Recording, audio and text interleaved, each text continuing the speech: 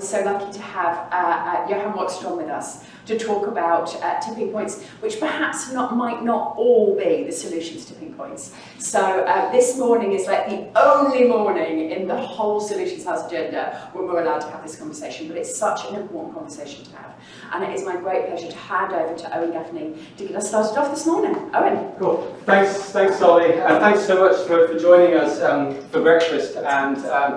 And really the framing for today, the session is on tipping points. We're going to talk about Earth system tipping points and some of the most profound findings from the research community over the last few decades were published just on the 8th of September, 2 weeks ago, today in fact. And you may recall 2 weeks ago today, the Queen passed away, and half an hour after that news was published, a major paper was published in the world's leading academic journal, Science, led by Johan Rockström and David McKay Armstrong, and some of the most influential tipping points researchers from the Potsdam, from Stockholm Resilience Centre, from the Earth Commission, from Exeter University. A really a very profound paper. And then a few days after that paper, and Johan's going to talk about that in a second, a few days after that paper, just last week, we held the first Tipping Points conference at Exeter in the UK. And this was a very, very important moment because this brought together some leading thinkers on Earth system tipping points, but also on social tipping points. How do we really drive and scale change at an exponential level on the kind of scale we haven't seen before? But we know that social tipping points in other areas of social life, things can change very, very rapidly. So how do we trigger social tipping points to get to the kind of scale of change we need to see now? Because this really is a planetary emergency we're facing. And on that, I'm going to hand over to Johan. Okay.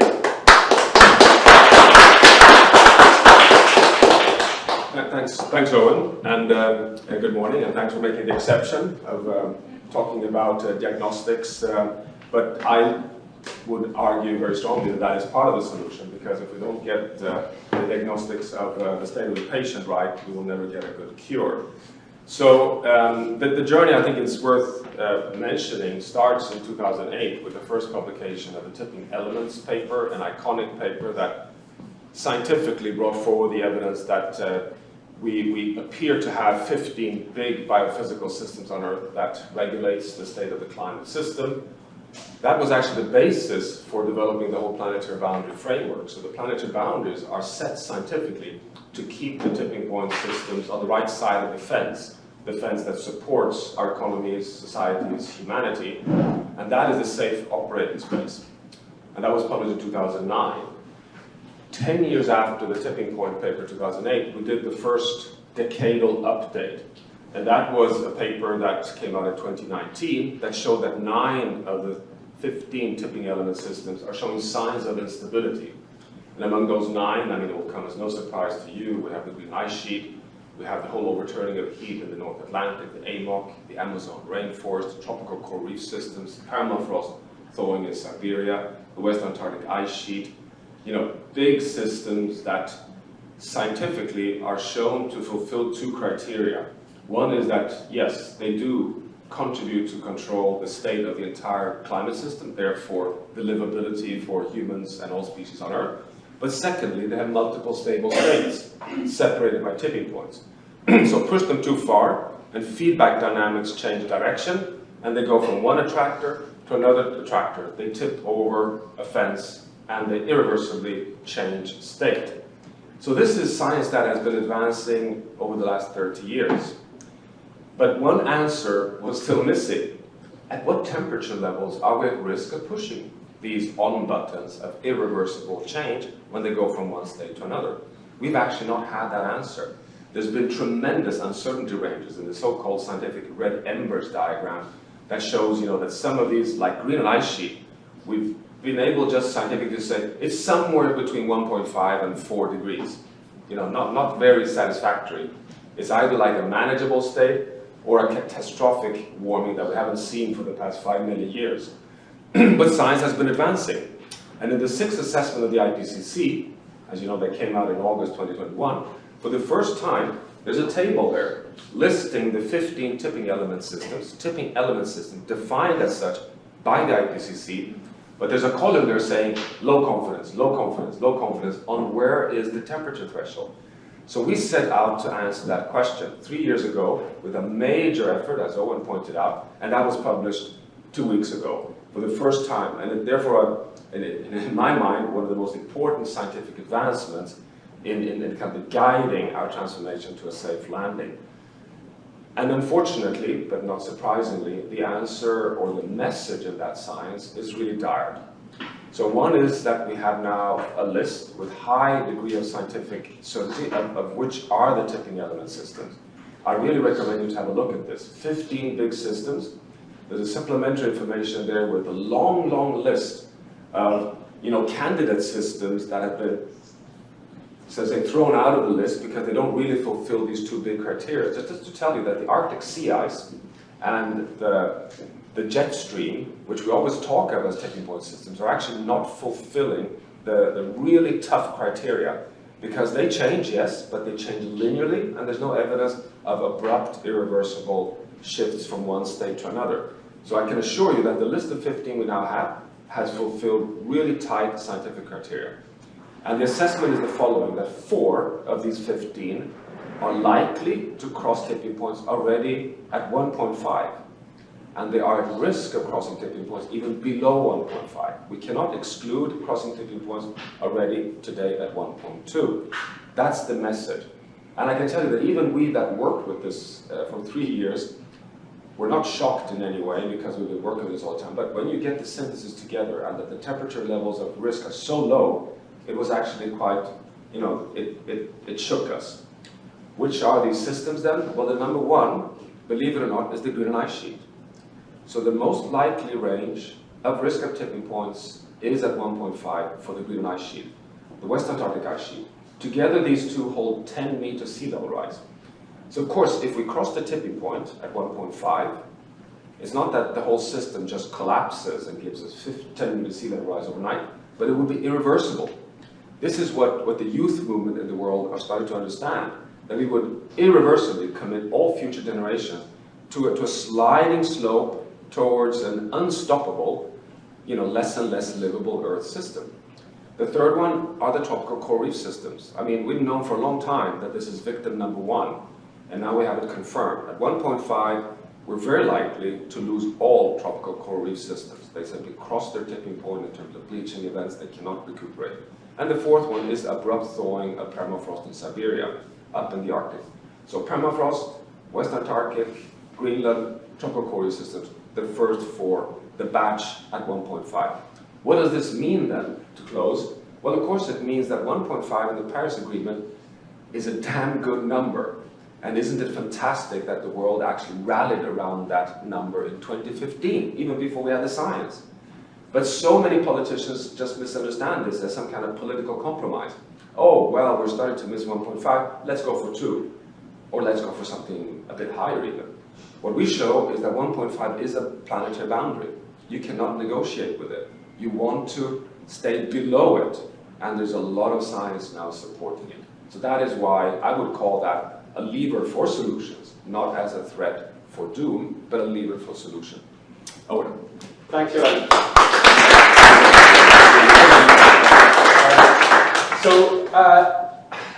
So how do we act on this? We know that for some chance of staying, around 1.5 or Paris Agreement has committed us to stay as close to 1.5 as possible. What does that mean? We know that as a bare minimum we need to halve emissions by 2030. So within 8 years we need to do that. That's approximately 100 months. We need to be on that trajectory. We're nowhere near that right now, obviously, and we're not reducing at anything like the kind of scale we need to do that. We also published a report earlier this week with Conservation International. We talked about it here yesterday that on land use we need to become net zero with land use by 2030 in 100 months. So those two things, halving emissions of greenhouse gases and net zero land by 2030. So this needs social tipping points at scale to push us past it. So at the Exeter conference, we talked about social tipping points, bringing together some leading thinkers in communication, in strategy, in social sciences, in policy. Nigel Topping was there from Race to Zero, and others to discuss this. And so we got Solly down there, incredibly, actually. And it was like at the last minute, we were saying, you've got to come. Like, and 2 weeks before, she said, yeah, I'm coming. So, Solly, over to you. Thank you so very much. It's a little difficult to stand on a panel after Johan Rockström, but I'm going to try, because those environmental tipping points, in some ways, what science is able to do is measure them in much more detail and understand the boundaries of them much more clearly than perhaps we understand culture and neuroscience. Arguably, over the last 10-15 years, there have been many, many more advances in climate science than there have been in neuroscience. We understand climate change to a level of detail much better than we understand what consciousness is or how human beings think. So one of the things which I often think about is that we have as much a crisis of culture as we do of chemistry when it comes to climate change. And trying to work out how to push for, how to encourage, how to engage with social tipping points can be a little bit difficult to understand, which is one of the reasons why sometimes the social sciences look a little bit messier than sometimes the chemistry or physical sciences. But one of the things which became very clear also in IPCC AR6 in the demand side chapter, in chapter 3, was the need for socio-cultural and behaviour change. And in fact, if you read that chapter, it goes into a lot of detail about how some of that socio-cultural and behaviour change might happen. And in fact, even states that we could save 5% of demand side carbon, which is up to 70% of carbon, rapidly through socio-cultural and behaviour change. Now, that's quite a lot of carbon. In fact, I was trying to look at, beyond deployment of renewables, whether we had any other tools in our toolbox that would save that amount of carbon quickly. How we do so is a little bit murkier. But at the Tipping Points conference, there was a lot of conversation about what could some of the interventions be that would get these human beings that have created climate change to take the obvious power that we have to do something about it. Now, I'm going to talk about some of the tools, particularly that communications can give us for doing so, because arguably we are not Homo sapien, we are Homo narrativa, which is the storytelling ape, because stories are such a huge part of how we communicate. In fact, just yesterday we had a panel here with leading journalists talking about how incredibly influential journalism is on the story that we tell ourselves. And then also to talk about, well, if we can change that communication, what might some of the social tipping points be that we can tip over? So some of the highlights from the system was, number one, and perhaps this is obvious to say, but let's be honest, in the environmental movement, we don't always act as if this is true, is that everybody has a part to play in this. Everybody, or 7.5 billion of us, soon to be 8 billion of us, will change how we live, change the choices that we make, change how we eat, change how we travel in order to confront this challenge. Now, there's some things we're not going to change. We're not going to change how we love. We're not going to change how we raise our children. We're not going to change the things which human beings innately care about. That stuff will all stay the same. In many ways, the things which matter most to human beings don't have to change that much as we confront the challenges that Johan set out. But should we say, some of the organisational structures will have to, and everybody will be a part of that. And in some places in the world, people need to increase their consumption. People do not have access to the basic needs, which every human should have a right to. But the way in which they access that consumption will change. Secondly, is that within the realm of communicating these issues, both the problem and the solution, we have got to get much clearer, much simpler, and much more direct. We sort of love our esoteric language sometimes. You know, if you understand what PPM means, if you're part of, you know, the community who talks about the Albedo effect, it has a sort of a very human insider joy. Like, people like to be inside of communities who have esoteric special knowledge, and we need to get out of that and to be able to actually spread that. That's not the responsibility or job of scientists. Scientists need to communicate the science in a way that is relevant and accurate and credible. It's the rest of our responsibility to take that and actually do the job for them. We do not want to try to turn scientists into sort of PR people. We have PR people for that. We need to balance the absolute alarm, anxiety, crisis with the what we do about it message. Now, that's something which is very close to Futerra's heart. We did a massive survey around the world with Ipsos Mori, where we discovered that 60% of people say they hear vastly more about the problem and they struggle to be able to say what the solution is. We've done a very good job at communicating the problem, and now the problem with what's happening in Puerto Rico right now, with what's been happening in Pakistan, the problem itself is doing the communication for us, actually. Climate change has become the major communicator of climate change. What we need to do is actually become better advocates for what the solutions are. And we really need to make sure that we are thinking about who the messengers are, not just the messages.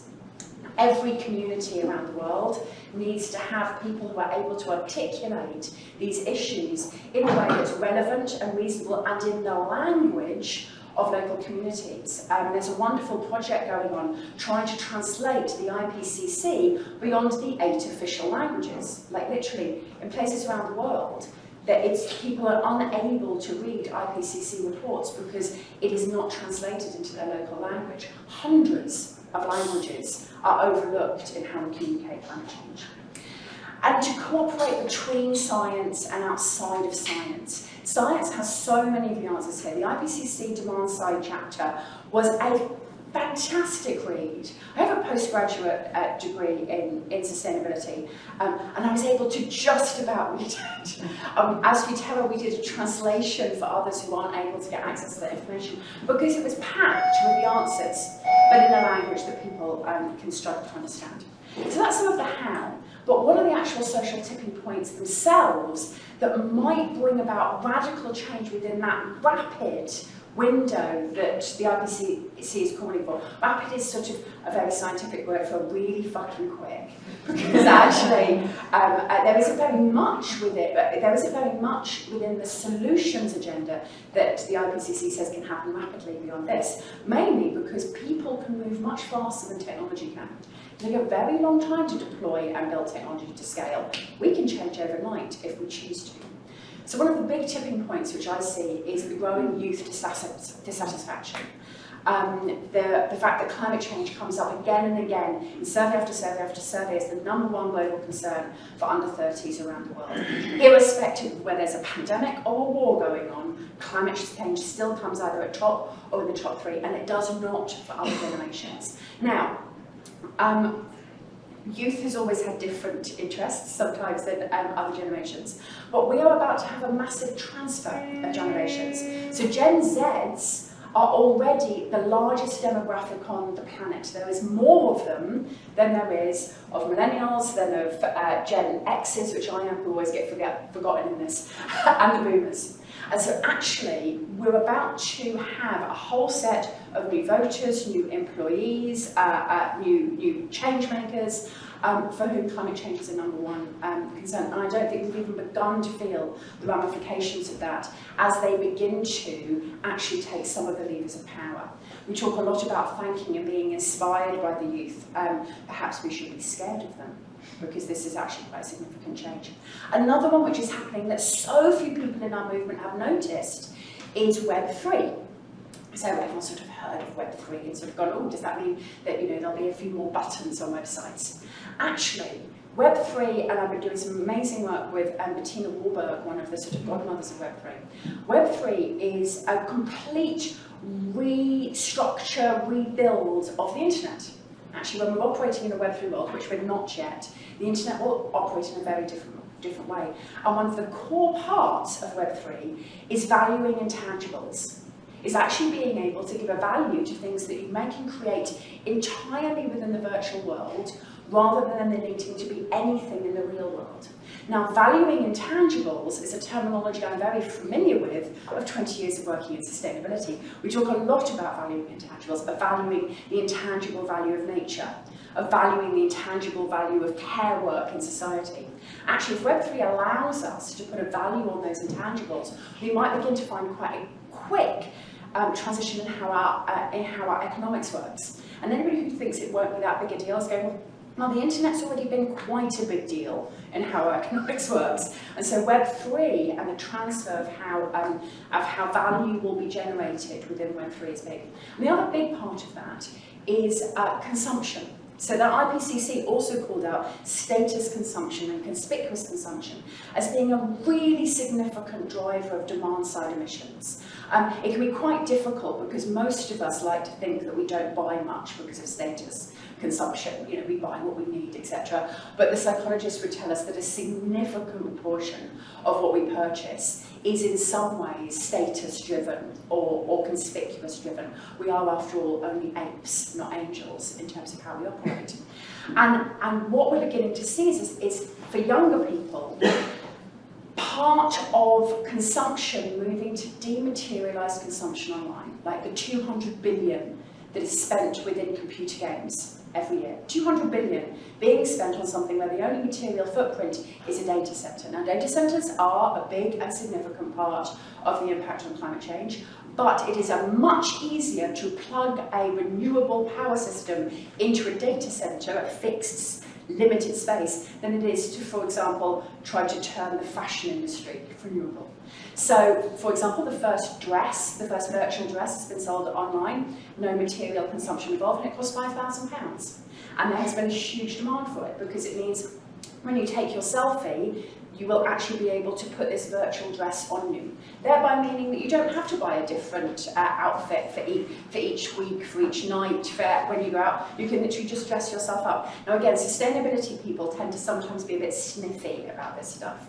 But if we can transfer status consumption to a dematerialised environment, rather than buying all of the cars, clothes, significant amount of investments that we make in the material world, that will have a really big impact. It's one of those tipping points that I feel like is coming with literally zero push or interaction from the sustainability movement at all.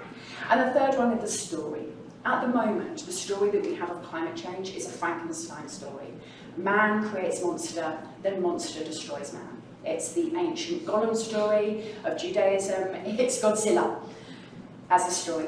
Now, we tend as human beings to have a blueprint of stories in our heads, and we tend to actually work them through. You know, I'm going to grow up, I'm going to do this, I'm going to get married. We tend to tell ourselves a story and then play it out. There's a lot of work being done on self-fulfilling prophecies of the stories we tell ourselves.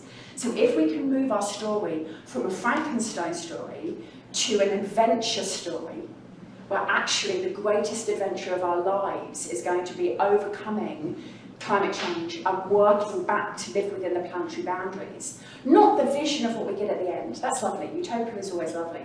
But utopia is a bit boring. The adventure story of how we're going to get it is thrilling, is exciting, and it's something within which everybody can feel that they can play a part. If that's the story we can start telling ourselves, perhaps it's a story that would allow some of the other technical tipping points we want to see in radical uptake of renewables, in changes to diets, in changes to how we travel and how we build. That story becomes the frame for some of those physical tipping points to happen.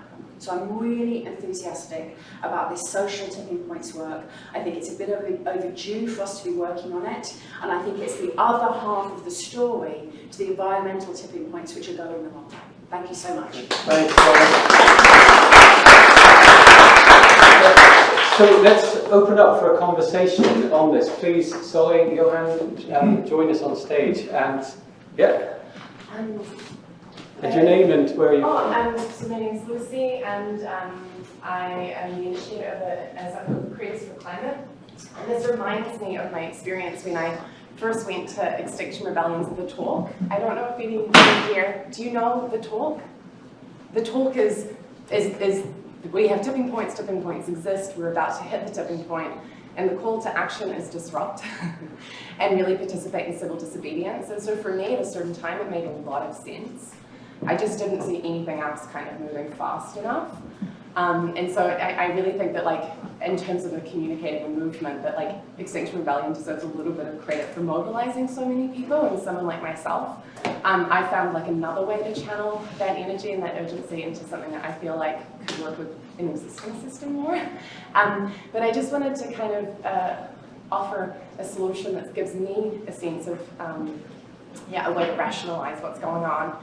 And I love this quote that if you pull at the thread, you start to unweave the whole system. And so I'm from New Zealand, Aotearoa, and there's a really strong decolonisation conversation. And something that, like, I do feel like is maybe missing in conversations here is, like, we really do need to look at, like, our colonial history and decolonisation, because Indigenous communities offer so much knowledge in terms of new ways of looking. And I just really feel like if we continue to focus on climate tech or on other kinds of solutions within an existing system, we just won't get there. So yeah, I just feel that really strongly, and I really hope that that conversation starts to become normalized. And I wanted to ask if it was a conversation that is happening at the highest level. So that was kind of my response. Thanks, Lucy. And this is, it's definitely at the frontier of the scientific discussion. And let me try to pick a few pieces of what you're saying. And well, to begin with, there's a lot of recognition that there is no safe climate landing unless we take on all the planetary boundaries, and the fundamental challenge is really to keep nature intact. I mean, it's so bad actually that even if we would phase out coal, oil, and natural gas according to the exponential roadmap, we would still crash through 1.5, probably even 2 degrees, because we're losing the carbon stocks and the sink capacity in the ocean and terrestrial land systems. And we know that indigenous communities are less than 5% of the world population, but being stewards of over 80% of global biodiversity. And you don't have to talk to the indigenous community to reconnect your life to the planet. Well, we have disconnected very much in the modern world. So that is one centerpiece. But the other one I wanted to reflect on, which is, I think there is something in between the storytelling and the scientific diagnostic, and that is, how do you unleash exponential change? How do you embark ourselves on S-curves where we deliver on prosperity and equity in a way that is attractive, that we get the big masses on board? And just to give you the numbers here, at least as they're indicated, in any population, be it in the US or Germany, you have the Extinction Rebellion minority in one end, but you have in the other end a very small fraction of the denialists. And I would argue that the denialists, let's just forget about them. They are always there, they will always be there, the flat earth society will always exist. The Extinction Rebellions are really important, but they are and will continue always to be a minority. Those are the environmentalists on the barricade. I admire them, I hooray them, but I won't join them because they will not lead to the transformation of the whole world, because they are so, let's say, at the frontier, many will call it extreme, that is perceived as if sacrificing on the basics of life. So you need the actors like Peter Bucker sitting here, President of the World Business Council for Sustainable Development, who's operating in that 80% of society, which is right in the middle. And how do you unleash innovations there that makes it possible for us to make the sustainability story the story that leads to a more modern, attractive, prosperous, and just world? You know, that it's not a sacrifice, it's really surfing along a positive journey. And that has to do with technology. It has to do with new system change. I mean, it's quite amazing that we haven't solved the energy crisis yet, because it's the only environmental challenge that has perfect substitution. You know, who cares in this room whether the lights here are turned on with coal or with wind? We won't make a difference. So we have to kind of, I think, play all the cards. And we make a mistake of fragmenting this too much.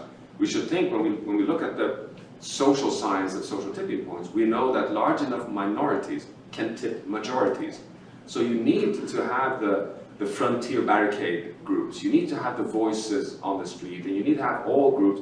And when they reach a level, and most indications are that between 50 and 20%, then the whole system tips, and you can start an irreversible journey towards the journey we want. But it will unleash business leaders to innovate on technology, but they do it because something has happened in that new storyline. So I think it's a question of not thinking that there's one blueprint, let's say one silver bullet here, one silver bullet there. It's a combined, I think you've always been right, to have one foot coming from the extinction part, but then kind of shifting over towards the more, what many wrongly call the mainstream. But you know, the mainstream is what has to deliver in my mind. I couldn't agree more. Just to briefly remind you of the fact that in IPCC, in the most recent report, in the chapter which covers storytelling and narrative in chapter 5, they actually spend a lot of time looking at their indigenous narrative and actually talking about the fact that when we do think about these stories, there is a great deal to learn. I'm so pleased to see that in IPCC, because it's the first time that that's actually been acknowledged. The fact that the story does not necessarily all have to come from one place, and there's a great deal that we can learn from the indigenous story that the rest of us might need to actually take on board and spend some time with. Cool. We have two questions here, and then Peter. Is there a microphone? Yes. Yes. I'm not sure. I'm used to screaming very loud. So Martijn Loops-Cadozo, I'm the CEO of an organization called Circle Economy, publisher of the Circularity Gap Report. So we want a comment, an observation, and a question. So my comment is, I think you're really onto something, and the reason is, typically I'm either in sessions with communication people who run great platforms, and then I'm in sort of deeply scientific sessions. So the fact that we have, and sometimes they also don't want to sit next to each other. I do see a little chair in the middle. But I think you're joined at the hip, and I think that's really powerful, and I think you're onto something, and I think more people are following you. I was at a private dinner at Rocky Mountain Institute, and they're making massive investments on communication. It went from 2 to 40 people in a year, in digging up all the scientific findings they have and bringing them to life, and adding storytelling and amplifying as a result of the message tremendously. Then I had my observation, and by the way, with Circle Economy, we're trying to do the same. So I would argue a Circularity Gap Report, is it scientific? Yeah, it's grounded in science, but it brings a very popular, simple, maybe even oversimplified message. Yet, if you look up in terms of articles, most of them are starting with the world is only 8 to 9% circular, and there is a big gap. That's all what people have to remember to take action. You don't have to say there's 20 indicators and here's what they all say. You can do that, but that's for another audience. So my observation is the following. I've been sitting in quite a few sessions also this week at WEF and at the Climate Week, and also at the last COP. And one of the observations I'm seeing is I think there's a tremendous traction with basically people replicating our existing society, but then based on hydrogen, renewables. I think Mission Possible is a great example. But then if you then look at the end result, the challenge is like we're basically rebuilding out our complete economy. We have to build hundreds of hydrogen plants. We have to quadruple the renewable energy. And there's very little conversation in terms of the consumption side. And what can we really do to reduce the amount of materials and energy we use? And my question is actually the following. How can you, and maybe it's for both of you, have some of those emotional drivers that trigger that overconsumption and leverage the same type of emotional drivers into a more sustainable way of living without it really feeling as a sacrifice or scarcity? So that's my question. And before taking that, Peter. Yeah, thanks so much for this morning. I mean, I know everything has to change and everyone has to change, but we also know that change is slow, and yet if I read the tipping point paper, 8 more years and the world is fucked, So what are the 3 things the world must stop doing now so that we get a much more focused conversation? Because Now everybody's now happy they have 2050 commitments and some kind of target for 2030. But we need to get a more focused agenda because, so what would be your focus point? Cool. Or should I take one of those and you take the other? So I actually have a paper out this morning on an op-ed in New Scientist about exactly this. Like, how do we remember that human beings are just apes, not angels? And trying to convince people to make these decisions based on sort of their morality is quite challenging when we're nothing other than a member of the great ape species. And we have all of these drives and needs that have been evolved into us. And my argument is to go with them. Actually, things such as status symbols are incredibly malleable. We've had huge numbers of different ones all through history, from blackening teeth to binding feet to peacock's feathers. Like, there's huge number of ways that we can change what those status symbols could be, where we can change what a desirable life looks like, where we can change what people aspire to. What you can't change is their desire for status symbols, our desire for these things. Those are programmed in. You just change how we fulfill them. And I think we forget how quickly and malleable those things can be. And we also forget how quickly society can change. So I'm sitting here, I'm a woman. You know, a generation ago, would I have been sitting up on a platform like this? It's like you're all sitting there with your laptops in front of you. We've managed to change, even in our lifetimes. The internet's the same age as I am. Massively changed our daily behaviours, how we communicate with each other, how we trade. Fundamentally, we've changed our buildings, we've changed our entire economic system with this new technology within a lifetime. Human beings have this weird piece of thinking that our societies are difficult to change, even when we've lived through radical changes within them.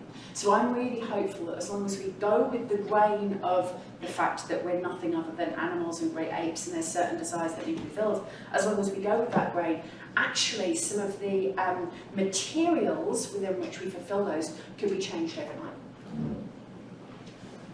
Yeah, thanks. Well, as both you and I have been talking a lot about, Peter, the real frustration is not only that we have all the scientific evidence that we're approaching these irreversible, these points of no return, it's also that the answer to your question is quite simple.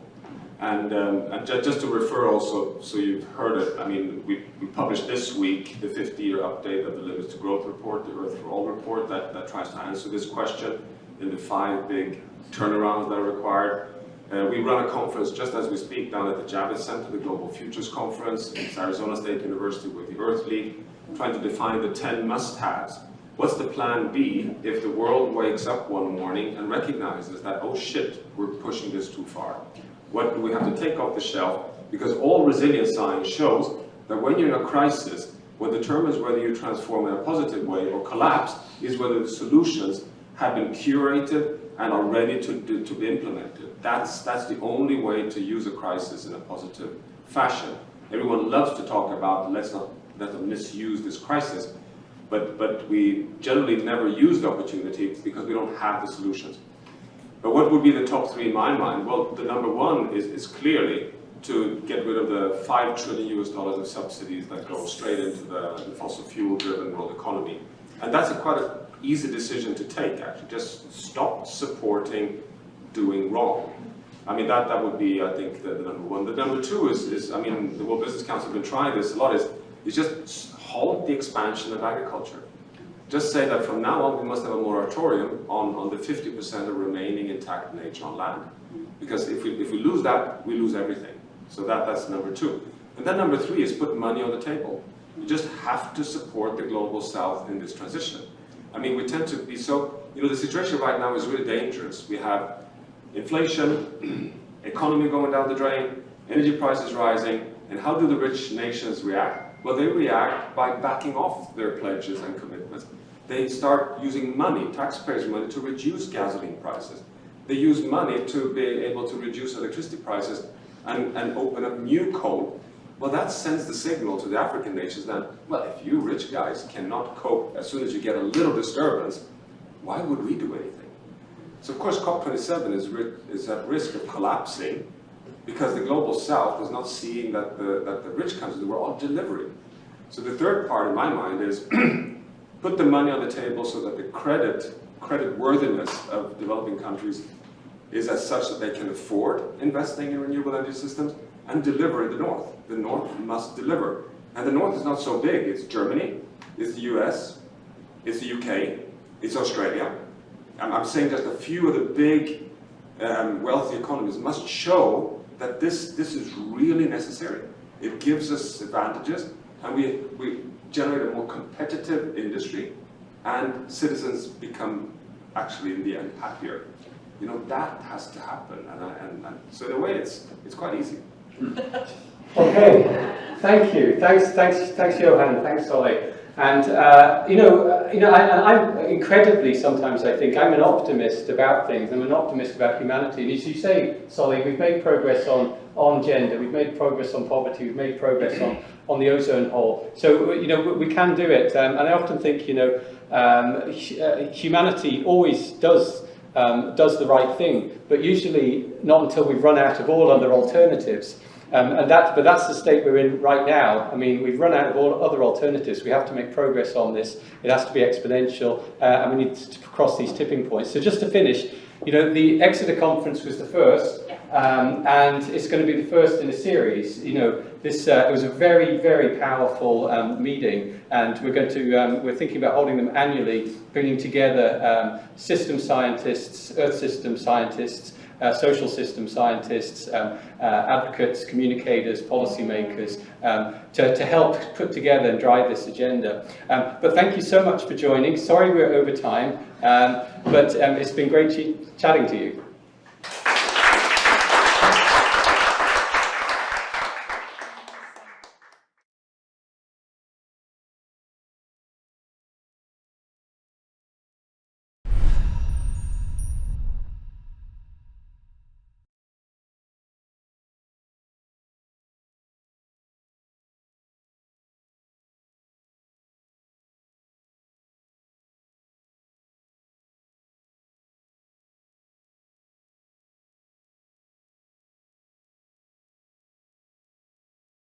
This morning's session is just such a pleasure to be able to introduce and to be able to introduce our wonderful speakers.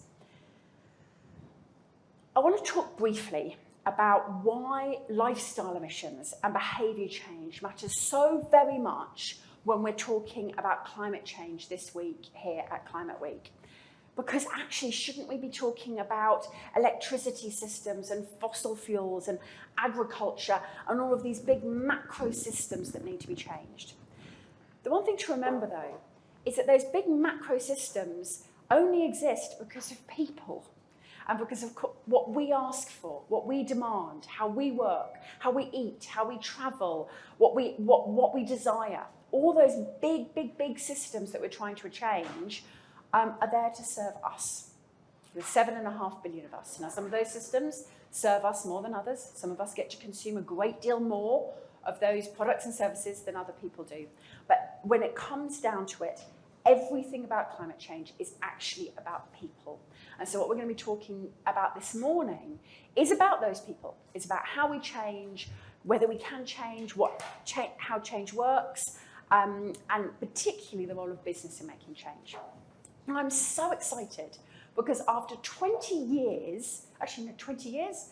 Maybe 5 years, I forget how old I am. After 25 years of working in sustainability and being passionate about the role of behaviour change, the Intergovernmental Panel on Climate Change has finally acknowledged just this year how central behaviour change and socio-cultural change is to our climate fight. In fact, this is a direct quote from AR6, Working Group 3. With policy support, socio-cultural options and behavioural change can reduce global GHG emissions of end-use sectors by at least 5% rapidly and more until 2050. Now, 5% of demand-side carbon, which arguably is up to 70% of carbon, is huge. That is a world-changing amount of carbon. And it can be saved rapidly. Now, that might not sound like such an exciting word, but in IPCC speak, rapidly is really quickly. Much faster perhaps than technology can be deployed or infrastructure can be changed, because that all takes a great deal of time, whereas actually each of us can change what we do tomorrow. So In 2004, so going back a while, Futerra wrote the first behaviour change strategy for the UK government on climate change. And since then, over the decades since then, we've been absolutely dedicated to seeing about the ways in which change can happen. And one of the things to be careful of in this conversation that we've learned, in which the IPCC reflects, is that sociocultural change and lifestyle changes can accelerate climate change mitigation, but only when it's with a parallel pursuit of technology deployment and policy. So we can't just do it on our own. We can't ask people to be the only things that change in this. We need the policy change, we need the technology change, and we need the behaviour change to all happen at once. Now, sometimes people set this up as an either-or. We either need to focus on behaviour change or policy change. And some people are saying, no, this is all about powerful people. And some people say, no, this is all about people power. Whereas, of course, as the IPCC acknowledges, it must always be both. We, as individuals, have the massive power to make a difference, but only if the structures and the policies and the technology around us enable us to do so. And some of us have more ability to make change than others. The IPCC makes extremely clear that the vast responsibility for this change is on the 10% of us who consume the most, those of us who are living in a socioeconomic status that disproportionately affects emissions. Now, when we think about, perhaps standing here in the US, when we think about billionaires, perhaps we're thinking that those are the 10%. If you're living in the US and you have a roof over your head and you have a car, if you're living in Europe and you can go to a supermarket, you are part of that 10%. I think sometimes many of us forget that the incredible low impact of most people around the world. So, for example, I live in the UK. Even an average middle-class lifestyle in the UK is 10 times higher per capita of its carbon footprint than someone living a middle-class life in China, for example. So everybody who's here, and pretty much everybody who's watching, it's us. We have this power. Now, that can feel like a pretty significant responsibility, or it can feel like an awesome opportunity, because many of us feel powerless in the face of climate change. But the IPCC has just told us that we're not. We actually have this incredible, awesome ability to make change. In fact, the IPCC even tells us those changes that need to be made. They set out 61 behavioural outcomes, and my colleagues at BE Works will explain later about the fact that these are outcomes, not behaviours. These 61 changes that, if made at scale by that 10%, would have a fundamental impact on our ability to keep within 1.5. There's a great deal of science behind these behaviours. And the sacrifice message, the idea that somehow by making these changes we're doing a great thing for the planet at our own disadvantage, is quite simply crap. And it really, really annoys me how that message continues to be part of our narrative about living a sustainable lifestyle. That it's hair shirts and, tofu, and although actually I love tofu. Sorry, I'm just like, actually I quite like sandals and tofu. Yes. But then it's somehow this lesser life, that you're going to have a lower standard of living, that you're going to not be able to have what you desire and enjoy. Whereas actually the science would show us that the exact opposite is true. And that I'm beginning to think that perhaps that message about a sustainable lifestyle being a less of a life is even malicious, that it's out there deliberately to try to hold us back from the changes we need to make. Because this analysis, which was done by the IPCC, looking at the major changes to demand side that we need to make, and then doing a very detailed cross with the social SDGs. So the social SDGs on mobility, on shelter, on energy, on health, on security, and on economic development. And the deeper the blue, the more positive the correlation between climate action and fulfilling that SDG. And there is a lot of blue on this slide. So this shows us that the things which we need to do in our lifestyles for climate change, we should want to do because it's going to make us happier, healthier, make us more secure and safe, be able to increase economic stability within our societies, give us more time. These are massive, proven advantages to making these behaviour changes in our lives. So I wanted to just close there, and I'm going to hand over to Per Epstein-Stocknes, who is both an economist and a behavioural scientist, to talk a little bit about, if we're going to do this, how are we going to do it? Per, thank you. Terrific.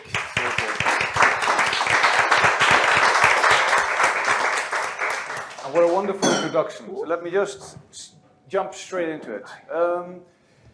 Studies show that the top 1% typically have 49% of the emissions, and the top 10% incomes much more than half, right?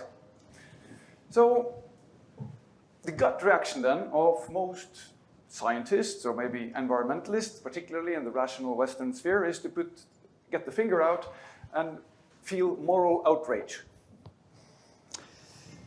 We get into a blame game.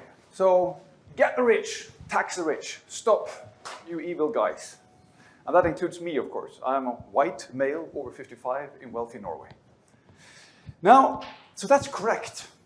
But is it useful? Does it help? And I guess you assume what I think about the answer. Unfortunately, it is an ineffectual theory of change. Behavioral change comes from somewhere else. And first we have to understand then the barriers of why it doesn't work. And that is, I have way too few minutes, so there's a longer version of my TED talk on this issue. But in case you haven't seen it, I will summarize the 5 main reasons why this doesn't work. Point 1, the human brain, particularly in those who have been hearing about this for some time, is that climate news is distant, in time, space, and responsibility. So it doesn't really feel near and urgent. There are, I summarized about 300 studies on this issue. Just Google psychological distancing if you want to see how powerful this is. Second, we've been hearing about how bad climate change is, how bad it's gonna get, and that you're responsible so many times that each time you get it, the response becomes a little bit lower. We are suffering apocalypse fatigue. So what the brain does is 1.1, it habituates. Secondly, it starts to avoid the messenger. So if you give me a blame, I'll stop listening to you. And third, I will project stereotypes back at you. You're just a goddamn tree hugger, as they say over here. Third, dissonance. So yes, I know what I should do, but I need a car to get to that party. I need to drive my kid. I need to fly, and so on. So we have this conflict between what we know and what we do, and the brain comes up with self-justifications. So I find ways to feel good about it. Cognitive dissonance is one of the most well-researched psychological mechanisms we have in psychology. It's like a bit like gravity in physics. Fourth, if you keep having dissonance and avoid doom, the brain learns not to notice. And it's automatic, so it goes down in the cellar. You now live as if you do not know what you do know. So you may be on climate week and get all fired up, but by Tuesday morning next week, you live as if it never happened. That's a social contract that subconsciously pushes it down. Fifth, identity, lifestyles, values. If somebody asks me or tells me my lifestyle is bad, it's no longer about climate science or rationality or facts, it's about me. And I get pissed because you're attacking me, and I want to attack you back. That's why the climate debate goes really bad, often.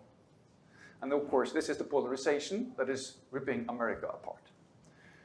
So what to do about it, and what actually works according to social science? Well, there's a pretty good consensus on that as well, though different studies show different effects depending on the exact cultural context and situations and sectors, etc. So we need to keep working on it, but the principles are clear. I'm very glad you're going through many of these today.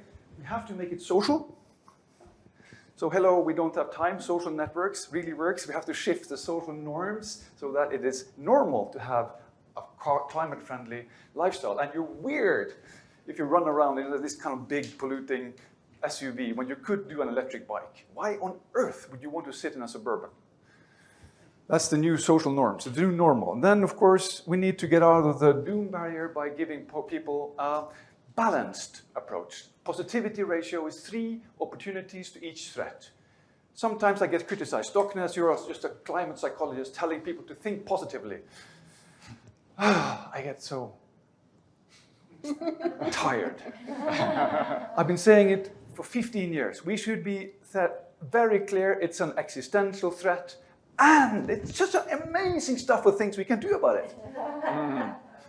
So if you leave people with the first and not those 3 opportunities, then they start to tune out and all the other barriers get back. Dissonance, I think Google will be speaking about nudging, how to make things simple. Hopefully others will as well. It has to be a default. So if you're not attentive and you're not paying a lot of attention and not using your slow, rational mind, you just go there and pick something in the store or on the buffet, then you end up with the most climate-friendly options. Or if you just Google something and you find the most climate-friendly option on top, that's very helpful. Fourth, we need new stories and new signals. And now I think I'm running over time now. I forgot to have my clock. There's no clock here. Okay. So one key way to make behavior sustained is to give people feedback that they're doing something right. It's called the growth mindset. You need to have a little bit of support and acknowledgement that if you do these tiny steps, wow, that's cool, Per Espen, you're doing well now. Am I? Really? Yeah. Okay, let's try again. Oh, it went well again. Yes. This is how the human brain works. Doing those long-term, by New Year's Eve, 1st of January next year, I will never fly again. Doesn't really work. But maybe 5%, 6%, 7% better every year or every month or whatever you want to do. That helps. Then we need feedback from either apps or people, preferable people, peers I support and trust, and finally we need to change the story. Because if I feel that the world is going to hell anyway, I won't care, but if I feel I'm part of a larger movement, a community of people now feeling deep meaning and purpose in the sense of becoming aligned with nature again. Aligned with the air, this beautiful sky that's breathing us. Wow, I want to be part of that. That really helps we get out of those polarized values and positions. So, are individual solutions enough? That's another criticism I often get. Psychologists are only on individual behavior. It doesn't really help. We need structural change. We need policy change. And of course, as a politician, I've been in parliament. I know that I'm not there to solve problems. I'm there to be re-elected. And I know what to do, but I don't know how to do it and get re-elected. So what we do need is individual behavior change that supports structural change, and the structural change supports individual change. That's a self-reinforcing cycle. That's what's lacking. We need to get that going. There is no sustained system of structural change without individual change. And there is no individual change that is sustained unless the structures support it, and individual change needs to support the structural change, and the politicians get re-elected. Thank you.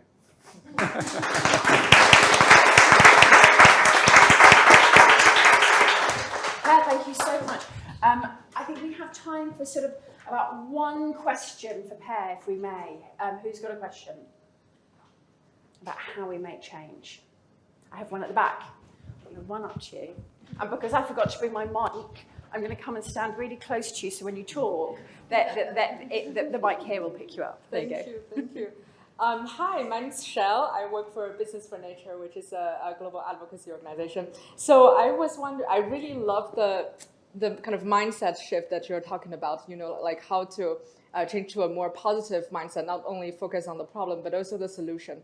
But I wonder, what do you think about the news cycle that we're in? You know, like the headlines, they're so focused, so obsessed with negative news, you know, like disasters every day. So how do we break out of this cycle? Because the news is what people consume every day. So, you know, how do we really be solution focused and be positive and really be inspiring in this mass media that we're consuming? So incredibly important question. So the media is addicted to the apocalypse story, the narrative, doom, because that makes it possible to put it on the front page and use huge fonts, and people can nod and feel very concerned, and that's a way to sell magazines. You triggered a little bit of fear. But what I try to tell with the doom barrier is that gradually you do over-exploit people's capacity for empathy, and you over-exploit people's capacity to deal with fear.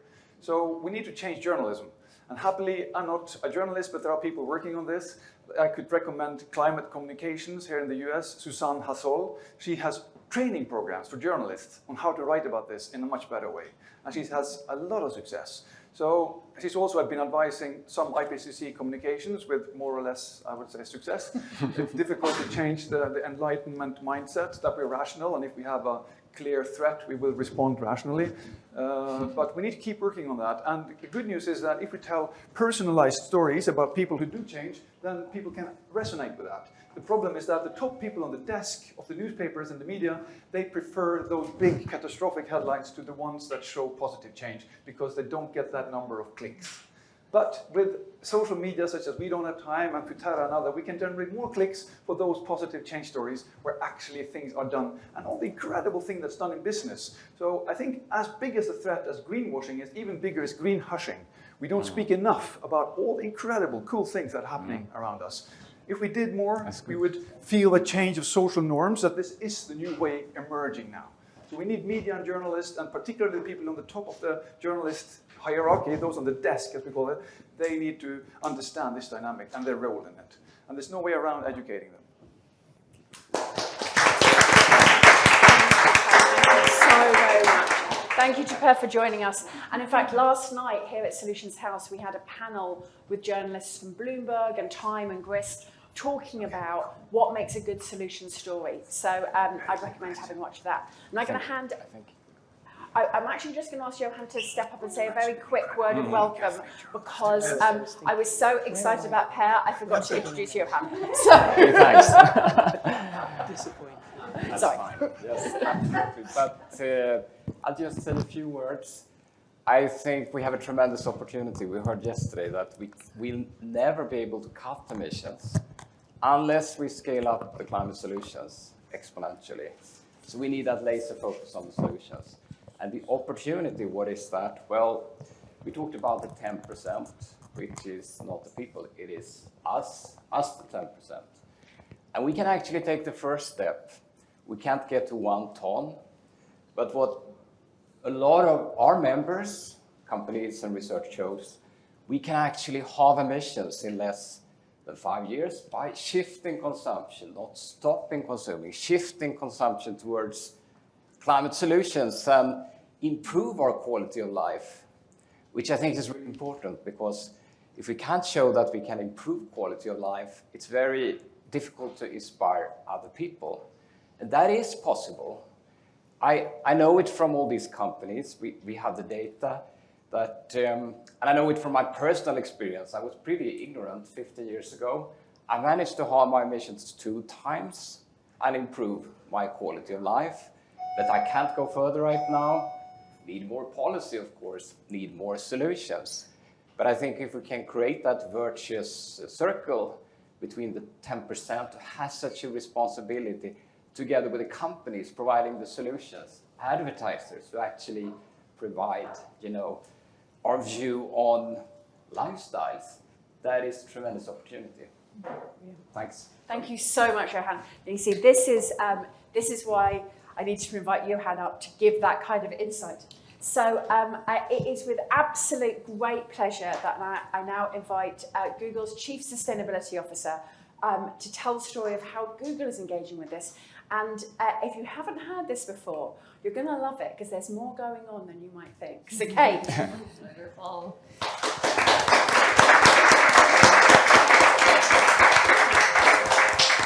Well, good morning. It's such a pleasure to be here with you all, and Soli and Johan, thank you so much for all of your partnership. What an incredible space you've created here in the Solutions House. Thank you for all the amazing convening you're doing here. And I'm so happy we're having this conversation this morning. As you're alluding to, Soli, this is a topic that I think presents so much opportunity, and we've already heard so much from all of you about that. And Per, I'm excited to talk with you afterwards. Thank you for those excellent remarks. Really, I think you set us up so beautifully, grounding us in all of that information. So thank you. And I also just want to thank Soli and Johan again for your partnership, your thought leadership. And Johan, it's been such an honor for us to be a part of the Exponential Roadmap Initiative with you. And congrats on the new playbook that you just launched. So lots of things to be grateful for this morning. So I wanted to begin in how we think about this at Google. You know, we are a data company, and we like to look at what are the search trends telling us? Like, what are people actually looking for? What are they interested in?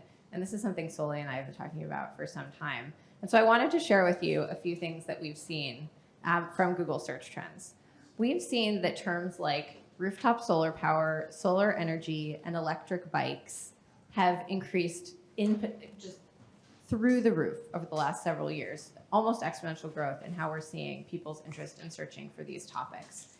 And so for us, that's been really meaningful. And we've actually seen that increase really significantly during the pandemic, where you might have wondered people have other concerns, we're living through this global crisis. But in fact, we've seen interest in all of these sustainable lifestyles topics increase dramatically year over the last several years. So we took note of that at Google. And I will tell you, Per, I don't like to call it nudging. I actually don't think of what we're doing as nudging. I very much think of it as meeting people where they are. We're seeing this huge demand from people, and so we want to meet them with sustainable choices. And we really like to think about it, Soli, to resonate with what you said, as the easier choice, the better choice, in many instances, the more cost-effective choice. And so that's very much how we have been entering into this space. And so a couple of years ago, I had the opportunity to partner with our CEO, Sundar, leaders across the company, and Soli, to think about what is our third decade of climate action at Google. You know, I often say this has been in our DNA since our founding. We've been working on sustainability for a really long time. But as we were approaching this decade, of this decisive decade that we're in, we said we should really articulate a new strategy for how we want to approach this work in the next decade. And we thought about it through three dimensions. Of course, it's about leading at Google. It's about how we put our own house in order, how we lead by example. So we set a net zero by 2030 target, and we, in partnership with Johan, have really looked at especially the deep importance of reducing our emissions by at least half this decade, and then we'll take care of the rest of those residual emissions to reach our net zero target. So that's crucial. That is very hard work, but also that is only the beginning of where I think we can really have our impact. And so we've also looked at how do we support our partners through our platforms like Google Cloud, where we can enable other businesses to reach their targets. We've done a lot of deep work with cities. We actually want to enable over 500 cities by 2030 to reduce a gigaton of carbon through our tools and solutions. And of course, we want to think about this opportunity we're here to talk about today, which is how do we give people these easy choices that they can make in their daily lives to meet them where they are and to enable them and to empower them. And I so appreciate what you were talking about, Kara, that we need to help show that actually this can be exciting, this can be better. And so that's really the spirit with which we're approaching this. And so we set a really near-term target that by the end of this year, we want to enable 1 billion new sustainable actions through our core products. And we're making really good progress. And so I wanted to just spend a minute sharing with you all what that looks like for us, kind of where we are on this journey, but also where we're heading, because I also really think we've only just begun in this work. But as we've approached this, we've kind of looked at it through three dimensions based on the climate science. Where do we see there being really large climate levers? And Soli was showing you the work from the IPCC, which I think really reinforces that the major opportunity that we have here. But we've looked at it across the dimensions of travel, of powering our homes, and then of buying stuff or shopping, you know, the choices that we make in terms of what we purchase. So in the space of travel, we know this is a huge lever and a place where people are making choices, and they want good information about how they can make a different choice. And so the best example is, you may have seen this already if you're a Google Maps user, our tool that we call Eco Routes. So now if you're in the US, in Canada, or in 40 countries across the EU, just as of a couple of weeks ago, you'll see in Google Maps, it will default to the most fuel efficient route as long as it has a similar ETA. So in the background, we've done a lot of really deep work with the National Renewable Energy Lab to figure out how do we do that? How do we make sure that we're sending you on a route that is truly more fuel efficient, less carbon intensive, and shouldn't inconvenience you too much, maybe just by a couple minutes. And in fact, when we launched this in Germany, we had a major news outlet who tested this in real time. So you all know live demos are always a little nerve-wracking, but they sent 2 of their reporters out to test the eco routes, and they found that they did indeed save a huge amount of fuel, and they only arrived a few minutes later. So this is working, and you'll see it has a little green leaf, so you'll know you're on the eco route.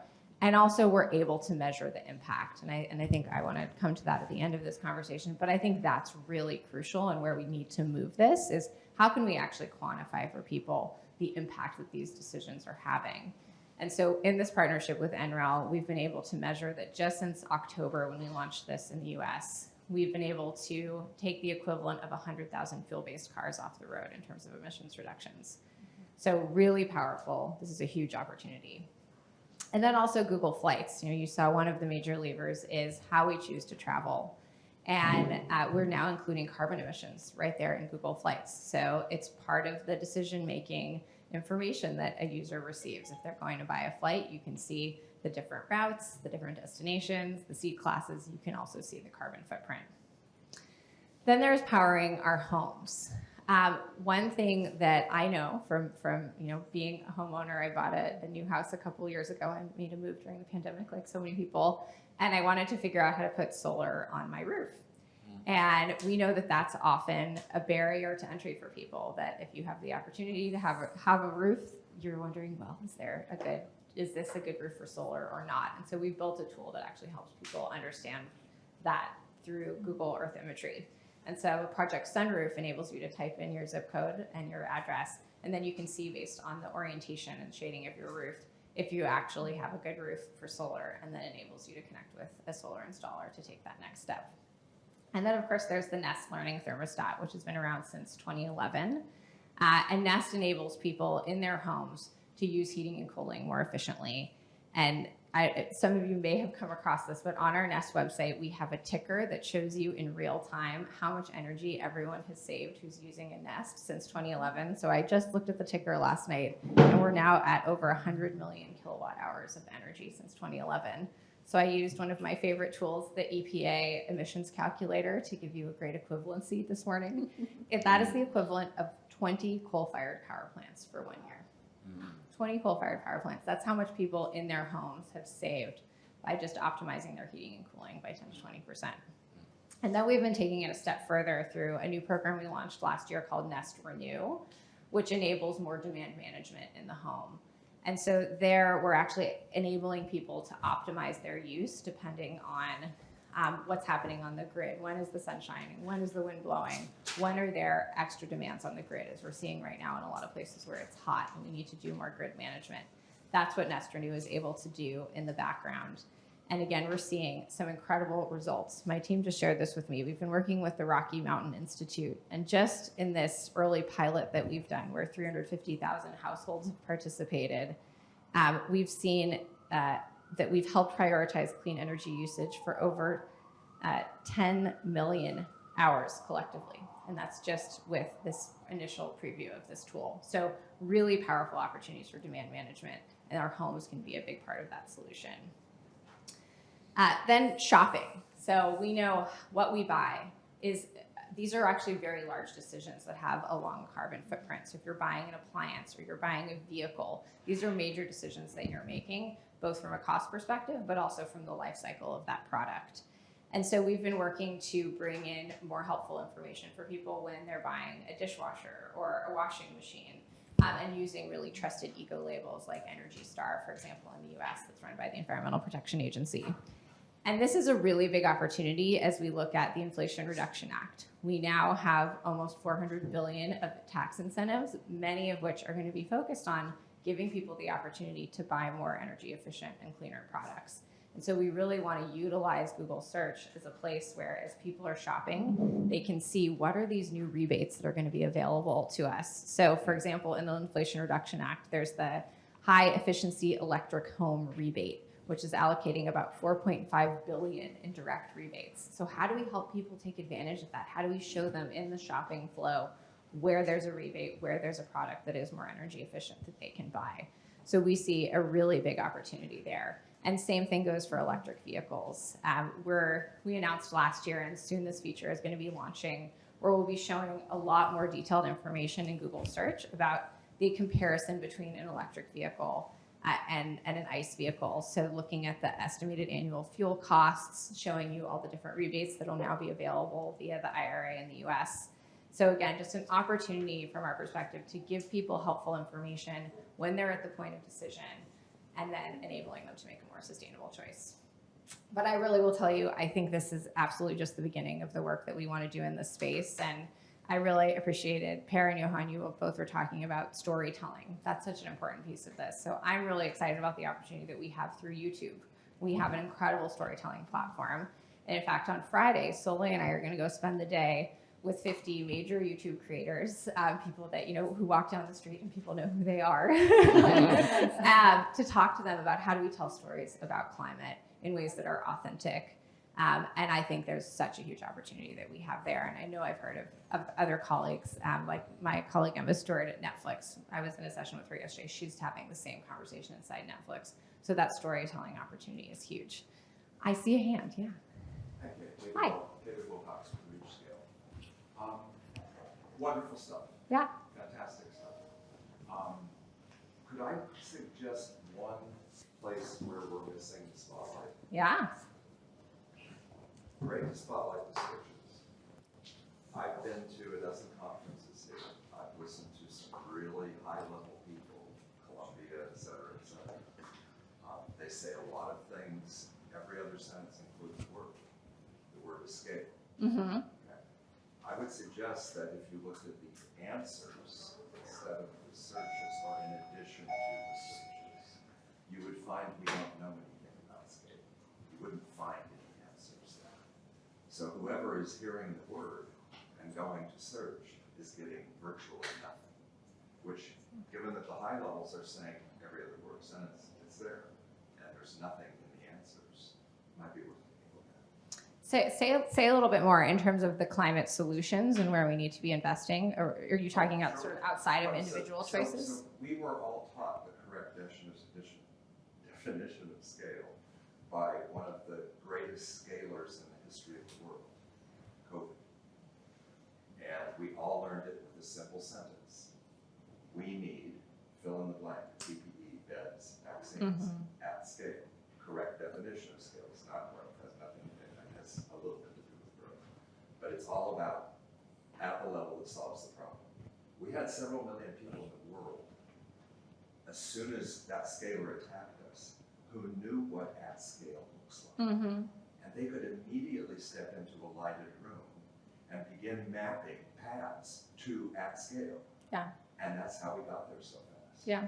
There's no one in this entire city who can show you at scale the climate change. Not a single person. So we are all in dark rooms, trying to figure out paths to a destination we can't see, and no one knows where to point us.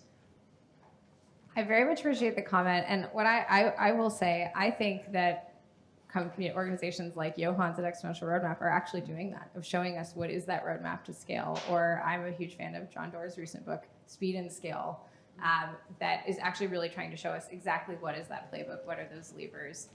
But I think I'm hearing your point of how do we highlight that better? How do we do the storytelling around that? Yeah. So, okay, no, I appreciate the push there. Thank you. So shall I wrap up? Yeah, please. Well, actually, I was just going to come and sit next to you because I'm enjoying this. So. Okay, good. Yes. So, and let's talk more afterwards. I would love your perspective on that. So the last thing I just want to say in closing, and kind of coming back to how Soli and Johan teed us up, is there is so much opportunity here. Speaking of the large levers that we have, absolutely we need companies to be setting net zero targets and to be achieving them and to have the transparency to achieve them. And I will tell you, I think there is even more opportunity here in this space of what does it really look like for us to put climate action at the core of product strategy, to meet people where they are, to give them those helpful actions that they can take in their daily lives. And I've been really heartened in a lot of the rooms that I've been in this week of hearing from peers in many different sectors, from consumer goods to financial services products and others, that are saying, we want to do this too, and we want to figure out how to unlock this potential. So I have a bit of a call to action, which is that I would love for us to come together around this. And I do think one key piece of it, and I know we have a great speaker who's going to come on in a little while to talk from WBCSD, is the measurement. How do we really put strong measurement behind this work so that we understand its impact? And I shared with you some of the examples that we have where we have a really strong ability to measure things like Google Maps and Nest. But we need a lot more work here, and I think we need to come together around this because it's going to be hard, it's going to be imperfect, but I think that presents a huge opportunity and will enable us to unlock this potential. So I'm excited to continue this conversation, and thank you all, and appreciate the comment as well. Thank you so much, Kate. If you just stay with us for one more second, one of the other reasons why I came up here is because I think there might be a few more questions for you. If we have time for more questions, let's do it. Does anyone else have a question for Kate? I know it's quite a big deal because we all live in Google. So here we go, at the back. I'm afraid we're going to have to do the same thing with my mic. So if you come and just stand next to me, that's fine. Thank you. Well, amazing job, Kate. Congratulations. We were just talking here in front about news and how news outlets are addicted to bad news, doomism. Many people, I would say most of the people, get their news through Google News.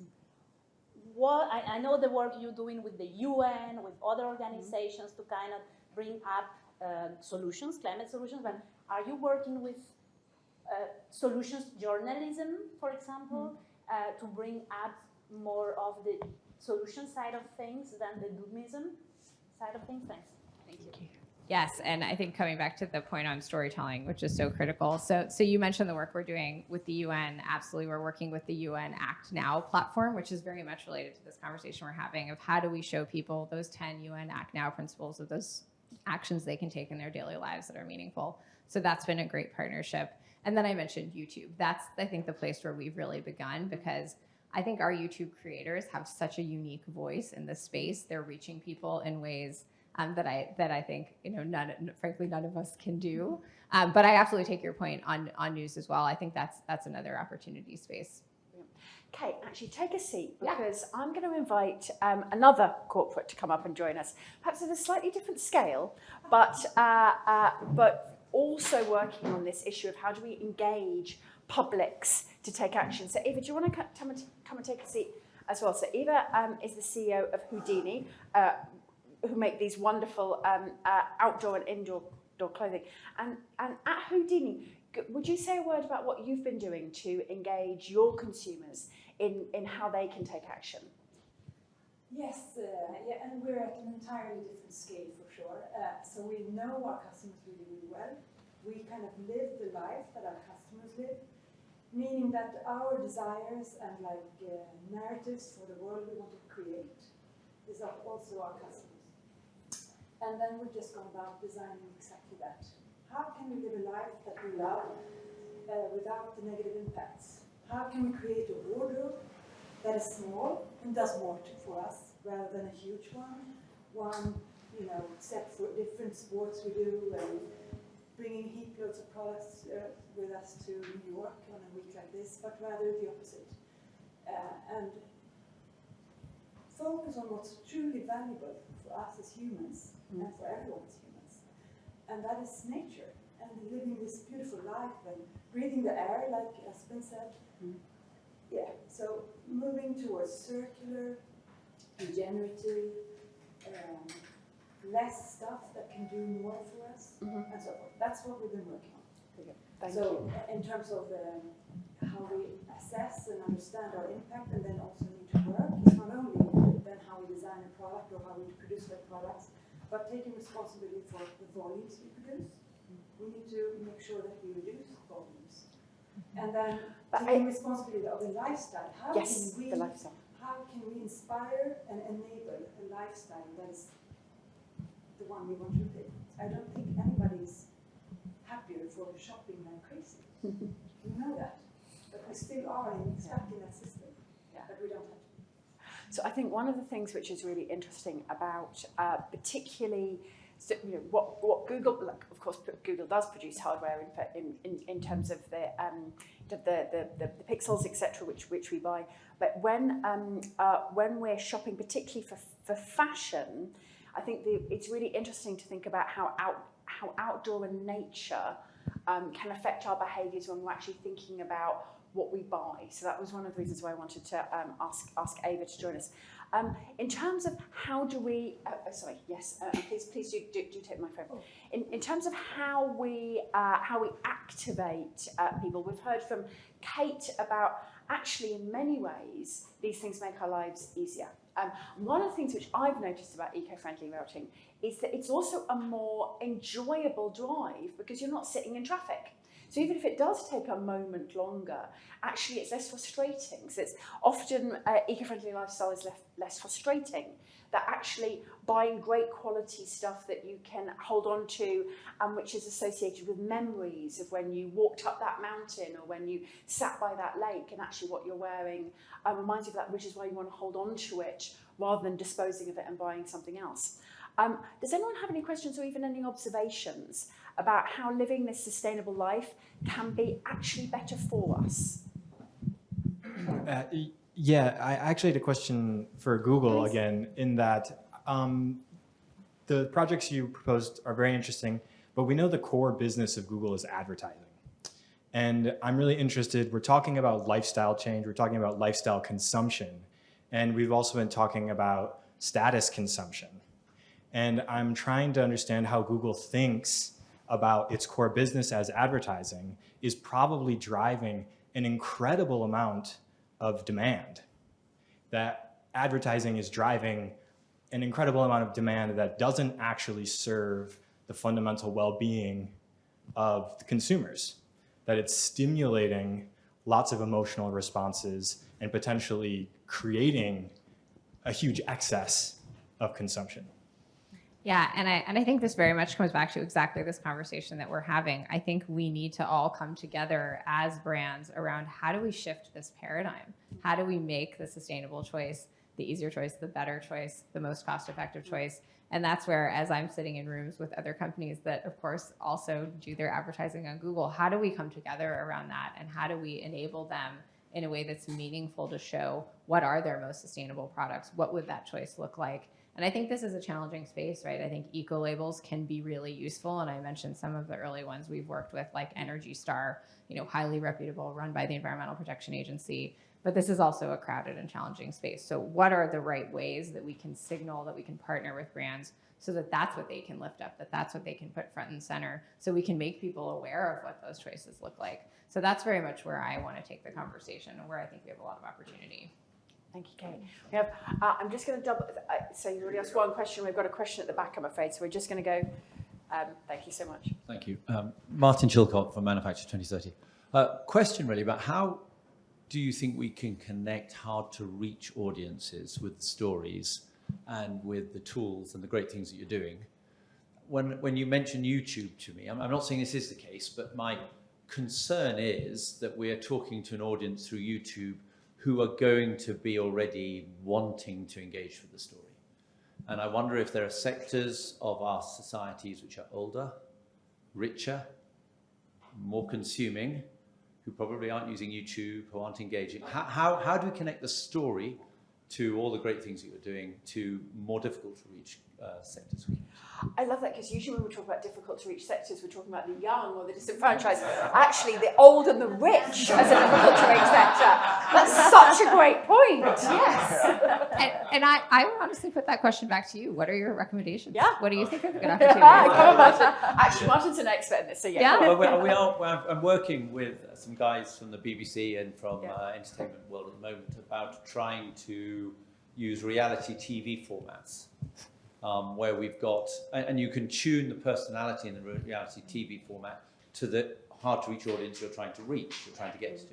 So it's very flexible, and that the types of reality TV formats are sort of challenge formats, where you have teams against each other who have to do something more sustainable. They have to change their homes, they have to go on a holiday in a different way, they have to do various different things. And so those are the sort of formats we're looking at the moment, and looking to see if we can connect them up then with something that's much broader and much wider than that television program. But that's the sort of thing that we're exploring, and I think it's possible. Yeah, I think that's really interesting. I would love to talk with you more. So yeah, no, I think it's a great point. Thank you so much. I'm afraid, I'm sorry, sir, but Eva wanted to jump in, and I'm afraid we do have to get to our next panel. Yes. So Eva, would you just take the microphone there, Eva? Yes, you have a beautiful, softly spoke voice. Yes, sorry, you didn't hear me earlier. So. Yes, I just wanted to mention, you had a slide with a 5% potential of 5%. I just have one data point with me today, and you know, in the Western world, there's an average use of a garment of 7 to 10 times, and then it's discarded.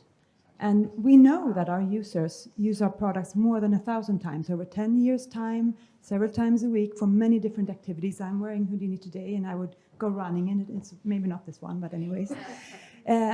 Imagine if we can shift then volumes and lifestyle, they go together, shifting from 10 to 1,000. Imagine how much less products we would produce, how much less money we would, and waste that will be reduced as well. And there's so many benefits for all of us, individually, societally, and then planetary, of course. That's the opportunity. And actually, just to close, that's an opportunity that people want, because of course one of the things which the Google search team shared with me was the fact that we're all searching for how to live this life. Searches for how to buy a cheap electric car, searches for plant-based diets, searches for solar panels on my house. These searches are on an exponential upwards curve in terms of publics across the world. And I think that's one of the things, we can ask every single survey question we want to ask. We can, you know, get people in focus groups about sustainable lifestyles. But one of the most encouraging things for me is that people are actually out there already asking these questions. And Google has the data to show that this is something which the public wants to know. And the question, of course, is, what answer are we going to give to that? How are we actually able to fulfill that clear desire that people do have to live this life? And that's what we're going to be talking about on our next panel. So I want to thank Kate Brandt and I want to thank Eva so much for coming up and talking about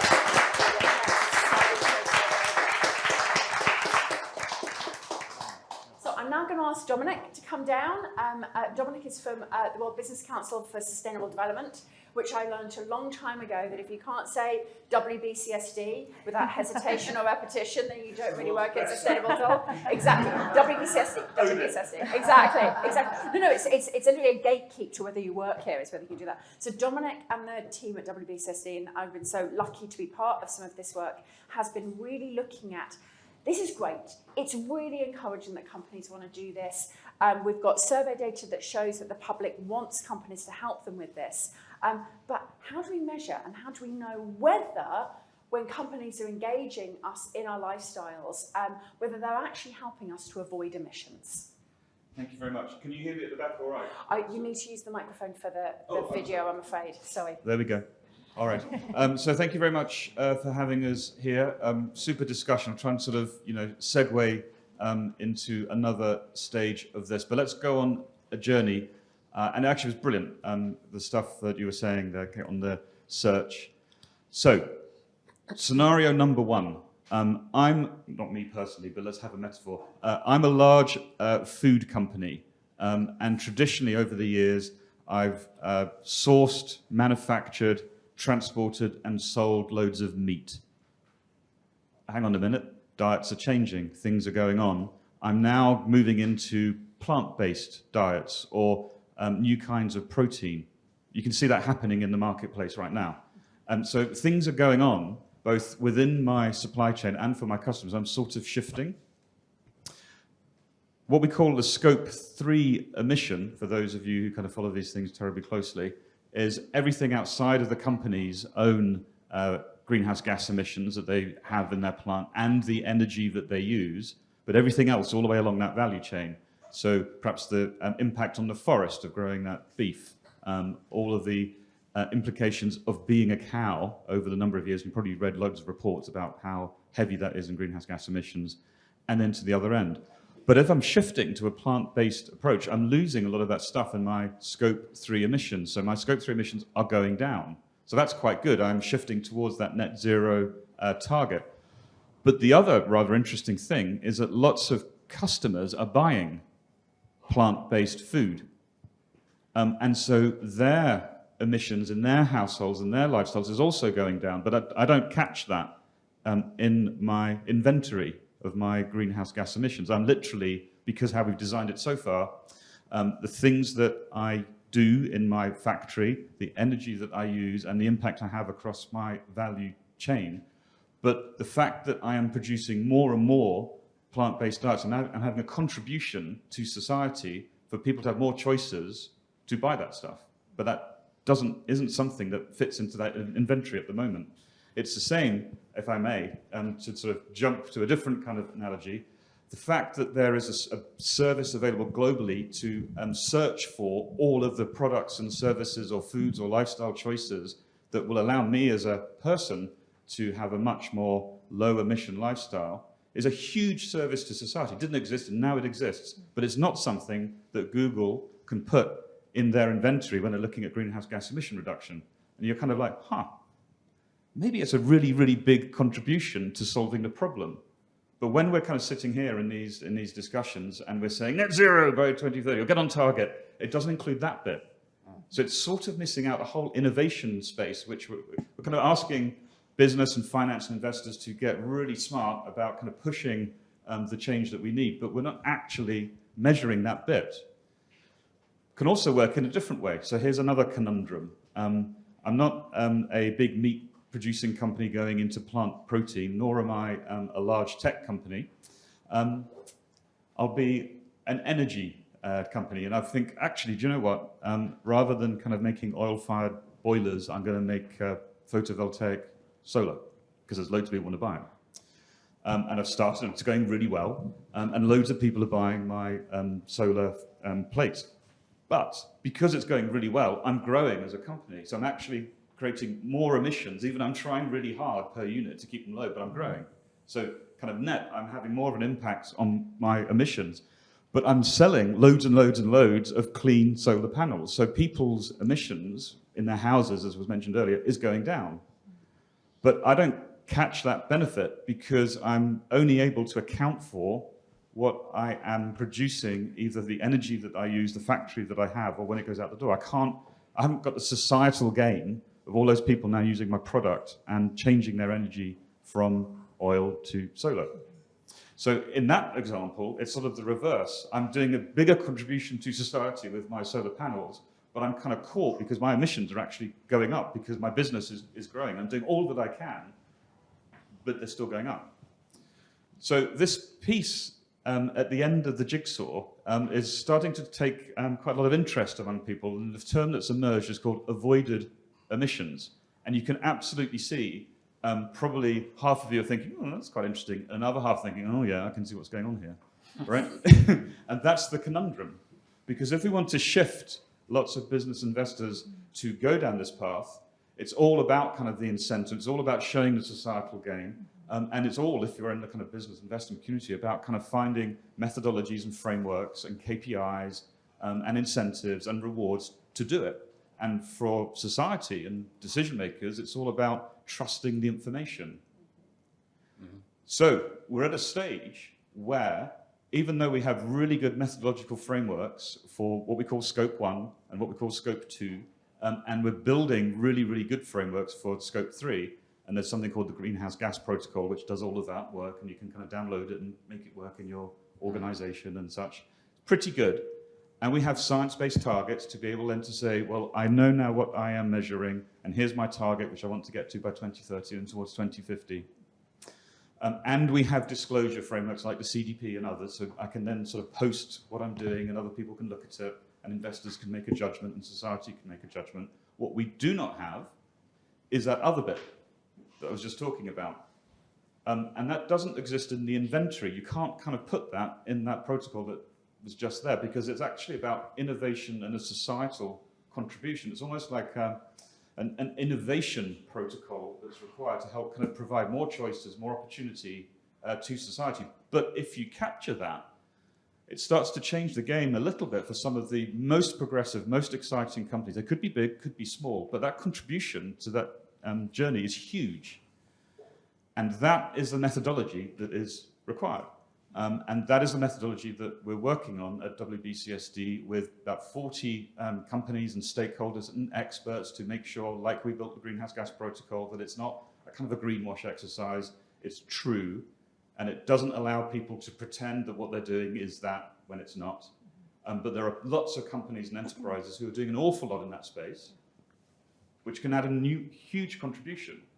And then if you think about it, if you do have that inventory, which starts to look at the innovation side and the opportunities and products and services and innovations to society in those avoided emission spaces, as an investor, well, that's a pretty interesting company to be in. Now I've got metric to know I want to put my money in there. It's not just about kind of keeping their own house in order. It's about the opportunity and growth and space that they are providing. It's also very true for the company itself to think, if there's a methodology and a metric, and investors quite like that, this will help me target key markets or key segments to really push my new product range, because I can see how I will get that measurement of the contribution that I am making. So Q4 of this year, there'll be a first cut at this, which will be an assessment methodology for avoided emissions. So if you are on or around COP, you'll see the exciting debate where some people will be very enthusiastic and some people will be picking holes with it, but that's fine. It's part of these processes that we go through.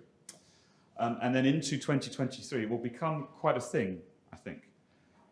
We are getting a lot of interest in this from markets in Asia, Japan, who have the G7, and I'll close here next year.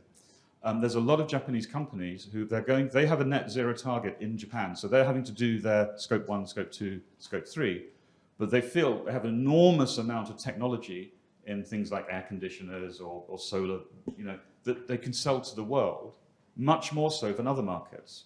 And for Japan, as their NDC, for example, their nationally determined contribution, and for the companies in Japan, this is something that they're very excited about, but they need the methodology to show that it's not just sort of, making it up, is actually a really true contribution. So that's the avoided emissions space, and there's a methodology on its way. And if you're interested to engage, then please do. And thank you very much, Kate and others, for kind of stimulating the conversation. And we're starting to kind of grow our maturity about how we can measure and deliver on the whole spectrum that we need to have these sort of solutions for consumers. I hope that's a sort of sketch of what the space is. Thank you. Great sketch. Thank you so very much. Thank you, Dominic, I'm actually going to ask you to take, we're going to come to questions in a moment. I'm actually going to ask you to take a seat, and then we're going to come back and do a panel in a moment. But go away and then come back.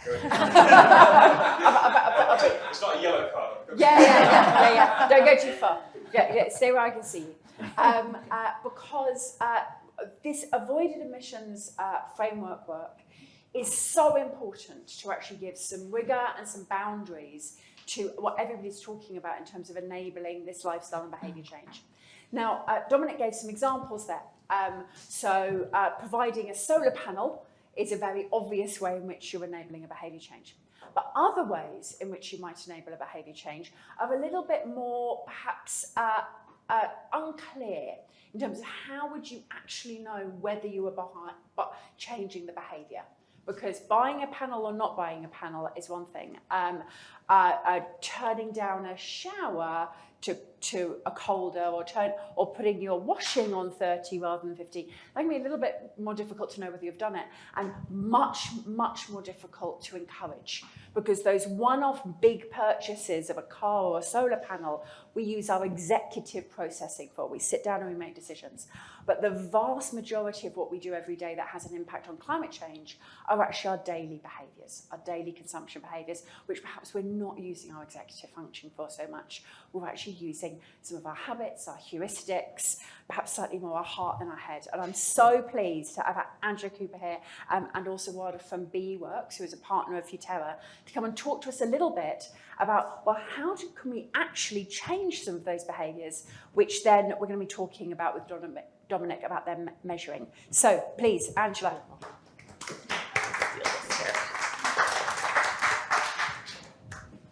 Thanks, Solly. So, we've been talking a lot about how do we create action? How do we create solutions? And at BE Works, we take a slightly different perspective.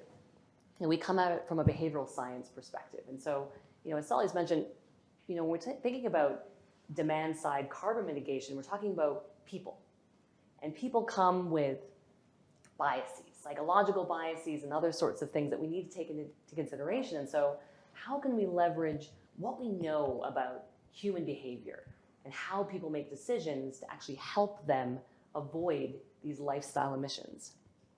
And so to begin to start even addressing this challenge, the first thing that we really need to ask ourselves are, what sort of actions should we actually be encouraging people to take? What are the behaviors that businesses and governments should be trying to help their citizens to change? Seems like a fairly straightforward question. What action do people take? And in fact, as Solly's already mentioned, the IPCC has identified over 60 what they call mitigation behaviors. It seems like they're laying out an action plan. Companies can just select their behavior of interest, build a behavior change campaign to drive that behavior. Perfect. But we when we sat down and looked at this list, from a kind of behavioral science perspective, we were noticing they're actually not behaviors. We're thinking about less packaging, food waste reduction, fuel efficient driving. That's the outcome. And what's missing is, well, what are the actual actions that need to be taken to achieve that outcome? So that missing puzzle piece is critical, because how do you start to build a solution to drive a particular outcome if you don't actually know what the behavior is that you're trying to enable people to do? And really, behavior change initiatives in general, they're only going to be successful if you're providing people with specific and actionable behaviors that they can act on. And so what I'm showing you here is just 10 of what we're calling now mitigation outcomes that the IPCC identified. And what you'll see here is that for each outcome, they're a product of many different potential antecedent behaviors. Let's just take food waste, for example. You think about talking about Google searches. If people say, how do I reduce my food waste?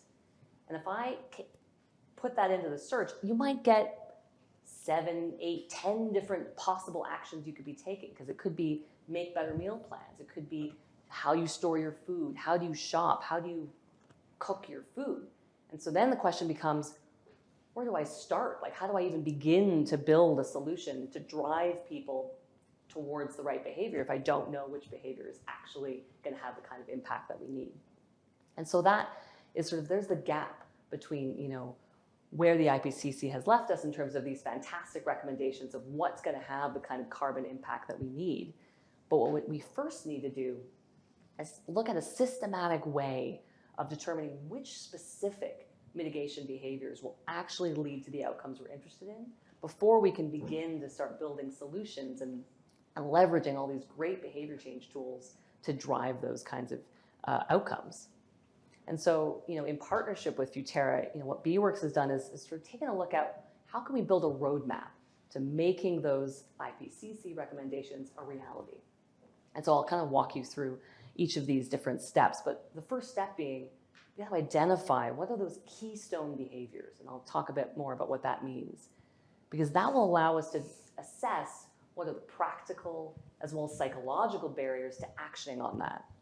And then once we know what those barriers are for that particular behavior, we can start developing solutions specifically around overcoming those barriers. And so step one, which seems very straightforward, but is no small feat to actually identify what are keystone behaviors. And so let's, we've talked a little bit about Google Maps, let's talk about fuel efficient driving as an outcome. And so you can see here, and this is by no means an exhaustive list, there's a number of different behaviors that you could take to achieve fuel-efficient driving. Everything from taking the shortest route, maybe not speeding, using eco mode on your car. And so how do you start to figure out, well, which behavior should I be driving people towards? And one method is defining keystone behaviors. So these are single concrete actions that can then have an impact and affect potentially multiple different antecedent behaviors. And so one example is potentially, in this case, using GPS navigation. Thank you, Google, for providing that. Because that will cover off things like taking the shortest route, avoiding driving at busy times of day. And so you're able to be more efficient and targeted in terms of what you're able to cover off.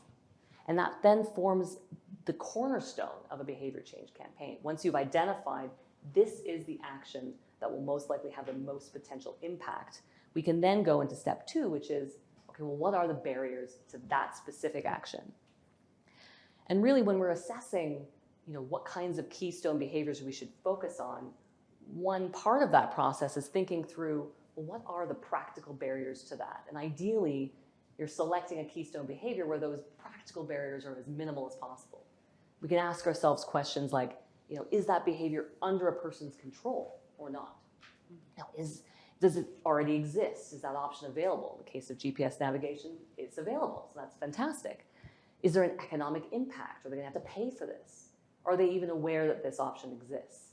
And so ideally, we're selecting a keystone behavior that the answers to these questions are positive. Because then that takes us to, even if we've got a fairly minimal set of practical barriers, as I've been talking about, we're dealing with people. And that necessarily comes with a host of different psychological barriers. And thankfully, Per has really beautifully wrapped up a lot of what those barriers are, so I won't go through all of them in detail, but what's critical here is for that given keystone behavior, thinking about GPS navigation, for instance, we have to then assess the existence and severity of the psychological barriers that are unique to that behavior.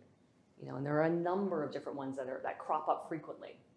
Now we talk about being loss averse. Are we asking people to give something up? Or we talk about being present biased. We strongly prioritize the kind of gains that we can get right now over something that's happening in the future. So is the behavior that we're asking them to do, is that going to give them any immediate benefits, like maybe having a pleasanter drive or things like that? And can we highlight that for individuals? And so what will be critical is taking a stock of what the psychological barriers are, because then you can create the appropriate solutions that address those barriers. Ooh, it jumps ahead. There we go. And so, and thankfully the IPCC, they've laid out a number of, well-validated, fairly classic behavioral science tactics, things like defaults, communicating norms, feedback, reminders, all excellent tactics. But like any toolbox, you're not necessarily just going to reach your hand in, grab for a tool, and sort of off you go. You want to try and select the appropriate tool that will be most effective for the behavior that you're interested in driving. And so that's why it's so essential to first take that step back and go, what's the psychology at play for this behavior? Because then I can select and be more informed about which tools I'm going to select to overcome those barriers. So if we take this GPS navigation again as an example, we might diagnose that for this particular behavior, maybe there's a lack of trust in technology, or maybe there's a feeling of low self-efficacy on the part of users. And so then that allows us to kind of hone in on, well, what's the appropriate behavioral science tool to address that barrier? So in the case of lack of trust, maybe it's about communicating a social norm to help build trust. Oh, everyone's using it, this is very common. Or to build people's self-efficacy, maybe it's about framing the navigation less as a driving aid that maybe feels like a crutch, more of an innovative tool. You can think about what's the kind of creatively different ways you can instantiate behavioral tactics that address the psychological barriers that you've identified. And so just to sum up, from our perspective, the IPCC recommendations are fantastic. They're goalposts. They give us the destination that we're interested in. And what's going to be really important to think about for everyone in this room and those who are interested in building solutions and taking action is, what is the necessary roadmap to get to that destination? And it's going to really, because we're dealing with people, it's going to fundamentally come down to understanding why people make decisions, the decisions that they make, and how that affects their behavior. Thank you.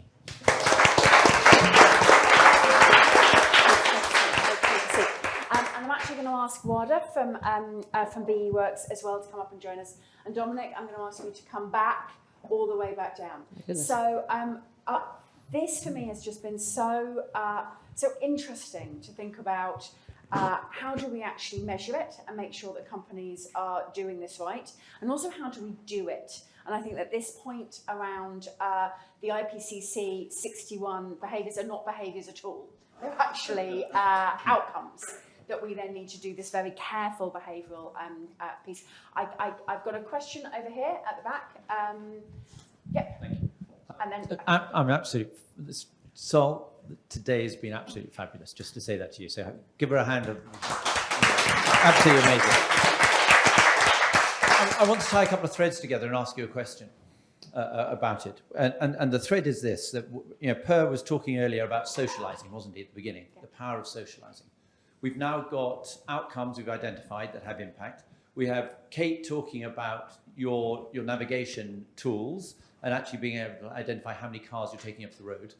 Can we connect, not just in this room, the behavior chains at scale with people to outcomes? So could we, for instance, I'm just going to go back to this this reality TV concept, but can we get the stars of the reality TV concept and taking up some of these actions as part of what they've got to do, and then as the interactivity of the program, as the public, the viewers, commit publicly to the action that the star has taken, they can see how many of the audience, how big the take-up has been, and then can we quantify the impact? So can we tell them, look, if we all do this and we commit, like you're saying, it's not just the star that travels more eco-friendly to the sun, but actually these are the amount of cars, this, by the end of this program, how many hundreds of thousands of cars are taken off the road?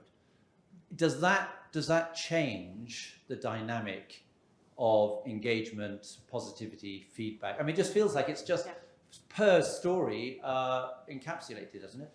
Well, let's put this to both Dominic and the VE-Works team. So from a behavioural perspective, does that sound like a good idea? And I hate to put you on the spot, but can you immediately think about any barriers or ways to make that even more effective as an idea? I think it's great. But I'm going to come first to Dominic and go, one of the biggest challenges I think is going to be with the avoided emissions concept, which I love and I want to help promote, is going to be this area between products and services or measurable changes such as Google's making, and then things which are more communicative or storytelling. So where for you does the line go in terms of something which would count as an avoided emission?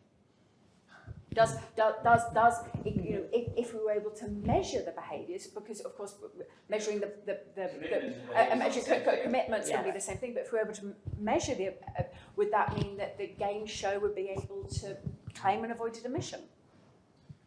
Yeah, thanks for that. Yeah. I'm warming you up for COP. Okay, so there's a couple of things. First of all, it's super interesting space because we're now into this sort of big shift scale thing that was mentioned earlier. And we're kind of stretching our feeling of what an accounting framework can do. And we're looking at kind of large scale behaviors. So there's a couple of things. One, certainly within kind of the company perspective and within investors and all of the rules and regs, there's a sort of area where you can kind of nail that avoided emissions bit. And I gave a couple of examples. To the point that you made, that there's a hugely interesting space where Google and others, I think, can take a lot of opportunity in. I mean, who doesn't have an Android or a smartphone on them right now? Probably everybody has one.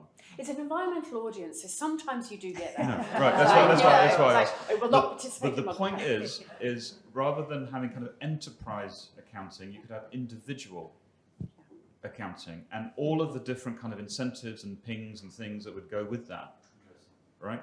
And that's a lot of people. And it's not just people in New York or people in London. There's a lot of people in Jakarta. Most have at least 3G access. And it's not just people in an urban area, it's a farmer, and the farmer in Colombia, she might have a hectare of land and she has choices to make about avoided emissions or about growing a different kind of crop. And if you can actually disintermediate between all of those middle pieces and have choices and opportunity and credit go straight through there, you unlock it. But we're not there yet for all kinds of reasons, but we could be. So I think that's the scaling device for the individual. The piece of the methodology, if you like, for the avoided emissions is really at that kind of corporate and financial investor level. So it's a sort of idea, I suppose, but I think it's coming. I mean, it's interesting that you talk about kind of at an individual level, sort of tracking, to sort of speak to your point about kind of making it social and that sort of feedback loop that's there. You know, there's been a lot of research on the power, of course, of social norms, you know, at an aggregate level. And I think there are dangers potentially to providing feedback, particularly at an individual level, because for a lot of these behaviors, you know, I've worked a lot in food waste, you know, the amount that an individual saves on a daily level is seemingly negligible. And so if you're sharing that back, it can be potentially demotivating, being like, oh, it's only like 20 grams. You know, like you don't feel like you're making the kind of impact that you want. And so you sort of have to be careful about what kinds of feedback that you're providing. So I think, you know, maybe where you're tracking at an individual level, but you're feeding back at an aggregate level of saying, you are part of, look, your contribution is this much. Because I think a lot of people want to say, oh, how much am I doing? But I think that can be a tricky space and potentially dangerous. I'm just going to come to Ward briefly because Ward and I have discussed this quite a lot because there is the danger in this whole conversation of like unleashing a new greenwash wave of going, great, the IPCC has given us these behaviours. Every ad firm is girding itself up to say, we do behaviour change. Look at this wonderful advert we've made encouraging you to recycle your cups. But Ward and I have been talking about if you can't count the carbon, it doesn't count. Like if you actually can't count the behaviours and therefore the carbon. And so from a behavioural, like how hard is it to actually measure whether anyone's actually done the behaviour? Well, I think that's a great question. I think it probably depends on what behavior we're trying to measure, but I love that technology is a part of that now because Google's power to even understand whether people go to a destination. Do they look up a solution to do something and then do they actually follow through by taking a different mode of transportation, for example? You can tell us whether people drove and took the eco-friendly route or did they actually switch over to public transit or walk or bike because you're providing all of those options. So I think it's getting easier and easier to actually measure those things and bring it all together. And this is really where we're excited to be partnering with Futerra and using technologies such as Google to sort of create that whole chain of these are the strategies that we can use from a behavior change perspective. We've sort of validated that these are going to be the ones that matter from a carbon reduction perspective, and now let's actually use technology to measure this shift.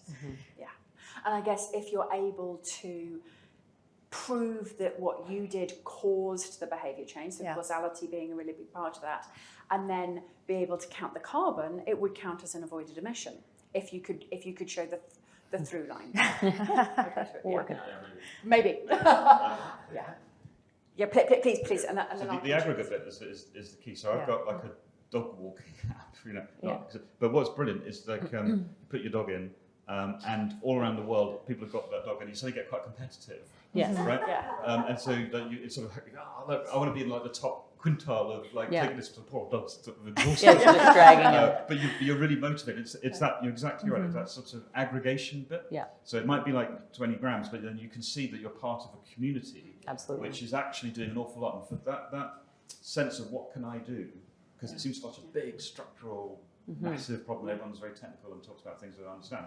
Something like that could really work, whether it's that little bit of food waste or whether it's the choice of transport.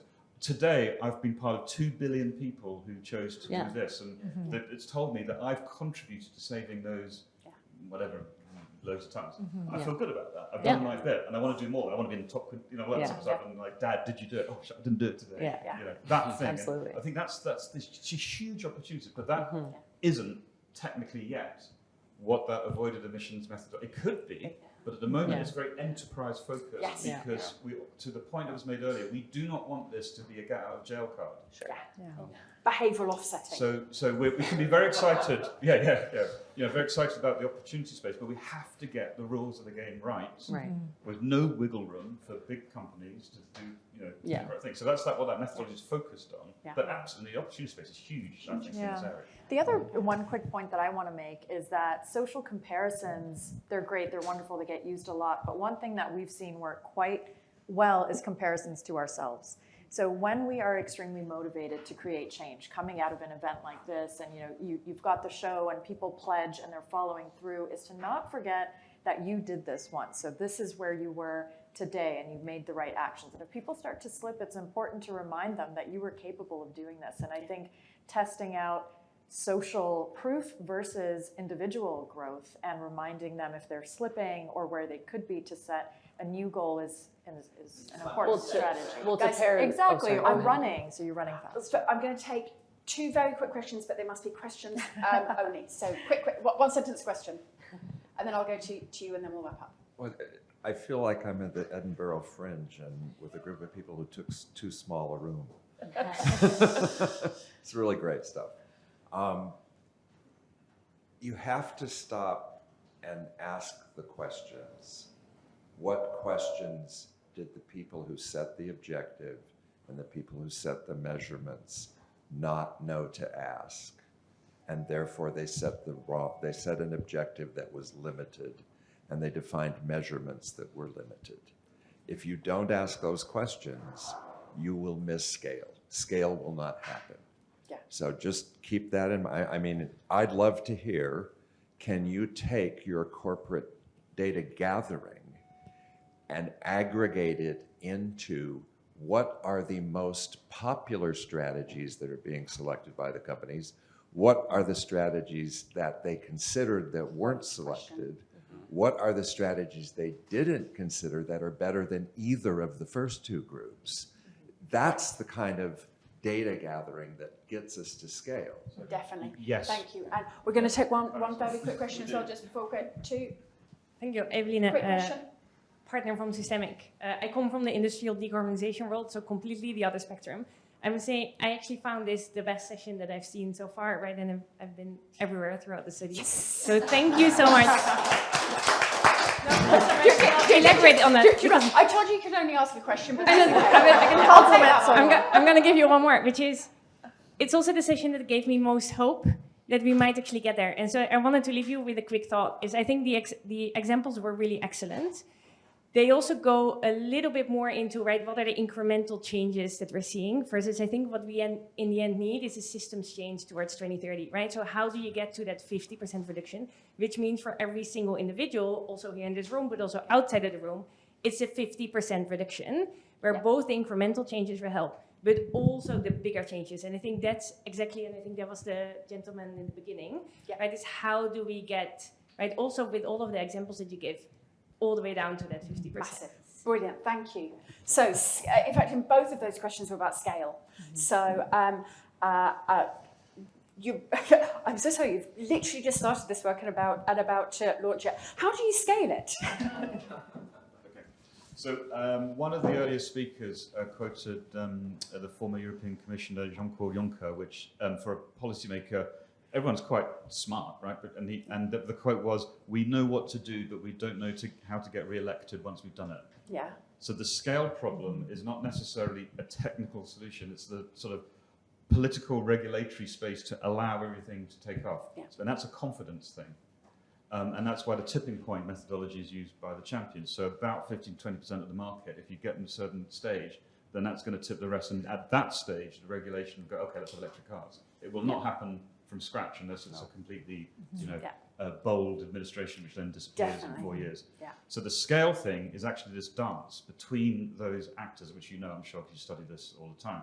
So for something like avoided emissions, the worst thing one can do is black box it and do a whole kind of technical study and go and hope somebody's going to do it. That's not going to work.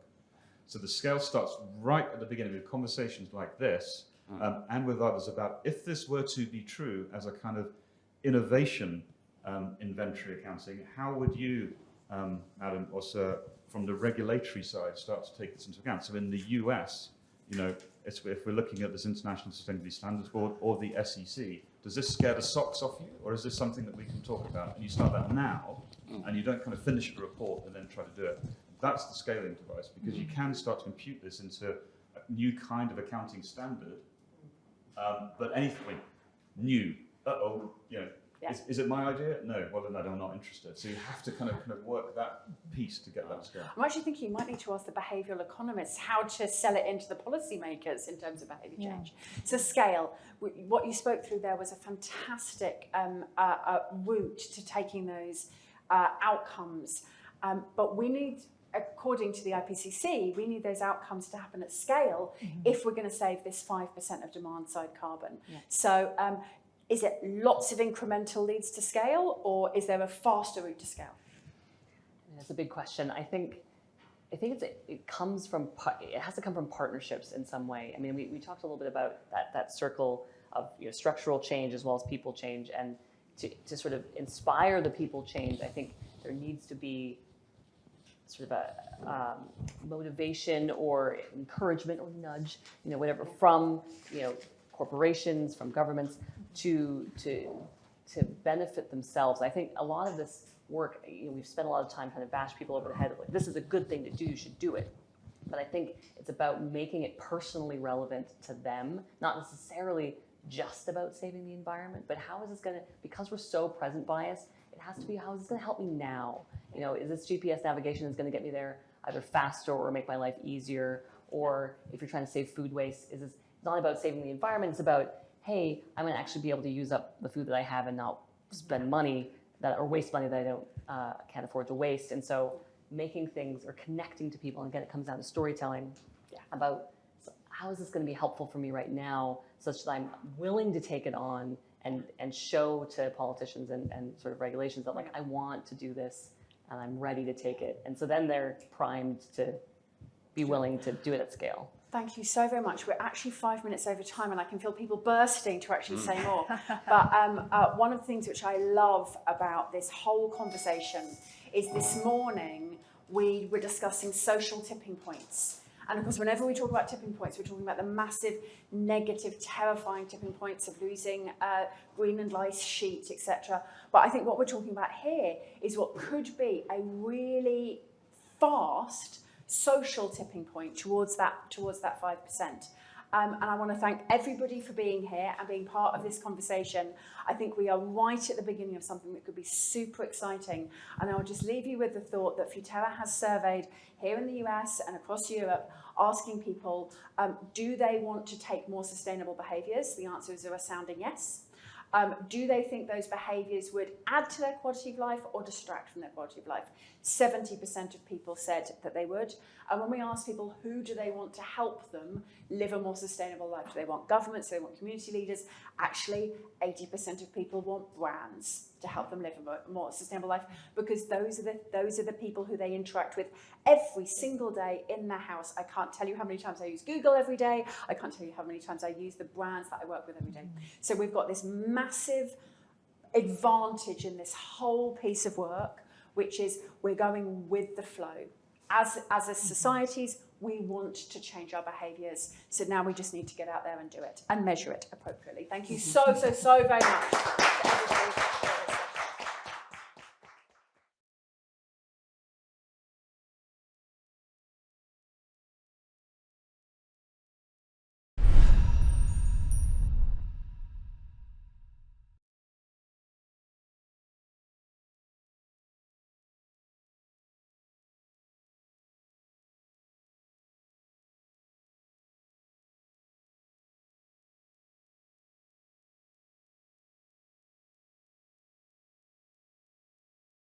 Now, we're doing a session now with two wonderful women who are joining me here around intersectional leadership. Now, intersectionality is a term which has been growing in the mainstream for years and has been available and spoken about for many years before that within intersectional communities. And leadership is a word, of course, with a very, very long history. And as we go through history, the majority of people who have been called leaders have been from certain communities, and all from mainly men, particularly sitting here in the US and thinking about Europe, mainly white men. mainly white educated men, maybe white educated privileged men. And I wanted to get that out right at the beginning, building up to it, because a very fantastic, wonderful, white educated privileged man, who, Albert Einstein made the quote that you can't change a problem with the same thinking that caused it. So can we change climate change with the same leadership that caused it? Or do we need to think really differently about the leadership which is going to be necessary right now and going forward? And in fact, do we even need to think about the word leader a little bit differently? Because there's a certain sort of top down, do what I say, not what I do, I'm performative, I'm doing this association with the word leadership. So actually, do we just need to get on and make the fucking change, depending on, irrespective of who's making it? So I have got Mona Sinha, who has, well, I'm going to ask you, Mona, to introduce yourself, but who has recently hit the billion? Was it the billion or the million? Billion. The billion in terms of raised funds for women, and has spent all this week talking on intersectional panels and discussing leadership, and particularly making very, very clear the intersectionality of climate and gender, or even arguably the fact that they're the same thing. And on my left, I have the chief executive of the climate group, who is to blame for all of this. The fact that we're all here in this extraordinary week that the climate group initiates, hosts, makes happen, and holds space for us, and who gets to sit on a lot of panels with a lot of leaders from around the world, and not a small number of white men as well, but also has the opportunity, particularly with the business community, but also with policymakers, to see how leadership is changing. I've got a couple of questions, but I'd also like to just actually have a chat and think about what we're going to say. And being very aware that we've got a lot of people watching who might be wondering about their own leadership as well. So as well as talking about the macro issues around leadership the world needs, I'd also love us to talk about ourselves as leaders and our philosophy and how we can encourage more people to step up. So if you don't mind, I'm going to go to my right first and ask Mona to introduce yourself and also talk a little bit about what you've been talking about on panels here at Climate Week. And then perhaps you could set the frame for us about women and climate change, and not just women as we know are the primary victim of climate change, but also women as the leaders of the change. Thank you for that, Solly. What an exciting time to be here, and what a week it's been. I mean, Climate Week, ANGA, CGI, I mean, it's all rolled into this 1 week, and then of course the rain comes in. So New York falls apart in rain. It works for everything else. I sit at the intersection of many different roles. I am an immigrant from India that moved to the United States in 1985. I chair several different organizations, one of which, as Solly mentioned, is Women Moving Millions, which is a group of 350 women funders who fund gender equality at the rate of $1 million. So we've just surpassed $1 billion, which is very exciting. I also chair the work for the Equal Rights Amendment in the United States, because this is the largest democracy and actually the only democracy in the world that does not include women in its constitution, which is a fact that not many people are aware of. And it's really the fundamental undergirding of the legal framework in this country, which treats women as second-class citizens. I do a bunch of other things. I sit on boards. I'm a funder myself. And to answer your question about climate change and women's leadership, I think women are the solution seekers and the solution makers for the world's most intractable problems. And as we know, climate is the biggest elephant in the room and now kind of out there stomping around. If you think about the very history of gender and gender leadership, it actually goes back to the Paleolithical ages, and I'm not going to start drawing the history out. I want to know that. But the interesting thing, I did a little study on patriarchy because I was just interested in how we got here. And the reality is that the very beginning of time, families and societies were largely matriarchal. It was the women who were the leaders who made the decision about the families and about the communities and about the clans. And then as climate injustices, or I like to call them, happened, with floods and droughts and earthquakes, people had to move. And as they moved, they began to clash with other communities and clans. And the men took over because there was war. As you know, that's a male thing. And with that, women's leadership sort of started taking a backseat.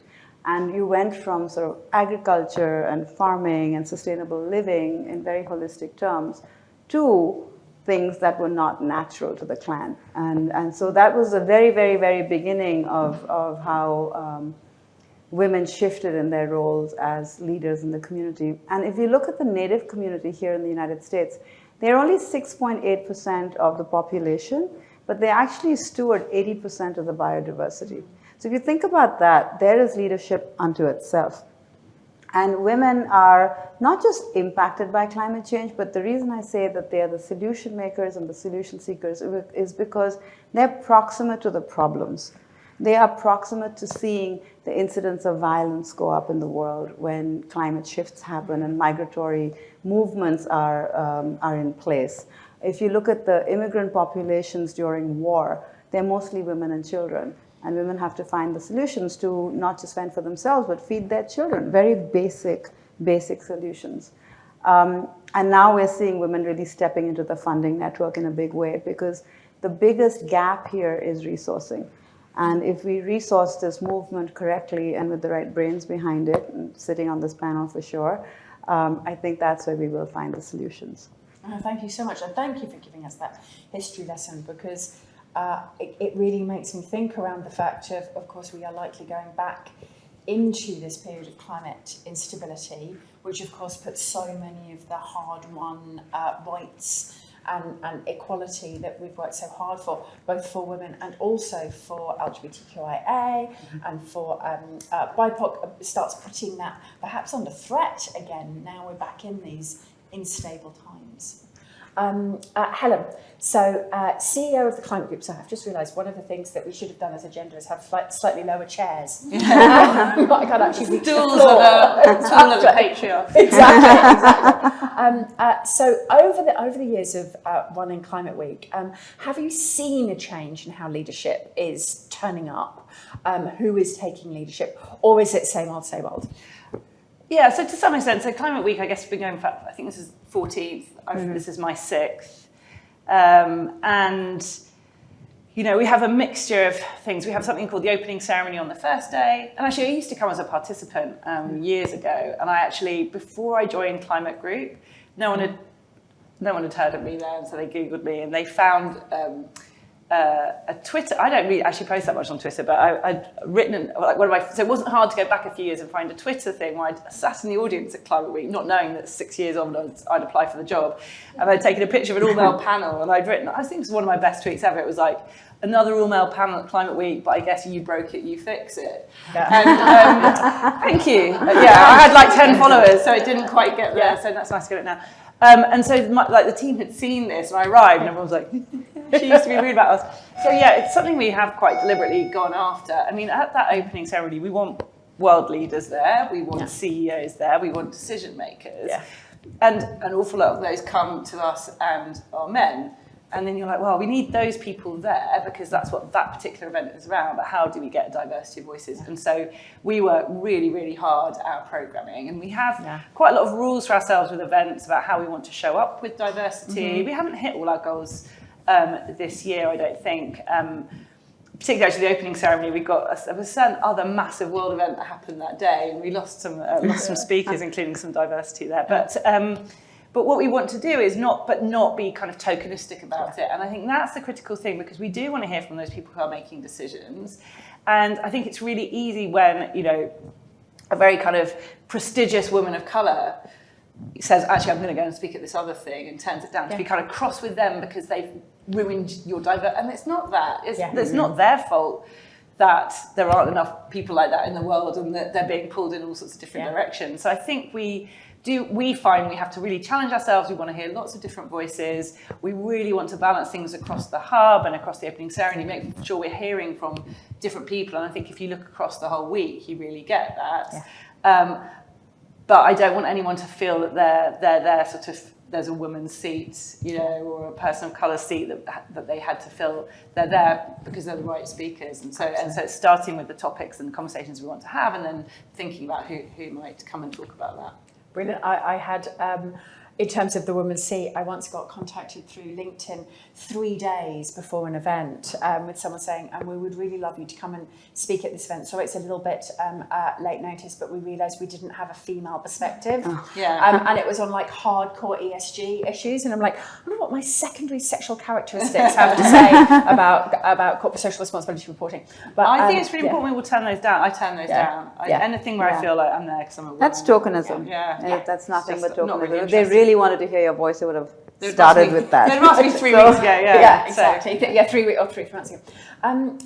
So one of the things which I notice in this movement, and having been in this movement now for my entire adult life, sort of, well more than 2 decades, is that actually a lot of the people doing the work on climate change, be it the CSOs and the heads of sustainability inside businesses, be it in community groups and community leadership around the world, particularly in the youth climate movement, is a lot of women. The youth climate movement being particularly notable about that. And yet still some of the platforms, etc., of course, are not necessarily the people who work on climate change. They tend to be the leaders that you're drawing in from elsewhere. And so we really do have a much more women's-led movement on climate action than perhaps other movements have been historically. How can we uplift that? Because we've got so many, the terminology that I use, solutionist, we've got so many extraordinary, wonderful solutionists, and also solutionists who are intersectional with other issues. I'm thinking of Leah Thomas, the intersectional environmentalist, Shia Bastida. We've got so many of these wonderful voices that are coming up. What can we do to bring up that leadership much more, and particularly, I'm not sure, the word empower always tend to imply giving a little bit of a power away, but actually perhaps power transfer would be the better word. How do we power transfer to these amazing leaders who are perhaps different to some of the leaders who have caused the problem? Like, obviously you're doing that with funding, and with actually making sure that there's money going to those women. Well, you know, the reality is we don't have to give it to them. They're going to take it anyway. That's the generation. This generation, the next generation, feels very strongly about the burden that they are inheriting. And frankly, they don't want to be the only solution makers or solution finders, because they want to learn from those of us that have been before them, and frankly, the ones, you know, before us who created some of the problems. So I think it's in that context, it's intersectional in that it should be intergenerational. So it shouldn't also be just about the people who've created the problem. It should also be the people who've dealt with the problem and coming together to find those solutions. I really believe that the best leadership is collaborative leadership. And so you have to have conversations with people that you disagree with, because you're not going to understand what you're up against if you don't have those conversations. So how are you going to find the best solutions and just have someone block you because you haven't, you know, just been graceful enough to ask their point of view? So I do think that it's happening. We see it all around us. The only way we're going to be able to combat it is for everybody to come together. And that's a big ask. And I think particularly, not to gender it, but I think women are more collaborative in general. We like being in community. We like talking to each other. We like listening to stories. And I hope that that's the secret sauce that helps bring change.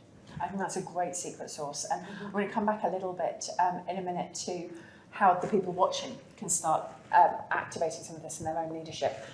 In the climate group and the work that you're doing, you have platformed new voices and people who are coming through. Like, how easy is that? Or is there always a sort of trade-off between sort of, should we say, the old forms of leadership and the new forms of leadership? I don't know. I mean, I want to be clear. We don't have like a spreadsheet with like, you know, women, because that's bad, right? You've got to start with the solutions themselves. And so I think then if there are good solutions, those will rise.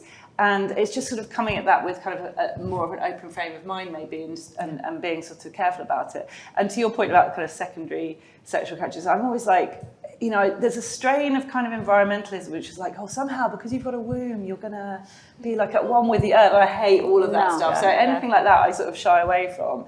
But I think there is a kind of socialization that you're talking about, particularly of kind of our generation. I'm really interested to know whether the youth, the younger people who are maybe socialized a bit differently, that does then become a different thing and it's not quite that different, and maybe men are socialized in that more kind of feminine way, and that might bring change.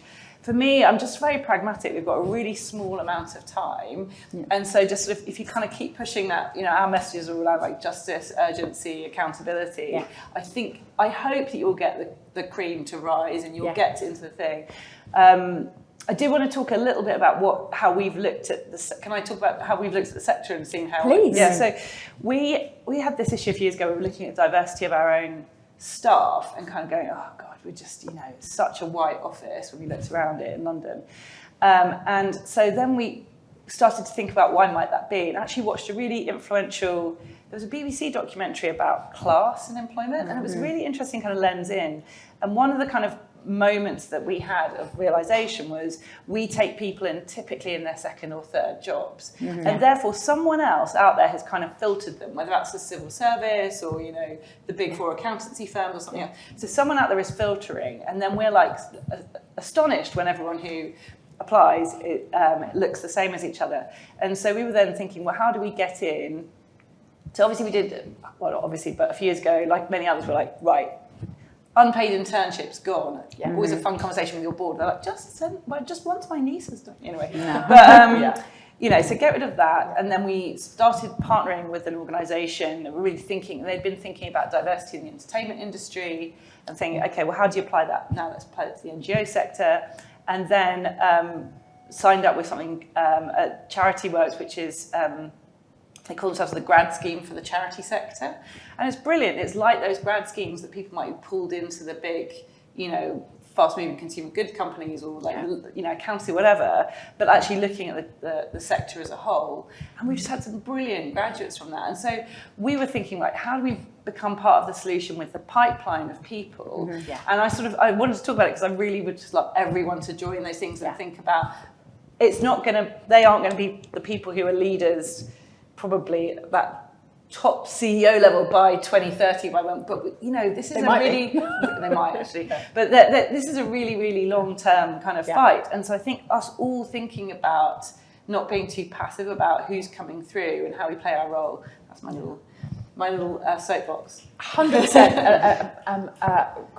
Completely agree. And also, one of the things which we've been thinking about is how can we go and steal from other industries where actually there's fantastic people with intersectional views who are doing incredible work and have got a different perspective than the climate movement, which worldwide the climate movement is incredibly diverse. And in fact, if you go to a COP, there is, of course, the whole world is represented there. And actually, although we often talk about in Europe and North America, the climate movement not being very intersectional globally, it truly is on a global, unquestionably. And so one of the things which we've been thinking about going is how can we look at other industries and actually steal and pull people into the climate movement who have got perspectives different to what's there, and also how can we steal from other countries, which sounds terrible coming from a British accent, but how can we bring in and make sure that this is more global in terms of the perspective of people who are working in this issue, which again 30 years ago that was a difficult sell. Because particularly people working on other issues were like, well, I don't want to go and work with climate. It's like I'm doing incredible on-the-ground work here. But then as Mona says, it's becoming clear now that climate and gender, climate and access, climate and poverty are the same problem. And so actually it is appropriate for us to pull people in from other movements and to try to connect all of this up and collaborate. One thing though I'd like to see is how at the COP, because you're right, this COP is incredibly diverse, and not everyone will have been to it, but you've got thousands of people there from all over the world. But it occurred to me last year as I was wandering around, I was like, my COP is completely different from some bloke from Benin or something that's having like a completely different experience. We're moving around each other in this space. And I wonder what we could do better on, you've got all these people in one place, but I probably see, 40% of people I talk to I probably talk to in London. And so it's like, I think we need to get really creative about, and I don't have an answer on this, it just sort of occurred to me last year as I was running around, I was thinking, we're just having a completely different experience of this. We need to figure out how to. But Helen, you're doing that right now in Climate Week. It's like we literally Climate Week is doing that. It's true. We're having different conversations. Yeah, but how do you get that? I mean, we always Bring it to COP, yeah, yeah. well, also in things like, you know, I spend my time at Climate Week doing this kind of same, well, because we're running it, but my team was like, yeah, I'm definitely this year gonna go to an event on it. And then you see them on Thursday and they're just like, oh, I can't go to it. So hopefully other people are having that experience. Well, I think there is the opportunity of storytelling, the importance of storytelling. And, you know, it's so rich to have all this diversity in a place, and really a shame not to be able to engage in it. So there must be a way to sort of digitize it, put it out there, even if it's not in person. You know, I mean, look at what we're doing now, right? Everything is digital and can be seen from anywhere in the world. It also allows you to expand what you're learning there, because everyone's not going to be at COP, right? And it is the reality of our lives now. We cannot deny it anymore. It is a part of every movement, as it has to be. And so we just benefit from the lived experiences of people on the ground. So I think if that's your work, Solly, if there's a way of capturing those stories and putting them out into the world, I think that's a wonderful way of, you know, having those stories heard, having those people be seen. And then bringing it into other spaces. You know, at Moving Millions, we have an annual summit where we really talk about funding opportunities, and we put out leaders. This year we focused on democracy, and maybe the next one needs to focus on climate, because those are not intrinsically different things. So putting them on stages where it's not normally seen, but it's just going to be part of our lives now for the next, and we have 7 years, you're right, we don't have a lot of time. So 7 years is urgent, and just bringing that message through. The other thing I will say is, for those of you who are so steeped in climate, you know, you use the jargon, you use the language, and you don't realize what it really means to other people. So this 1.5 number was being thrown around for the longest time. I'm like, am I the only one who doesn't know what this 1.5 is, you know, till you start reading about it and understanding, because it's just not so simple. There's many layers to that. And we were just on a trip to Greenland, where we saw firsthand what that 1.5 actually meant. So I think those experiential things are very important as well. When you see something, you can't unsee it. And that stays in your brain, and it makes it much more real than reading something on a piece of paper. Well, thank you so much for bringing that up. And actually, it's just making my brain explode of how many shortcuts we use in this, when the whole point of Climate Week is to draw more people in and to open it up and to get a big conversation going. And then we just use things such as and just say 1.5. Like, as if it's just like 1.5, it's just like these numbers, and everyone should know what that means, why it's important. And I was thinking about, I won't name names, but when I did a workshop with a board, almost all of whom were men, and I call it sort of sex ed for climate change. Ask any question you've ever wanted to ask but were too afraid to ask your CSO. And somebody asked me what 1.5 meant, and I explained the fact that that is the amount of global warming that we're trying to keep ourselves within, because although it will have many negative effects, it is much safer than 2 or what have you. And he was horrified. He's going, what? Like, we're accepting that amount of climate change? Like, literally things getting that bad is the best. And realising the fact that actually, because we don't explain as well as we should some of these topics, that some people think that, you know, that the bad is good and the good is bad, and not realising actually how serious and urgent this is. Yeah. I'm just going to flip us, because so many people watching this, so many people of the people here are themselves leaders, might not know it, but actually are already leaders. So, and are seeing us sitting here on a panel at Climate Week being videoed, I'm wondering, how can I get there? Do I want to get there? How do I lead? I'm too scared, it's too challenging, I'm too embarrassed, what if I get pushback? So I'd like to talk a little bit about you, and about you as people, and about your own leadership and your own philosophy, and what you find difficult. Because I think what we can do is perhaps be a little bit more honest about what it's like being a leader, about what's difficult about it, about the fact that I wore a very nice dress earlier this week, and I forgot I didn't have any pockets. And so during the day, I had about 4 different people clipping microphones onto my bra strap because and just being embarrassing and distracting and not being able to think. So just sort of that's not my philosophy of leadership, by the way. I do have a philosophy of leadership, and it's not strapped to bra strap. But Mona, what's your philosophy of leadership? What kind of leader are you as a person? And do you know why you're that kind of leader? What made you the leader that you are? That's an interesting question. I really believe that as humans, we are linked. I don't believe in the ranking system. And I really reject that. I think leadership needs to be recognized, but there are different ways of recognizing it.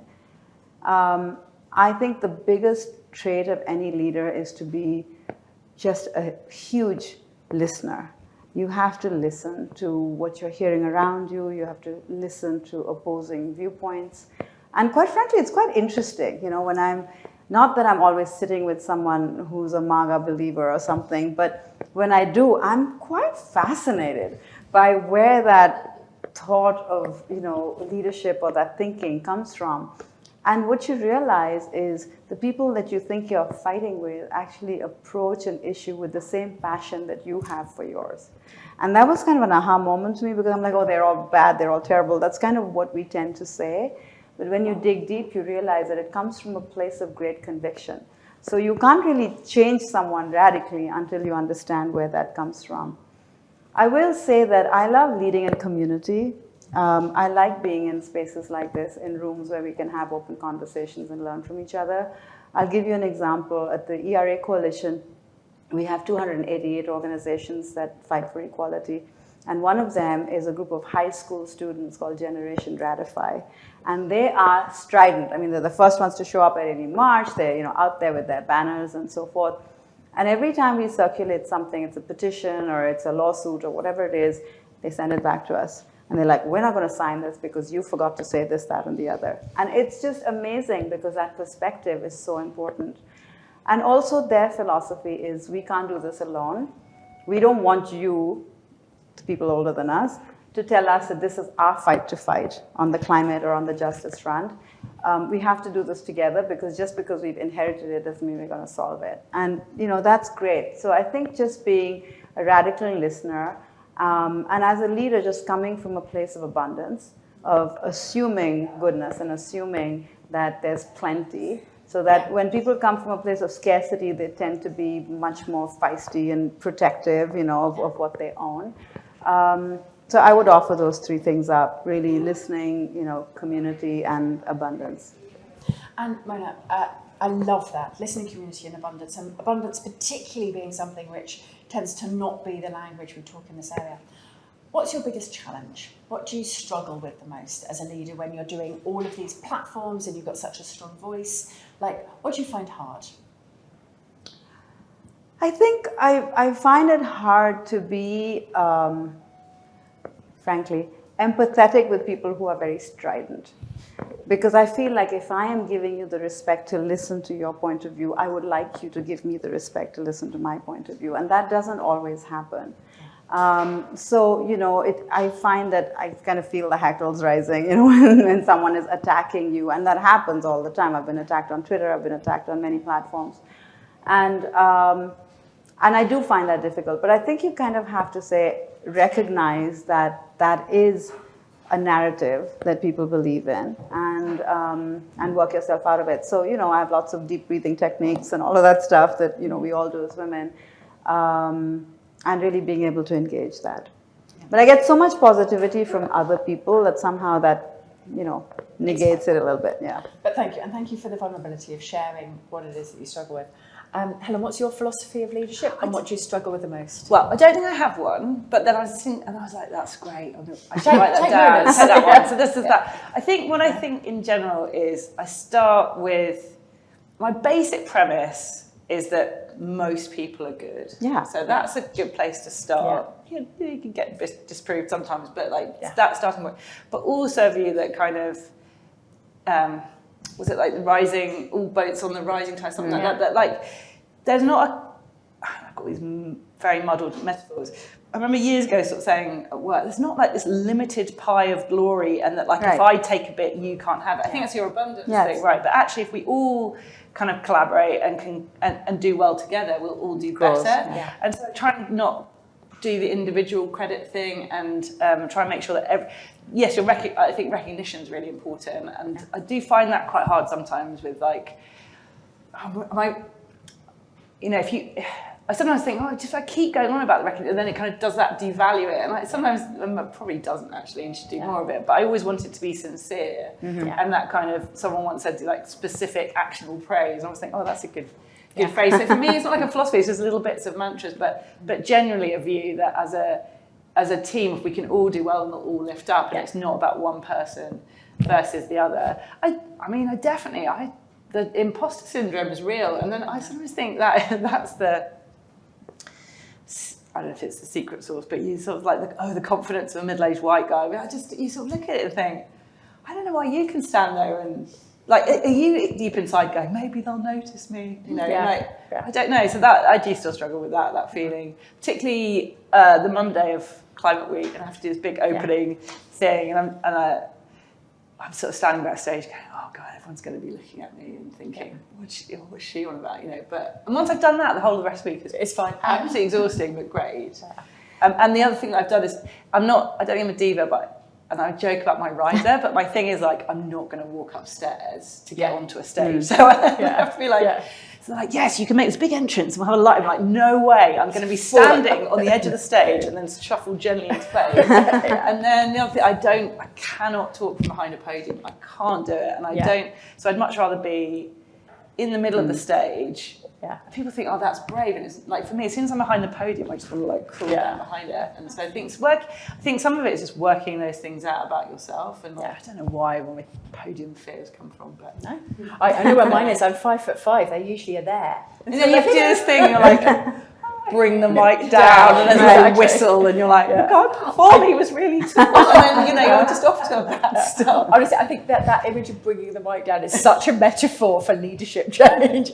Pass the mic, no, just bring it down. You were going to jump in there, Mona. So I was going to say, it's interesting because when I stepped into a leadership of this group, which was largely white women, certainly didn't look like me, it was uncomfortable. And there was this whole struggle I was having with, am I not humble if I'm visible? Because it's a very visible role, right? We're talking about millions and billions of dollars, people want to know about it. And I was really struggling with it, and because we were always taught as young girls and women, you just, be quiet, like you do well in school, but don't brag about it, this whole thing. Until someone told me, because I worked with Mother Teresa when I was a child, I grew up in Calcutta, and greatly admire what she did. And someone said to me, okay, you're a big admirer of Mother Teresa. Do you think she wasn't humble and visible? And that changed the whole paradigm for me. I was like, oh my God, of course she was, of course. So it's not that you're visible for yourself. You're actually visible for whatever cause you're fighting. And that paradigm shift really gave me a lot more confidence to go out there and do it. Yeah. I like reading stories of famous people who have stage fright. That gives me, I'm like, that's not just me. So I so resonate with this. I once made a speech. I was asked to speak at MIT, and so I was about 28, and I was really nervous. And I'd done so much work on it, and I'd planned it, and I'd got my slides, which will shock anyone who works with me now, because I never plan my presentations. And I walked up on stage to introduce myself, and I couldn't remember my own name. I was standing there going, I know the whole rest of my speech, and then I looked, and my name was on the slide, and I just had that minute of going, Solitaire, that's weird, is that right? Yes, that's my name. But of course, to anybody watching, I would have come across as this incredibly confident 28-year-old making this speech to MIT. And so I think for me, one of the big learnings I have is that confidence is a complete con. Nobody feels confident. Confidence is not an emotion, it's a skill. You can learn to act confidently, you can learn to present confidently, you can learn to write confidently, you can even learn confident decision making and confident networking. But even whilst you're doing all of those things confidently, you still might feel like, inside. And I think perhaps this feels like a revelation to me, and perhaps that is what the confident white men know, is that you've just got to basically style it out. I think there's so many particularly women, waiting to feel confident enough to do the thing. Right. I've got to feel confident before I make that step. If I felt confident I could do this, and so they wait and wait and wait for that confidence to build without realizing that, no, that's not the way around it works. Like, throw up and go and make the speech. Like literally let just not on stage. Yeah, not on stage, yeah, exactly. Let your knee shake underneath whilst you're asking for the thing. Write the document and send it through, and just use your first initial. Like, do the things with the imposter syndrome, and then maybe one day when we're all 90, we'll wake up and actually feel confident. But that for me was this massive revelation of going, if I keep waiting to feel confident, I'm never going to do anything, because the imposter syndrome is still there. And I just wish particularly more women, and particularly young women, realise that you just got to go out and do it. And it's going to be terrifying forever. And the better you get at it, the more amazing platforms you get, and you get to introduce world leaders and be on platforms. And so it's just going to get scarier and scarier and scarier.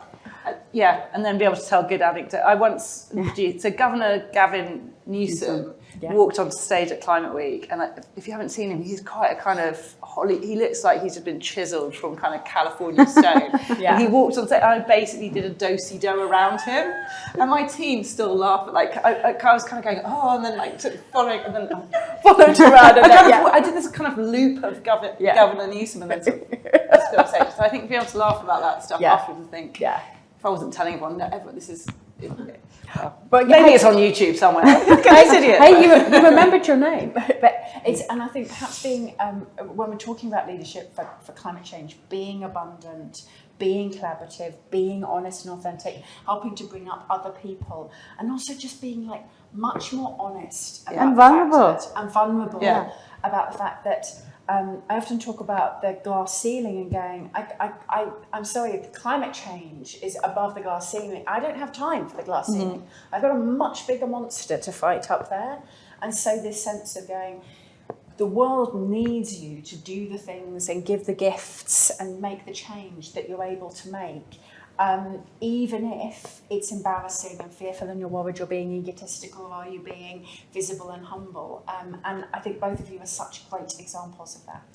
I'm just going to close by saying, how can the traditional leaders help with this? So we've talked about women's leadership, intersectional leadership, more diverse leadership, more global leadership, but of course, as Helen opened with, the leaders which we currently have statistically still weight towards certain demographics. And if we have 7 years to do this, if we know that there are so many great ideas and solutions coming from non-traditional leadership, how can those old white men help lift up? So how can those who are currently holding the power help to spread it and bring others up? Because I think we spend a lot of time pointing out the problem, and perhaps less time actually making an ask of them of what they should do. So what could a very senior traditional old white man leader do to help lift up new leaders? Well, I think maybe it's so boring saying like this, but I think with companies that we work with, actually setting those internal targets, and they hate it. And I've seen these horrible conversations of diversity where people go, but we've still got to hire the best person, and that just jumps into an assumption. Why wouldn't the best person not look like you? Exactly. There's weird things like, of course you're going to hire, but you've got to. And I think that very kind of deliberate programming of staff and sort of actually just putting the change. I think there's a lot of sort of psychology out that I've sort of read around. People think that actions follow beliefs, and often it's the other way around, and belief follows action. So if you can get people doing the right thing, whether that's on diversity or on the climate, they then become people who believe that they're good climate people or understand diversity. And so I think we just mustn't be afraid of like getting in there and kind of giving very practical ways, which is often around that kind of measurement and management stuff, which is not as maybe as inspiring as something, but it can then lead to, oh, look how great our workforce is diverse. You might start from a point of pride, oh, we've diversified a bit, and look at the women we've got on the board. And then you realise that the company is better run, and there's a lot of data coming out now that companies that have good climate goals, have good diversity goals, all those things actually perform better than the rest of the market. And it's not because necessarily women are taking better decisions on the board. It's more But that they are. Yeah, they probably are. But it's that diversity of thinking that makes the whole team operate better and makes the lifts it up.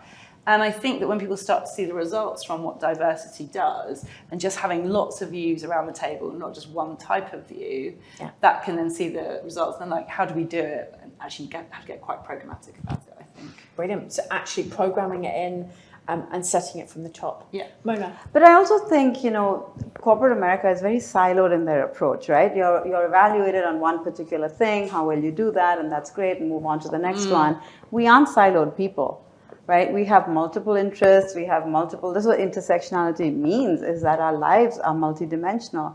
So I think for leadership, they need to recognize that multiplicity of what they have, which is a treasure trove, right, within their own companies, if they only just ask the questions. What do you believe in? What do you think this would do? What do your kids say to you around the dinner table? These are the things you just get to know each other, not just as humans, but you're actually building solutions that are built into your everyday life. And it's not just, especially after COVID, we've seen, right? It's not just work is work, and then home life is home life, and you know your dog's barking in the background is unacceptable. It's all okay now. So I think it's a unique opportunity for us to actually understand better who are these people who we are interacting with every day. And I'm not just looking at, you know, Mike as a salesperson, but I'm looking at Mike who has solar panels in his home. Or, you know, that kind of thing. I would never know that if I didn't have a conversation on a different level. So I really think the solutions are there. It's just a matter of us trying to find them. Find them and bring them together.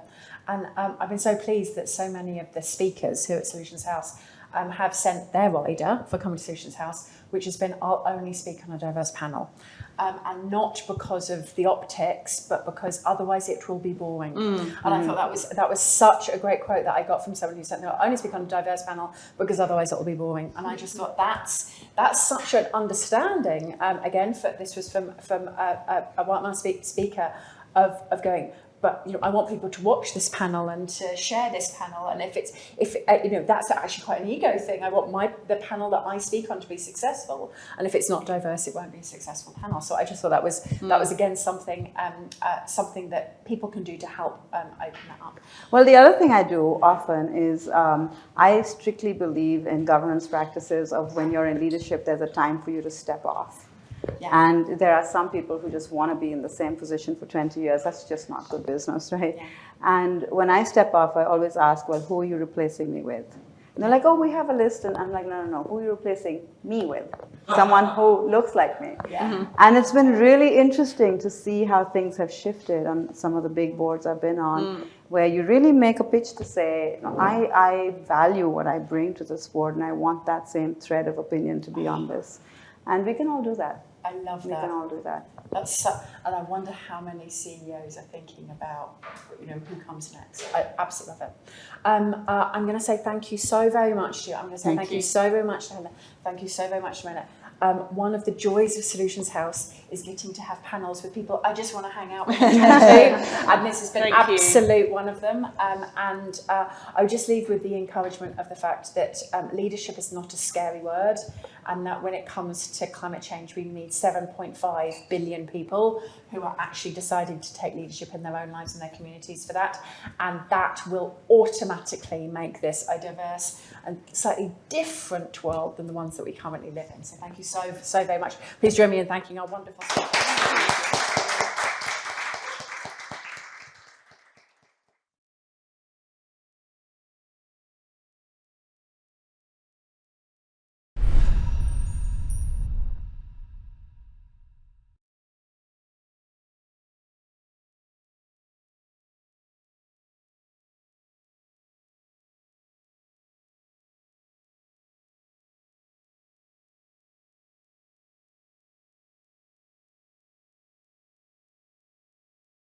My name is Solitaire Townsend. I'm the co-founder and chief solutionist of Futerra, and I'm a little bit intimidated to turn to my right because I have such an amazing panel here that I'm actually sort of a little bit fuzzy in my own head about multi-solving for permacrisis. Now, those who know me and know that I switch between being a communicator whose job is to simplify and to focus and to put things in the language that everyone can understand and to not do any of the sustainability complex crap.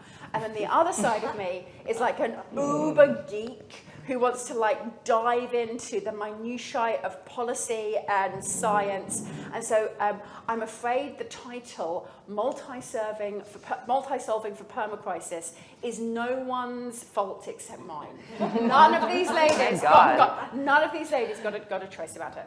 But I'll say why I picked that title and why I wanted to bring these speakers together. Because we are in a permacrisis. Like, who hasn't felt like there is just crisis upon crisis upon crisis out there in the world and in our own lives, of course. COVID, poverty, war, climate change, it is unfucking relenting. Again and again and again. And just when you think you're going to catch a break and catch your breath, then suddenly something else comes along and you're like, I can't even remember the list anymore of all the things which are going on. A century of permacrisis. And this permacrisis is complex and it's interconnected, and arguably it's all coming from the same sources and from the same, shall we say, meta problems underneath. But too often, the way in which we try to solve this permacrisis is by separating each little bit off into boxes and going, we need to work on carbon over here, we need to work on poverty over here, we need to work on COVID over here, we need to work on injustice over here, we need to work on equity over here and politics over here. And actually, we are facing a multidimensional and completely interconnected problem, and we're trying to solve it in the most siloed way imaginable, which even here at Climate Week this week, we're beginning to see people beginning to put the words together, talking about things like environmental injustice in one. And so that's where the multi-solving side of this comes from. Because if you've got a permacrisis, which is multiple, interconnected, and ongoing, you have to have a way of solving it, which is not fighting one fight at a time. You have to have a big-ass plan about how you're going to try to solve it all at the same time, and how solving one thing solves something else and solves something else. These guys are laughing because I'm just swearing so much. It's actually because I thought it was Hunter, not you, because typically she drops the F word and the A word about 20 million times. Exactly. It's like, I'm sorry, it's Thursday in Climate Week. That like it's okay, like you're amongst good company, Sally. You're amongst good company. Also, it's cute when British people swear, I've been told in America. It just sounds sweet in our language. You know, fuck, fuck, fuck. You can leave that in the video. So for this issue of going, we have, even here at Solutions House, we've talked about solutions within silos, just because that's how people's brains work. But for this panel of trying to talk about how do we multi-solve a permacrisis, I wanted to bring together some of the people who are thinking in this way and who have been thinking in this way for a long time about actually how do we multi-solve all of our problems at once. And so we have got Sandrine Dixon, the president of the Club of Rome.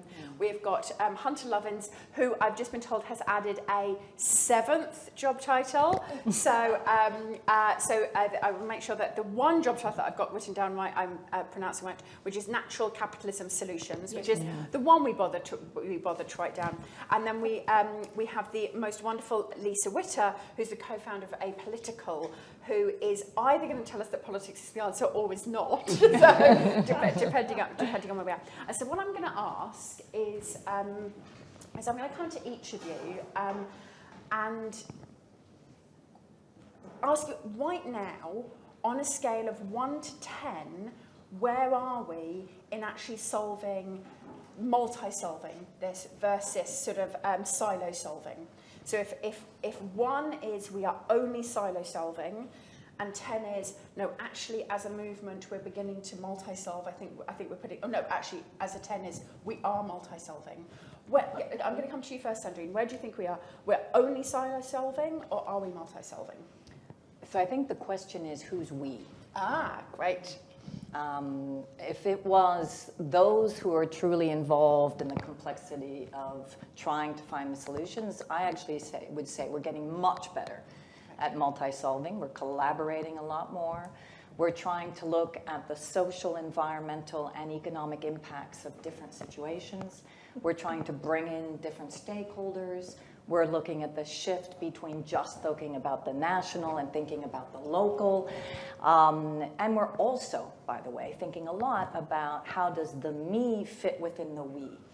So within that context, I think we're doing pretty damn well, except we still haven't been able to bring it to scale or to the speed that we need.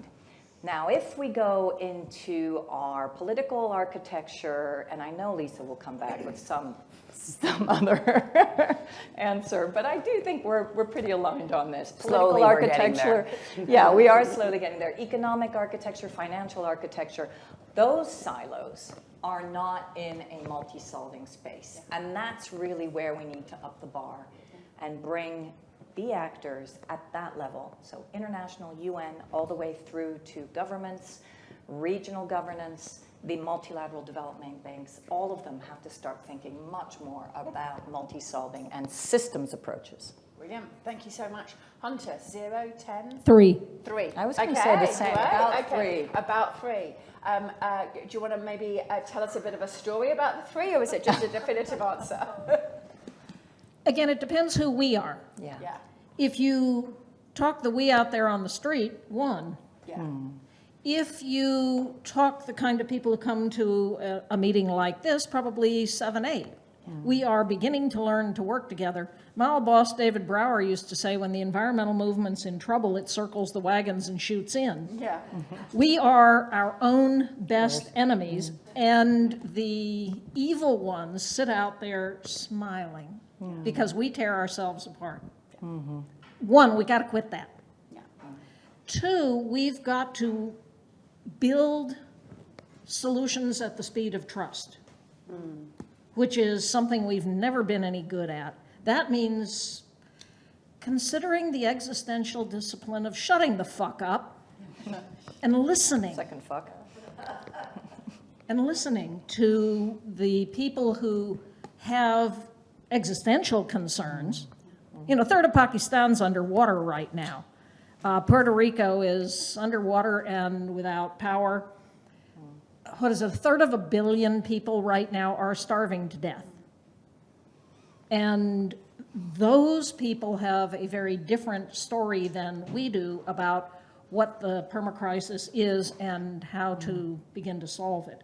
So we need to listen to those stories and then together craft solutions that, in the words of the great Amelia Reddy, take care of the concerns of the poor first. If you do that, everything else solves itself. Yeah. We take care of the concerns of the 1%, and then nothing gets solved. So start at the bottom, start with those who aren't in the conversation. The solution, for example, to how do you implement regenerative agriculture is you empower women. What do women have to do with agriculture? They're not the farmers. Yeah, well, they're the ones who get the farmers to actually start making changes. This is the work of Vijay Kumar in India, who has tripled income for the landless farmers and the farmers on a hectare or less by empowering the women, building circles of women's self-help groups who then are able to work with the farmers in the community, identifying the champion farmers. Vijay gets government funding to train them to become the communicators to other farmers, has gone from a few thousands to now millions across India, and tripled their income production with no chemicals, no machines, and taking the science that came from, for example, Gabe Brown in the Dakotas, adding 4 more principles that are indigenous to India, and now is rolling it out with folk like Million Belay in Africa. So solutions, we've got lots of them. What we have lacked heretofore is the capacity to learn how to get them implemented in ways that really stick. Yeah, brilliant. Thank you so very much. Wow, okay, I'm going to come to Lisa. Lisa, 0, 10, don't like the question. No, I like the question a lot. I want to start off with swearing, though, because I think this is really important, this swearing question, because there's research that shows that when they did this test about putting your hand in water, the people who swear before they put their hand in ice water are able to have more resilience to keep their hand in ice water. And so I think as we go through this work, figuring out how to have personal resilience and have our communities have personal resilience, which maybe we need to make a new swear word that's like the swear word that everyone says, it still feels a little nasty and dirty. So let's come up with that on the side. Yeah. I don't think that's going to help us win elections, but we can talk about that in politics. I want to give, I would say a 2. And I want to give ourselves a break a little bit on this, because the reason why it's so hard is because it is so hard, meaning the brain, my background's in brain and behavioral science, right? So what the brain likes to do is break down things into its smallest unit. Not to mention, most of us have come from an expertise culture, right? A culture where the experts have the power versus the experience has the power. And I wrote a little book about this at one point to look at how you actually can think about how to bring these things together. So it hurts our brain, which is maybe why we need to put our hand in the ice water and swear. It hurts our brain to think about system stuff. So I don't think we all have to multi-solve all the time. I think it's fine if some people are in their lanes. We just need enough of us multi-solving.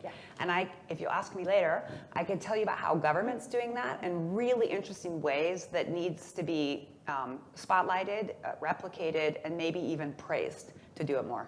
Oh, I love this. And you mentioned the word system change there, and rather than saying system change for permacrisis, I use multi-solving, because I almost find the word system change almost too big as a terminology, whereas multi-solving sounds like if I put this together with this together with this together with this together, maybe I could do it. It feels like more of an active terminology rather than system change, where I'm like, okay, revolution, which very well might be one of the solves. Revolutions hurt women and the poor, children. and intellectuals, which I would put all of us in this room as. That's not an answer. No, and I'm thinking of the pain point, because I think looking at the way in which we deal with the complexity, we drive ourselves as far away from the pain as possible. And we can talk about then what happens with politicians, because clearly sometimes those that don't have the bravery, or if we're going to add another swear word or bad innuendo, we could say the balls, to do what's right, will run away. And and Lisa and I have talked about this, I am absolutely dumbstruck by the new law in San Francisco, which you and I talked about as well, where we can now steal up to $1,000 and not be thrown into prison or taken in. Now, for me, and I know the problem is that we have too many prisoners, and there is a rationale to that, but the fact is, it doesn't look at the pain. The pain is that we have homelessness, heroin addicts, and I grew up in San Francisco. My pain, when I go back to San Francisco, is to see how actually my party, the Democrats, have destroyed the most beautiful city by some kind of politically correct bullshit and not thought through what is happening to the city alongside the greatest innovators of the world. Because we have got the greatest digitalization, all of the investment in high tech in California, none of it has trickled down in order to create the structures that we need to stop the poverty that is actually the social tipping points that is becoming the demise of San Francisco. So I really like that pain analogy, because I actually think it's this fear of confronting the pain. And okay, so mind blown already. We're like 5 minutes in. So let's stick with the pain for a minute, because the pain is the pain of acknowledging the problem, but the pain is also the pain of actually thinking through the multi-solve, of actually being able to sit there and going, no, I'm not just going to do this thing and feel satisfied because I pulled this thing off. I'm going to force myself to think about how the work that I'm doing renewables affects equity, how it affects supply chains and rare earths. I'm going to think about the work that I'm doing renewables, who's funding it, who gets to benefit from it, where are the communities that do it. I'm going to be thinking about this multi-stuff, and it can become so overwhelming so quickly. You do need to probably sit there with your massive piece of paper and go fuck, as you're planning it out. So I think this is, it's both the pain of confronting the problem, but also how painful it is to think about multisols. And something, I'm going to go back to you to talk a little bit about Earth for All. Because in Earth for All, that must have been quite a painful process, because you have put in there a vision of a multi-solve and a connection. These two are laughing because they were there. So clearly, this was not a walk in the park. Sorry, I just want to say that. I just have to say, one way to see this is fuck, fuck, fuck, fuck, and the other is yes, yes, yes, yes. Okay. I agree.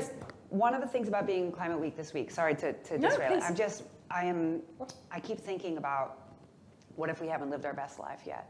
What is the opportunity of progress? How can the next 20, 30. You need the pain and the gain. And I'm trying to, in my work, bring the pain and the gain together because I like pain. I mean, I love working out. People work out because you get pain, but because you get the gain. So I'm trying to, this is just for myself, how you bring this together so that it's not, so you don't have cognitive dissonance, which I think is a lot that's going on. Don't look up. It's like, I just can't even think about this yet. So anyway, yes. So let's shift to the yes, and let's say no pain, no gain. Which is exactly what we need. The Earth for All process was absolutely thinking through all of that potential multi-solving, but the systemic approach, all those different levers that you have to pull and the different impacts. So system dynamic modeling, I'm not going to get into the definition of what it is, but the modelers, including Jürgen Randers from the original team that did the limits to growth in 1972, plotted out in a 21st century, what is it that we have to, what are those levers that we need to pull? And what if we don't do it fast enough, which is the too little, too late scenario? And what if we actually do it fast enough, which is the giant leap scenario? So it is giving a vision, which is super important, but it's not bullshitting us. It's saying, okay, getting from the too little, too late to the giant leap, there's going to be some pain in there. And that's okay, because we need to go through that process. But most importantly, it says the vision is beautiful. It's a well-being economy. It's where women are empowered. It's where we actually have finally understood that poverty and inequity are what is drawing us all down. All those wealthy people that are in San Francisco are getting the hell out of San Francisco now. Why? Because they don't want to walk by a bunch of heroin addicts. But they're the ones that put up the housing prices in the first place. So it starts to look and unpack that multi-solving, all that complexity, and think through, okay, what is that vision of the future? An honest vision where we say to ourselves, our economy is broken, most of the world is not doing well, we're actually sick, and so is our planet, but we can get better.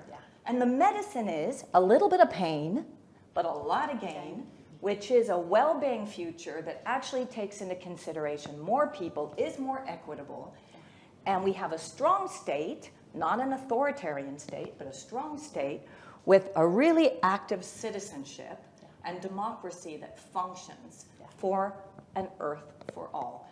That's the beauty. Now, where was the pain? Bringing together people like Hunter and all of those unbelievable thought leaders and modelers who all have this theory of change, and telling them, guys, multi-solve, collaborate, can we please have one vision and bring all that together? And that's the achievement. So I'm so proud. Actually, that's what I think the pain is. The pain is the having to think it through.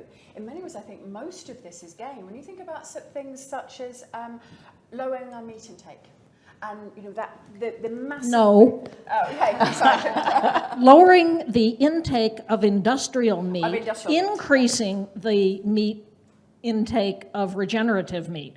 Absent grazing animals on the ground, we will not solve the climate crisis. We got a rancher here. Yeah, you gotta I remember.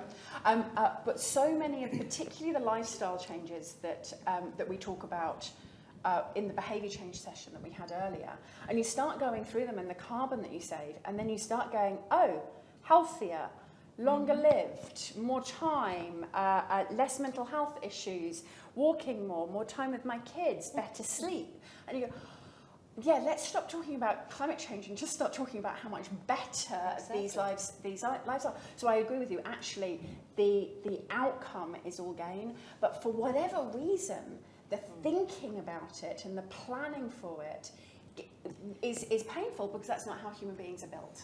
It depends in part who you are and who's paying. A lot of the people on the right know exactly what pain they are going to suffer as we make this transition. There are something like 8 million auto mechanics. As we make the transition away from internal combustion engines to EVs, EVs have 20 moving parts, ICE engines have 2,000. Who fixes ICE cars? It's not the kind of people who sit in this room. They're out of work. What are they going to do? They know damned well they're out of work, and so they oppose the transition. Most climate deniers know the science better than most climate advocates, and they know exactly how it's going to change their fossil fuel intense lifestyle. And they don't want that. So there need to be some honest conversations about who wins, who loses. A well-being economy, most of the climate deniers don't want that. They're very happy, thank you, living the high consumptive life they have, and they want to keep doing it. Now, happily, most of them will die off in the not distant future. Unhappily, we don't have time to wait for that die-off. And then you get into scenarios like Stan Robinson. How many of you have read Ministry for the Future? It's great. Yeah. Go read it. It's not fun. I was talking to a colleague who said, I'm reading it in homeopathic doses. And it starts out with a massive die-off in India. Millions of Very people. similar to what we've just lived. Guess what? The book is set 20 years in the future. It's COP 43, I believe. Yeah, it's already. That's the way that you figure out when the book is actually set. Just about everything he's talking about is happening now. It's like, But one of the things that happens is young people start killing off the corporates who fly around in private jets. We're very close to seeing climate violence as people who realize that this is their future that we are compromising say, all right, done. I don't like you, go away. So I think that's one of the reasons why we're having this panel, because as you so rightly said, revolutions actually don't serve, and they tend to affect most negatively those who are already being affected most negatively by this. So I'm actually going to come to Lisa, to government, because actually here at Solutions House we did have a session on exponential policy where we were talking about how do you actually bring about the multi-solving policies. But for so many conversations about climate, they tend to like sort of die at the government conversation because everyone talks about it being needed, and then there isn't a second half of the sentence. And business will solve all of our problems. Exactly. I've never been on a panel where I've been blocked by seeing the others by cowboy hats. I really, this is a first for me. And no, I love it. I love it. I love it. This is so cool. It's like amazing. Try seeing it at 4 o'clock in the morning when she joins a Zoom call and she's got her cowboy hat on. It's a whole new experience for me. It's what, noon for y'all? It's 4 in the morning for me. I'm going to bridge the government from spotted owls. I know that seems like a weird thing, but it's really speaking to me right now in San Francisco. I know it seems like a weird thing, but I grew up in the Pacific Northwest. My mom made toilet paper for 45 years. She said she works hers off so you could wipe yours. Literally, she was a bar up. She worked there and now has 30% lung capacity because she has so much chard in her lungs. So COVID's been an interesting time with her oxygen bottle now. My dad worked at a heavy machinery, diesel mechanic, and they provided the machinery to cut the trees down. And a bunch of environmentalists came in and said, we have a spotted owl, you have to quit doing your work. They stopped everything. And I just remember as a kid thinking to myself, how can an owl be more important than my family? And I'm late to environmentalism because of that. Because I felt like they didn't care about my family. These elite people didn't care about my family. And I keep thinking about, you look at communities like San Francisco or Argentina. I was just talking to a young, very amazing man who wants to set up a political training academy. It's part of what we do. Massimo.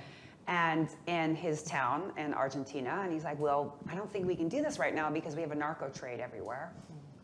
And it's kind of hard because and so he's going back to school to get a PhD to deal with narco trade. And the reason why people steal isn't just because, and why they join narco trades. I know this seems like a non sequitur, but it's really important to this work, is because they steal because they need money, but the bigger reason they steal is they don't have a sense of belonging. Exactly. And this is where I think at the heart of multi-solving, it's solving for a sense of peace, that I belong to something. And I didn't want an asteroid to come. I wanted what will turn out to be a benevolent alien to come and have us all get our shit together.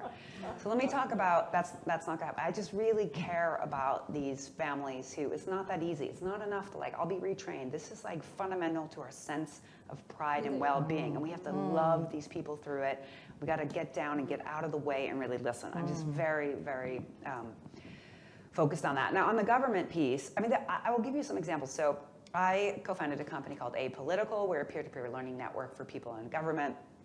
And breaking down these boundaries and thinking about multi-solving is when you ask them what's one of the most important things they can do, they say, we want to break down those boundaries or silos. They've even named themselves. There's a bunch of people. This woman, Thea Snow, she's probably watching, amazing. She calls herself a boundary spanner. So instead of breaking things down, she's a boundary spanner, right? This is what I do. And now more and more governments are putting, I know this is super geeky, but they're putting coordinating ministers or coordinating roles. So that's a first start. How do you structurally change the way a government works? Amazing examples of how this has been done to advance early childcare, which isn't about kids, it's about our whole society, right? The other trend I'm seeing is a multi-solving approach. They don't call it like that, but if you look at 15-minute cities, which is really about climate, but it's not just about climate. Why? Because you have a sense of belonging if you know your neighborhood. If within 15 minutes of your radius, if you can get your kids to school, you can find a police office, you can get your healthy groceries. This is multi-solving at its best sense. And so I feel like one of the things we need to be doing, there's another great example called Urban 95. So how do you take a 95 centimeter, which is the average age of a 3-year-old, and make all your policies around to this, go to the little person, you look at it, their view, that's environmental, that is sense of belonging, that is education, that is health, that is everything. And policymakers can get their ideas around this, their constituents, because there's something in it for everyone. So I don't even know what I am, inside or outside, I don't even know, it doesn't matter. But we've been we need to do this, and it's this, and then we need to do that. And when you're a politician or a government, there's only so much bandwidth that you have to solve problems, because you have political will, you have little time, you've got to bring people along. And there's a fight for whoever has the loudest voice, because you could the brain can only take so much load. So I feel like I know amazing people in government, in politics, that want to give me a multi-solving thing, help me bring the constituencies, help me sometimes when it's not going to be perfect for everyone here, that they're going to be it's not perfect for me, okay, but we have to move this forward. We need to be supporting governments when they get it right, feed the good wolf in them, support the politicians when they get it right. I'm not saying perfect, but get it right, feed the good wolf in them. And I'm seeing momentum, and I'm particularly seeing it with female politicians, because I love men too. I have several of them, they're great. Just the data shows that women are, this is just fact, when you look at who is being the steward inside of government and politics right now, it's female politicians. And back to this brain work, I think it's because the way our brains are wired a bit, again, we can talk about essentialism, all of this, but we have a multi-solving approach because our proximity is in a multi-solving way. So I'm quite bullish, as you guys know, on the possibility. And I think going around saying how bad government is all the time, really? Is that inspiring? Oh, you're bad. Are you going to come to the table and work with me because you're bad? Yeah, I really want to go to that party, the bad party. Why don't we take them to the good party and help them? That's what Dave Brower said. If you want to have change, throw a better party. Agree. Which I gather y'all are going to do this evening while we're off giving bloody speeches. We'll come back. It will keep going. So there was something that you said there about multi-solving. Thank you so much for giving so many great examples of multi-solving as well. Around something being in it for everyone, but also the fact that we know that a great compromise is when everyone is a bit annoyed. So you've had a great compromise when everyone feels like they're the one who made the most compromise. So could we, it sounds crazy to talk about trying to simplify down multi-solving, but is there a couple of principles of multi-solving when there's something in it for everybody, but actually everybody also has to give something up, that there's a sense of belonging, and that actually, if you start at the 35 inches, that's when you're going to be thinking, because I'm just thinking, we've got a big audience here, here and online, who we want to give them some skills of multi-solving whilst we finish out this session. So you've just been through this huge multi-solving exercise with Earth for All, which people really must go take a look at the website, buy the book, buy 10 copies of the book, give it to all your friends and family. This is a great Christmas present. What better Christmas present than this is how we save the world. So having gone through that process, what were some of the skills of multi-solving that you developed that others could learn from? So maybe I'll just bring in some personal experience because I really have tried to build a little bit like Lisa, actually, my career around multi-solving and bringing different stakeholders together and building bridges. And I think the #1 skill is humility, which comes back to your point. Leave your friggin' ego out the door and tell everyone else to do the same. In fact, it's what I say. I open the conversation and say, whoever I'm with, CEOs, presidents, whoever, this is a non-ego party. We're going to be here and everyone's going to have to give. And we are going to get so much more from that process. And I think if you start with a level of humility and you already create that from the outset, and it works with the oil and gas sector, it works with all of the big, bad, supposedly baddies, that in the end turn out to be goodies. And I've done this in Russia, where at the end of the day we're drinking vodka together and you realize that all they want to talk about is their mother. And that starts a conversation around oil. Yeah. You don't start by saying you've really fucked things up by being part of the extractive economy and really there are people dying because you're doing this. Instead, you start talking about their mother, you actually warm things up, and then you get to the big issue. But so I think, I mean, I'm joking, but I do think it's all often, and that's why also women who have a little bit more of that emotional intelligence can start those conversations and often are amazing facilitators. I also think that having worked with the oil and gas sector and across the globe, I so discovered, for me it was the biggest eye-opener, there are good people everywhere. And you're absolutely right, Lisa. There are people that are working in oil gas companies in Brazil, at Petrobras, et cetera, that are doing that because it was the best engineering job that they could get. So turning them into stewards, which most of them were already, using that engineering brain around innovation. I think the biggest issue as well is to remind people that they're alive, that they question rather than being complacent. We've gotten so dumbed down in so many ways. I mean, that pain, that's part of the beauty of living. And why is it that we think that instead we've got to inject ourselves with all of this supposedly feel-good material bullshit? We don't. And I think if you get to that level, and you can do it with everyone, because at the end of the day, everybody has a mother, most people do, or a father, or kids. It's bringing it back down to the basics. So you use that as the entry point. Then you build from there. And I think building from there is getting to people where they are, understanding. So what should happen, those stupid environmental spotted owl fanatics, what they should have done is really start to talk to the community about how the community could have actually protected the spotted owl. Leave some of those trees up or figure out other ways. But don't just immediately come in, create some kind of animosity, but instead build that. That's what just transition is all about. It's not about going to the mining towns and saying we're closing down the mines and sorry for you, but basically this is going to be a much better world for everyone except for you. It's actually going in there saying we're going to build up your community, we're going to innovate in a different way, and most of the miners actually don't want their kids to work in a mine. So I think it's being smart, going in with a lot of humility as you do it. I love this. So we've got humility, we've got what is it actually feeling really challenging for us and having to overcome our own prejudices when we're talking to other people, and being able to actually start with where people are. Hunter, skills for multi-solving. Assume you're wrong. And then test for that. We all assume we're right and try to prove it. This is the dicta from Alan Savory. Look for where you might be wrong and try to correct it before it becomes a disaster. That's such a big one in our sector. At 4 o'clock, I've got to be on a Zoom call with the New York Power Authority, so I'm going to bid you all farewell. And where am I going? You are going towards the back, and Mapen will lead you. Perfect. Okay, but I want to hear what Lisa has to say in terms of skills for multi-solving. So I'm going to miss the hat, though. Yeah, exactly, exactly. I think number one, maybe not all of us have to be multi-solvers. So, you know, if you have something and you're in it, just be really good at that. Because I think asking everyone to do this is like, no, there's some people, like, have your lane. Like, know about it, but have your lane. The fundamental question I'm having about all of this right now, Climate Week has really messed with my head a little bit because we don't have time.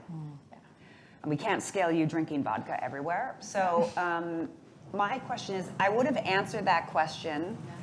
I think a lot about Otto Scharmer's theory U. So you're listening for disagreement, you're listening, you know, and then you listen all around to listen to co-creation. And I want to go around and do participatory everything with everyone. Yeah. I don't think we have time. Yeah. And I don't know how to feel about it. I don't have an answer to that. But the one thing I do know is, I just want to talk about this being wrong. I think the breakthrough I've had that I'm still trying to figure out is being okay with being wrong about it and getting over the shame of really fucking up and not paying attention to this sooner. And just going like, we're in a learning mode, we're going to do this together. But I really have a question for everyone. Like, I'm trying to balance my love for democracy and my desire to make sure that humans have democracy, because we have humans. And I haven't figured that out. And I know you and I think about this, and I'm worried about that. I haven't figured it out. So if anyone has any answers. If I can give you a word of comfort, I don't think any of us have got it figured out, and that's okay right now, because to use the analogy that you started, we're going to have to plunge our hands into the ice water of the permacrisis, screaming, yes, yes, yes, as we try to find those solutions. And that perhaps we're at the point where this isn't the point where actually we have to have all the answers. We only have to have answers, but we don't have to have all of them. And so just plunge your hands into the ice water, scream yes, yes, yes, and try to put the multi-solves together. I'm going to say thank you so very much to Hunter, who is now on her call multi-solving, to Sandrine, the enormous work that Earthfall is, which is the most incredible follow-on from Limits to Growth. And like, honestly, we're going to remember Earthfall far longer than we remembered Limits to Growth. And to Lisa for the incredible work that she's doing in this sector around politics that so many of us consider so important and yet are so scared of. So thank you so, so very much. Multi-solve for permacrisis. We can do it. Thank you.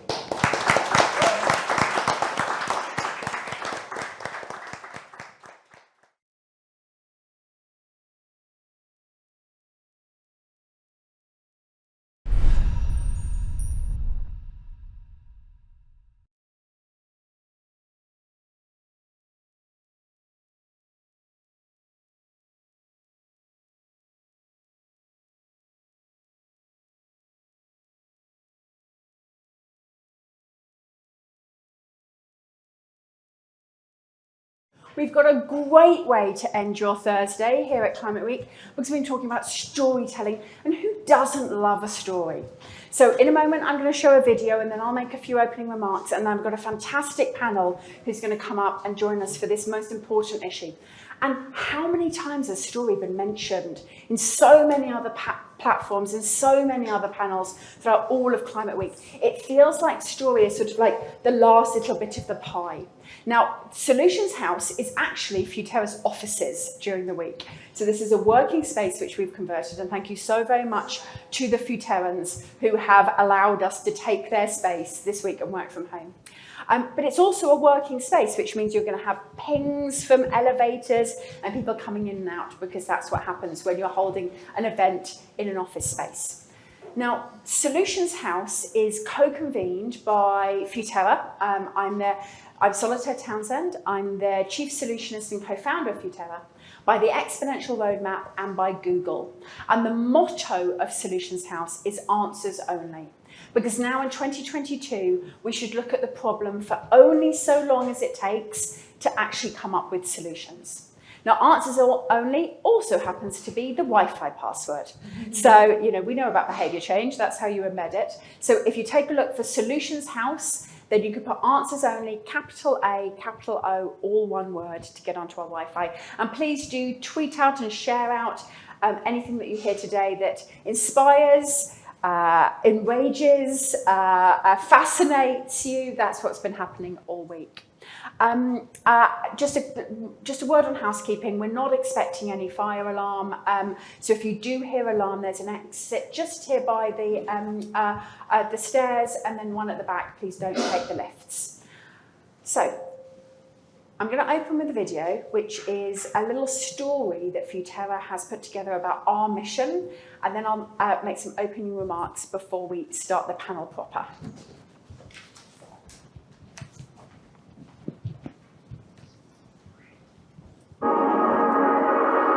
Welcome.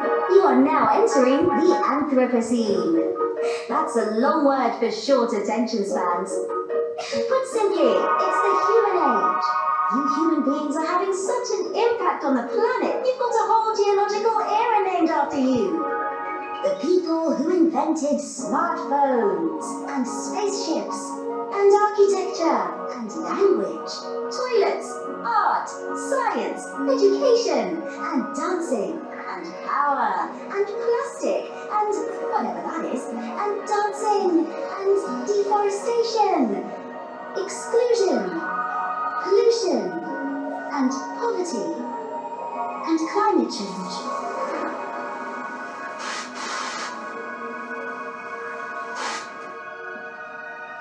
The Anthropocene is us, all of us, a species whose DNA is made of mistakes and miracles.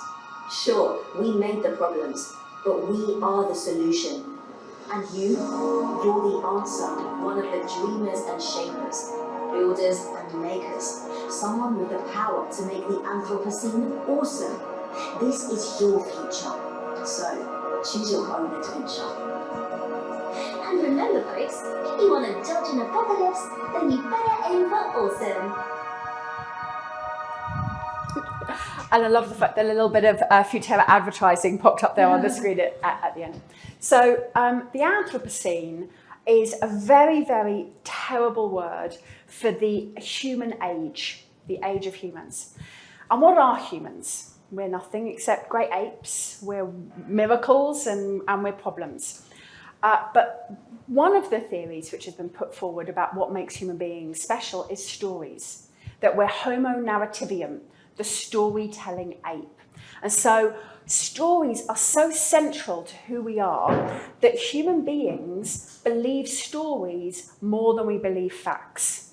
Now, when I say that to a bunch of climate scientists, they get really pissed off because no, we are facts-based. And I say, no, actually, even scientists believe stories more than they believe facts. So imagine you've done the research on buying a new car. You've looked online, you've looked at the fuel efficiency, you've looked at the safety stats, you've compared the money, you've made your decision that you're going to buy this particular car.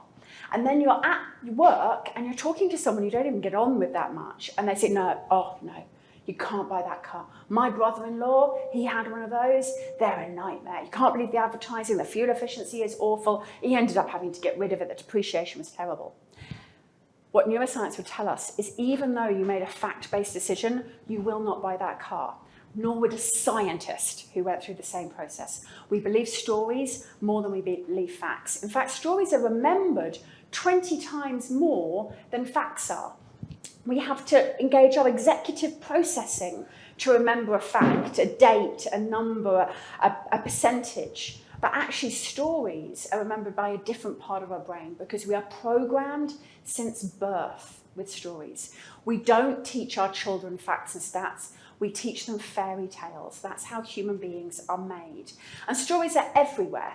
They actually make up 65% of our conversations. Again, that feels like unlikely, particularly here in Climate Week when we've been talking about these big issues. But when we get together, we tell each other stories. Oh, I saw that guy and he said this and she said that about so-and-so. And did you hear that this happened? And oh, wow, did you see the funeral? Like we talk to each other in stories. So stories are everywhere, which is wonderful and terrible for climate change, because it means we have an unused tool, or at least an underused tool for change. And in fact, Anna will be talking talking about the work that she's been doing to change that story.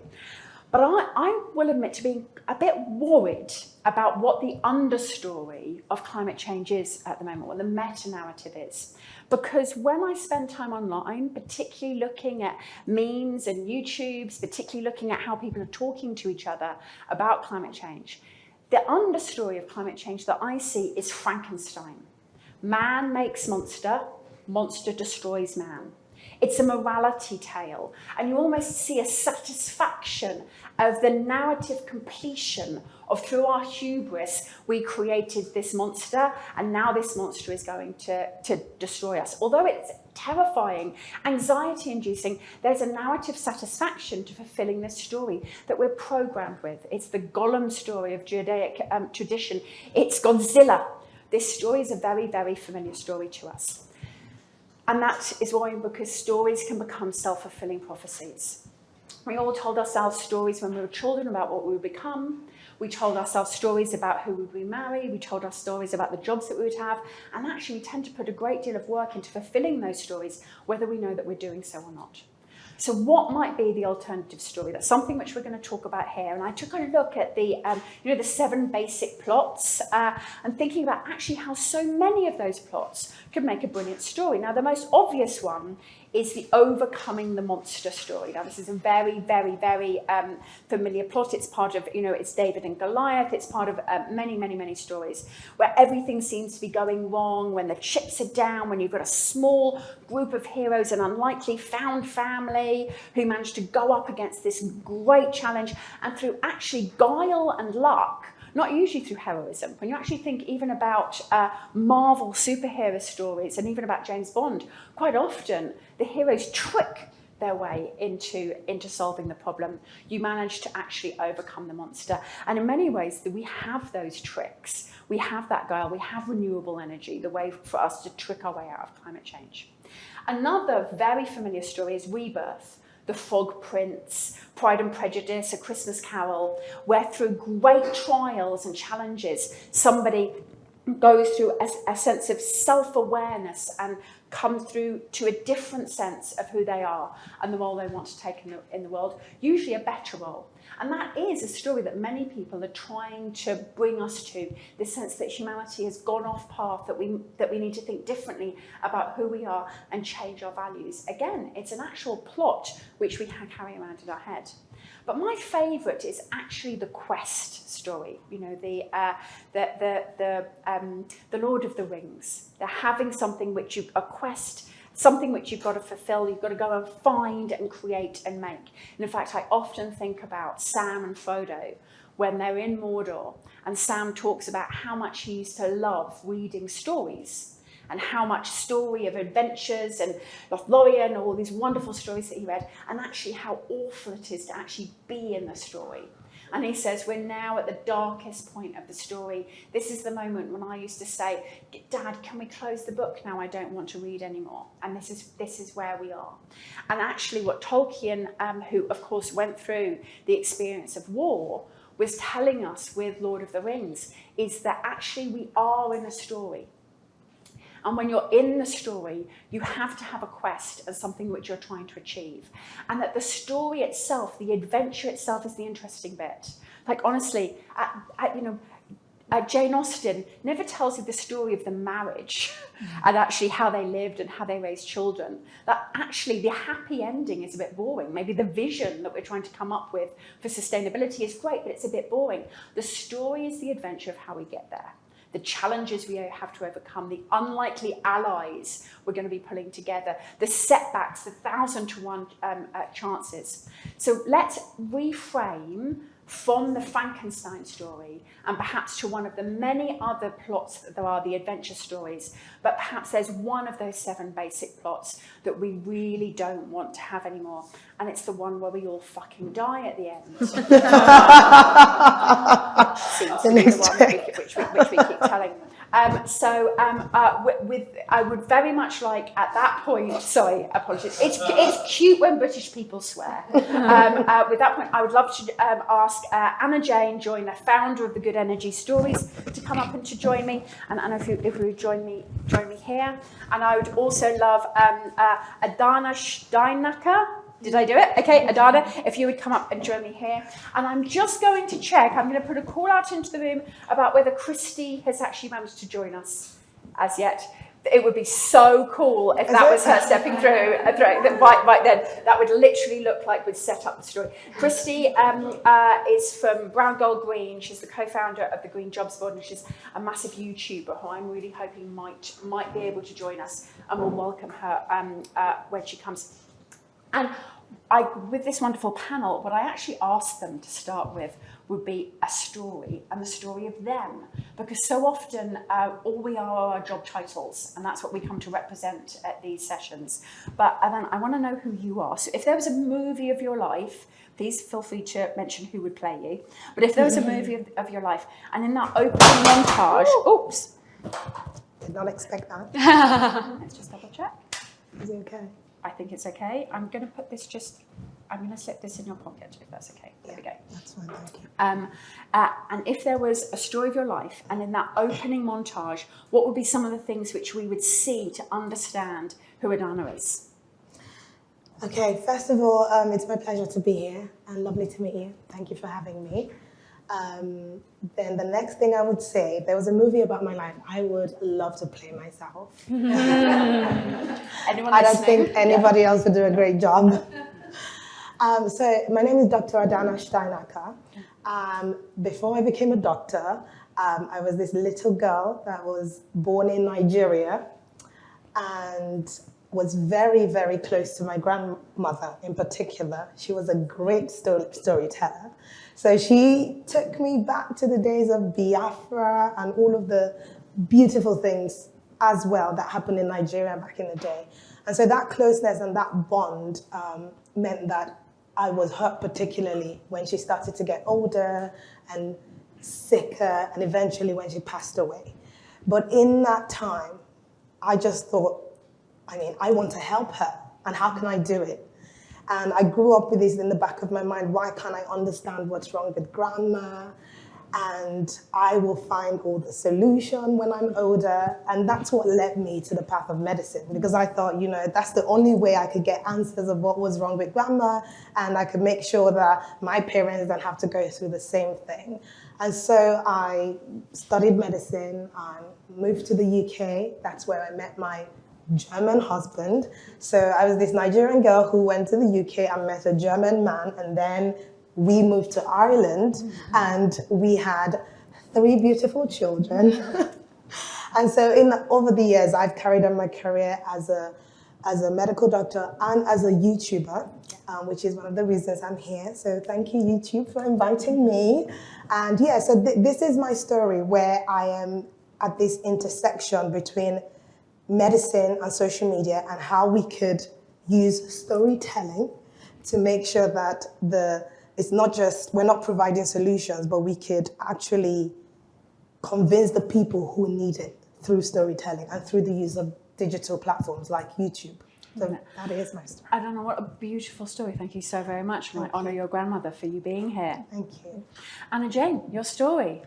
Yeah, it's quite dramatic. My dad is a evangelical megachurch pastor. He's very conservative. He's a big Trumper. So that was the environment I was raised in. And I left the church when I was like 15 or 16 and decided that I didn't know what happened in the next life, but I really love this life and I really love this earth, and I wanted to experience it and be very present.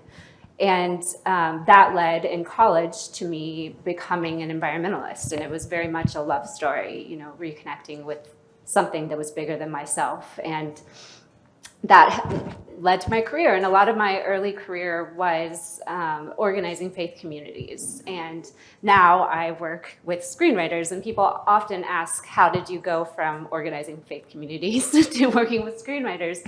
But it's, I see a direct through line in that religion is just a set of stories. And I got really good at using stories to inspire different kinds of audiences. And that has really informed my entire work. And so I've been in the climate space my entire career, and early on could see that storytelling and communications were a really big gap for the climate world for many of the reasons that you spoke to earlier, and have just kind of continued to go more and more in that direction throughout my career.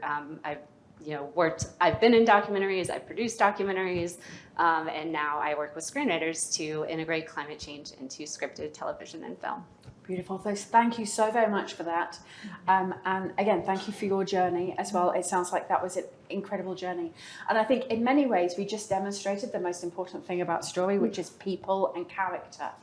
And so often when I talk to corporates or governments about story, it's all sort of plot and structure, and it's never about people. But of course, every great story has always had the human at the heart. So I'm going to come to you, Elena, and about the power, particularly of YouTube. So you and I tomorrow will be together talking about the power of YouTube to tell stories. But there's a big difference between storytelling in YouTube and storytelling in scripted content. With scripted content, there's a great deal of thought in advance, and it can take months or even years to bring something. In YouTube, it's intimate, it's daily, it's people talking to you. So how do you approach storytelling in the work that you do through YouTube? So I'll give you my experience on the platform. So I've been on YouTube now for about for almost 9 years, so almost a decade. And when I started, it was this accidental start that became intentional. But because I had started at the time that I was in medical school, I thought the best use of the platform was to talk about or to show my journey in medical school. And I started with, again, facts, right? These are the 5 things you need to do to be able to get into medical school. And these are the things you need to do in the first year to not get kicked out of medical school. And I kept going with that. And at the time, there was no such thing as the influencer industry. So people who were on the platform at the time, people who were on YouTube, genuinely valued the power of community. We wanted to build our community, and we wanted to get to know people who were all over the world. So I didn't have this insight of what a good content was or how people would receive the content that I was doing. So I would get a few thousand views here and there, on the content that I was doing. And it wasn't until I then got engaged, to my boyfriend, who I'd relocated from England to Ireland with. So I got engaged, and when I started to document the story of myself and my husband, we were getting millions of views, right? Millions. People wanted to know about the engagement and the relationship and the tradition, right? How our family is going to, perceive the union of this German and this Nigerian. And then when I realized that, this is the kind of content that got people interested, I wanted to find the sweet spot between bringing people factual information, but also not in a very strict and boring way. So then I then changed, because I started as the medical school series, which is what I was doing. And I was able to then understand that, it would go beyond just sitting down, speaking to the camera about the 5 points and turning off the camera.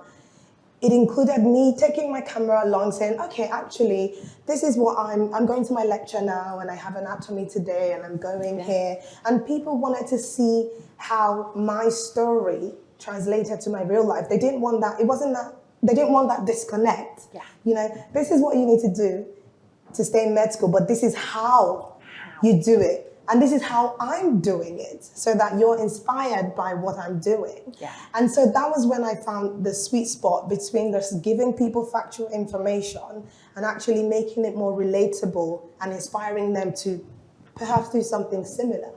And yeah, so that's how, that's the way that I've learned to combine storytelling with factual information. And that has worked for me on YouTube particularly. Thank you so very much, and I hope everybody noticed how she just wove in a whole lot of facts about how to tell stories in a story about how she learned how to tell stories. So this was a masterclass in including facts and stories, and so much of this is absolutely so very true, and also so very difficult within the climate movement, where there's a suspicion of storytelling, as if storytelling means lying, as if storytelling means manipulating, as if storytelling means somehow betraying the truth of climate. And so sometimes we get a lot of pushback when we talk about storytelling in climate change. And so, you know, and Jane, the work that you've been doing with scripted content and building that in, how are the storytellers relating to climate change? And also, do you ever get any pushback from the climate people about story? It's a great question. I mean, I think one of our advisors is Dr. Angus Fletcher, who's a story scientist, which I didn't even know existed before I started working on this. But he studies how different stories evoke different emotions, how different story structures evoke different emotions. And that is the great power of story, is that you can sit up here and watch a PowerPoint of the latest science, but if it's not wrapped within a story, you're either going to internalize it through a story you already have, or you're just going to glaze over. And what he says is that, you know, there's this kind of common, you know, thinking that storytelling is the best form of communications, and he actually says that's false. Storytelling is how our brains are story machines. We don't receive information unless it's within a story. So it's critical, and it has been so overlooked by the climate movement, and I say that with a lot of love. I've been in the climate movement for 15 years now, but it's often seen as this kind of frou-frou thing that's nice to have, and it's not been invested in. You know, it blows my mind that it is 2022, and we are just now investing in engaging with, you know, scripted entertainment and TV and film, because that is, you know, Hollywood is the most powerful storytellers in the world, arguably, other than religion. So yeah, it is. It's unfortunate, and it's something I'm definitely trying to change, because there is, you know, way before I was a climate activist, when I was a little girl, it was stories that drove me. You know, it was books that helped me escape the oppressive nature of being raised evangelical. It was, they've transformed my life, and I think that working with some of the screenwriters who are the best storytellers in the world to really get to the heart and evoke emotions around climate change, it's such an honor, and definitely something the climate movement needs to do a lot more of.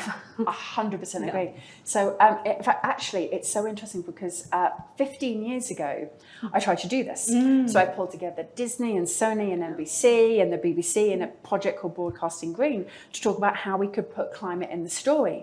But it couldn't go forward because it was so very controversial.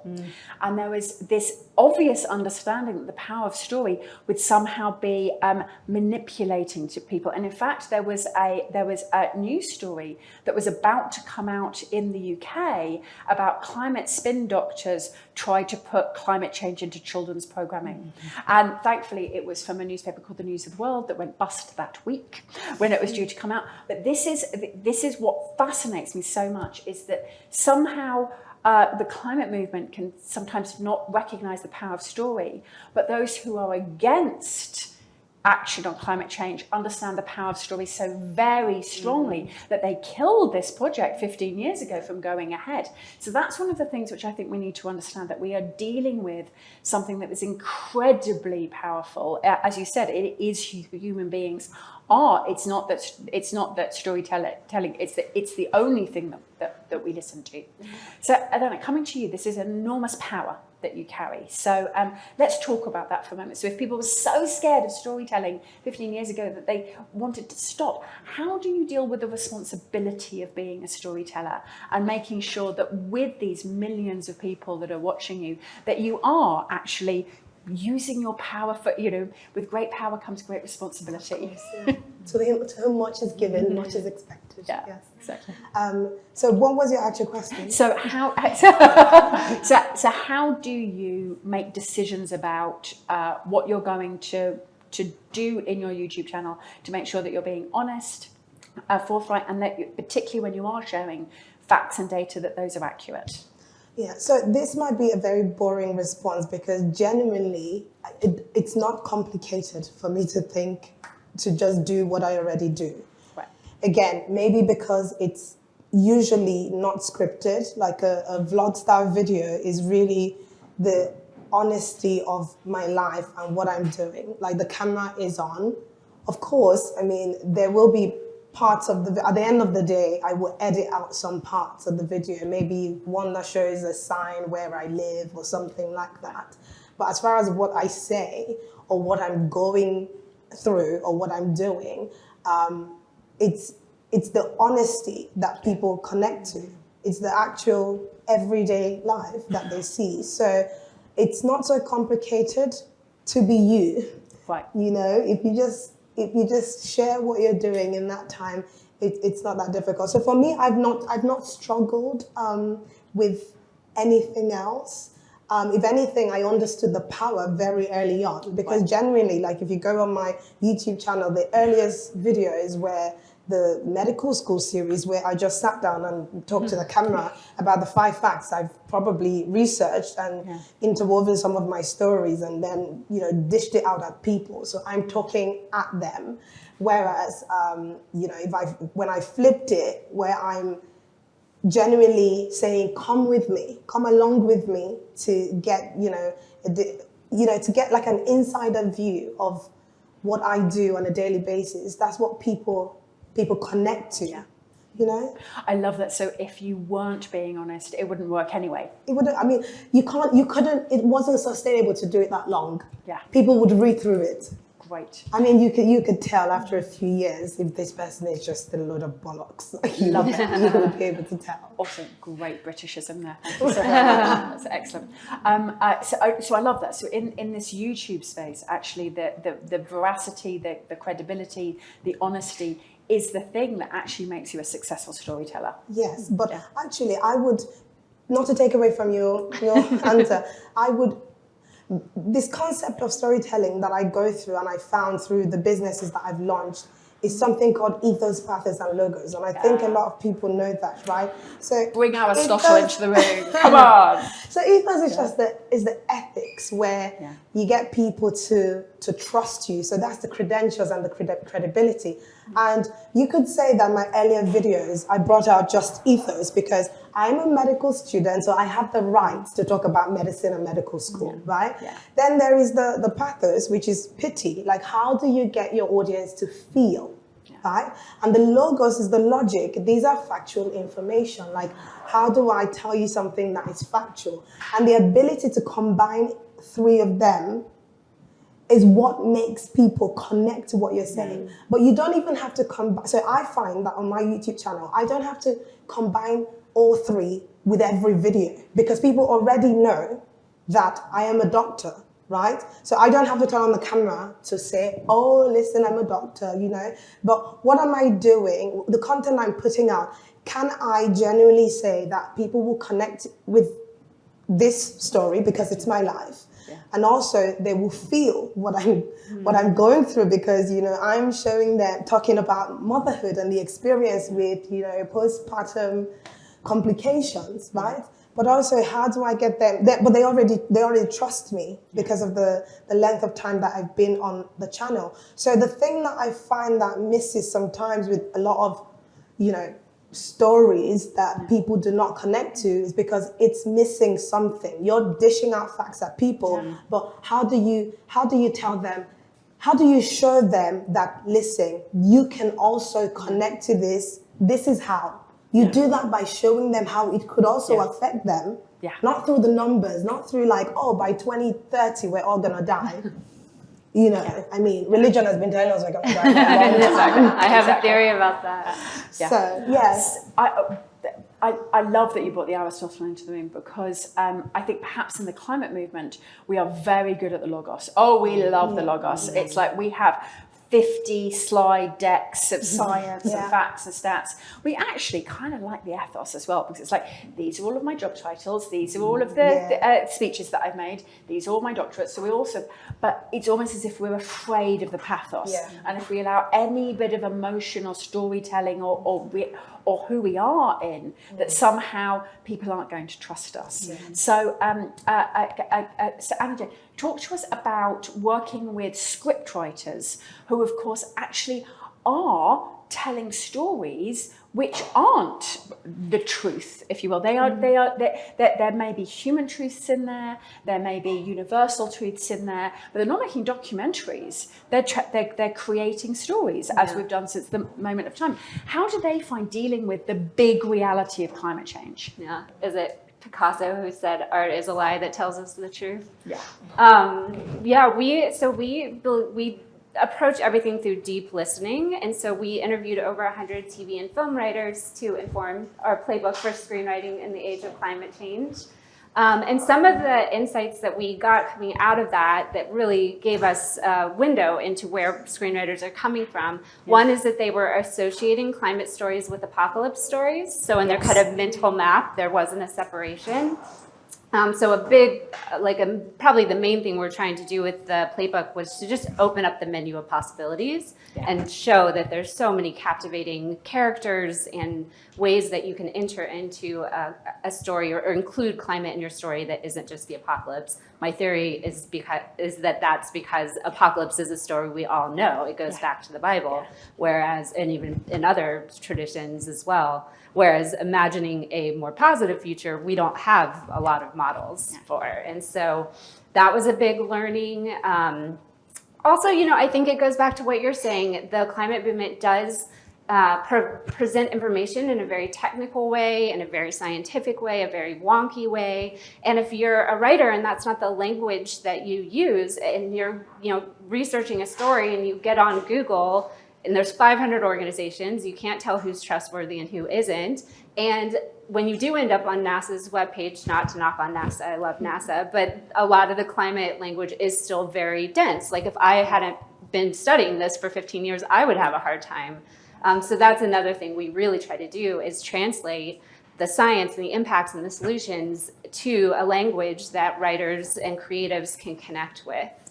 It's been, but I mean, I've also just learned so much from working with writers and storytellers. Another big one is that a lot of writers felt like they had to tell the whole climate story, and maybe there's a way for Marvel to do that, but for the most part, there's not a way to tell the whole climate story. So we really encourage writers to start with where their fascination is, or their concern is, or their, what they're seeing and feeling in their own lives, and to kind of uncover the stories that they want to tell that way.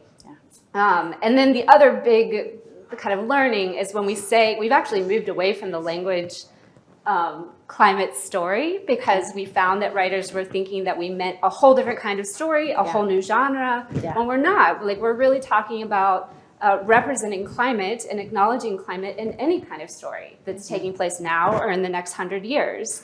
And so we just did some research with USC's Media Impact Project. It's the first research on climate and scripted entertainment. The full report is coming out in October. But it shows that 2.8% of scripted entertainment between 2016 and 2020 mentioned climate or pretty much anything related to it. We studied 36 different keywords, which is very small. And so our goal is to get that up to 50% by 2027 of just some indication that climate exists in the story world in the same way that it exists in our lives. This is so true. So we did something similar in the UK with BAFTA, where we looked at how often climate change was mentioned in non-current affairs, non-news media. And climate change is mentioned less than zombies.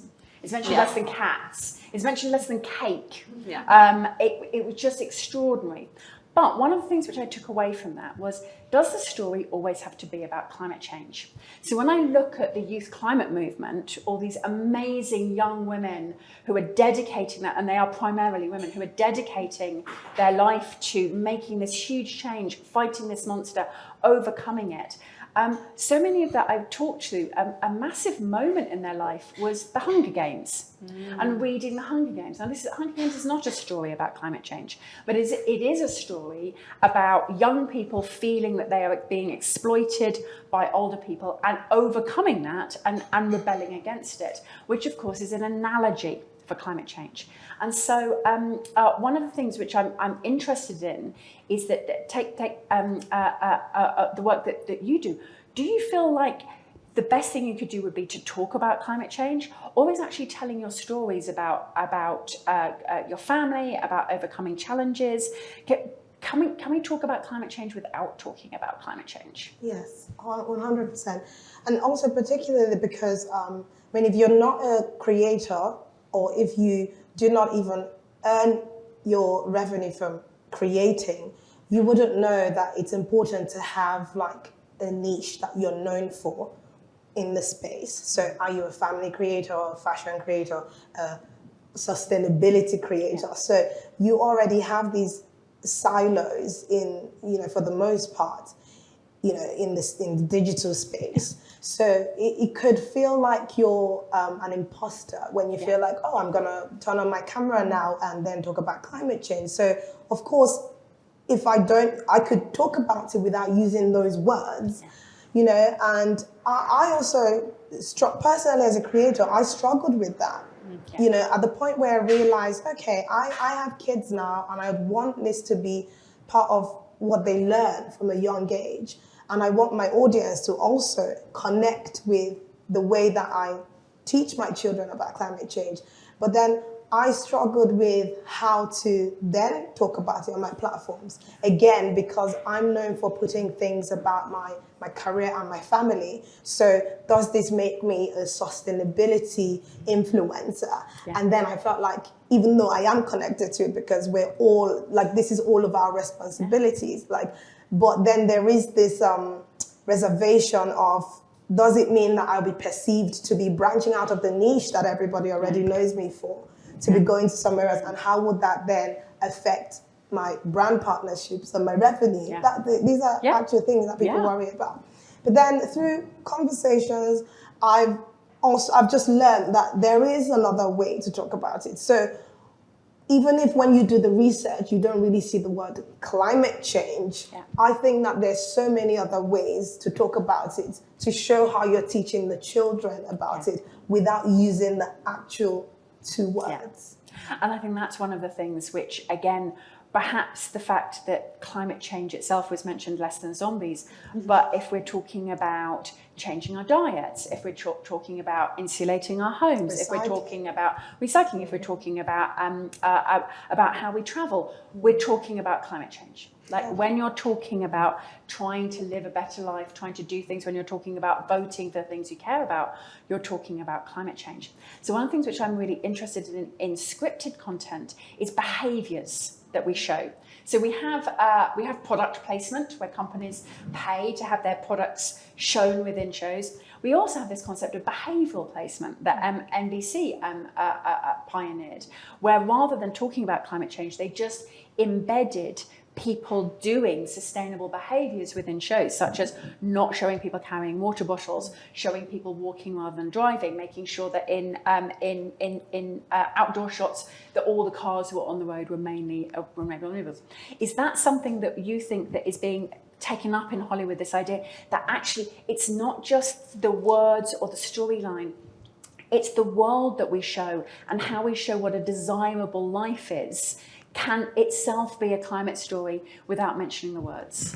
Yeah, certainly. We talk about it on a spectrum. So everything from showing solutions or impacts in the background in a way that doesn't necessarily influence dialogue or certainly story, to when it just comes up in passing conversation that feels very authentic to the characters, and then to more in depth, where it's a B plot line or it's more, and then you have projects like Don't Look Up or First Reformed or whole episodes where climate is a driving factor, and that's kind of the most extreme. And of course, we want more across that spectrum.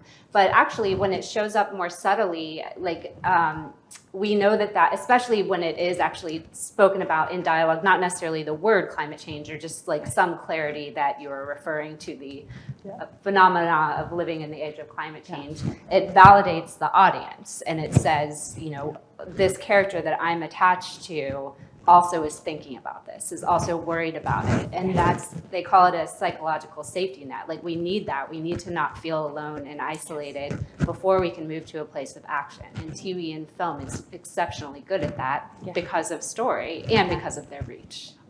I'm loving this, that because the YouTube world and the scripted world coming together to actually tell this new story, both in terms of the story of climate change, the behaviours, the personal journey that people are going on, which I think is so important.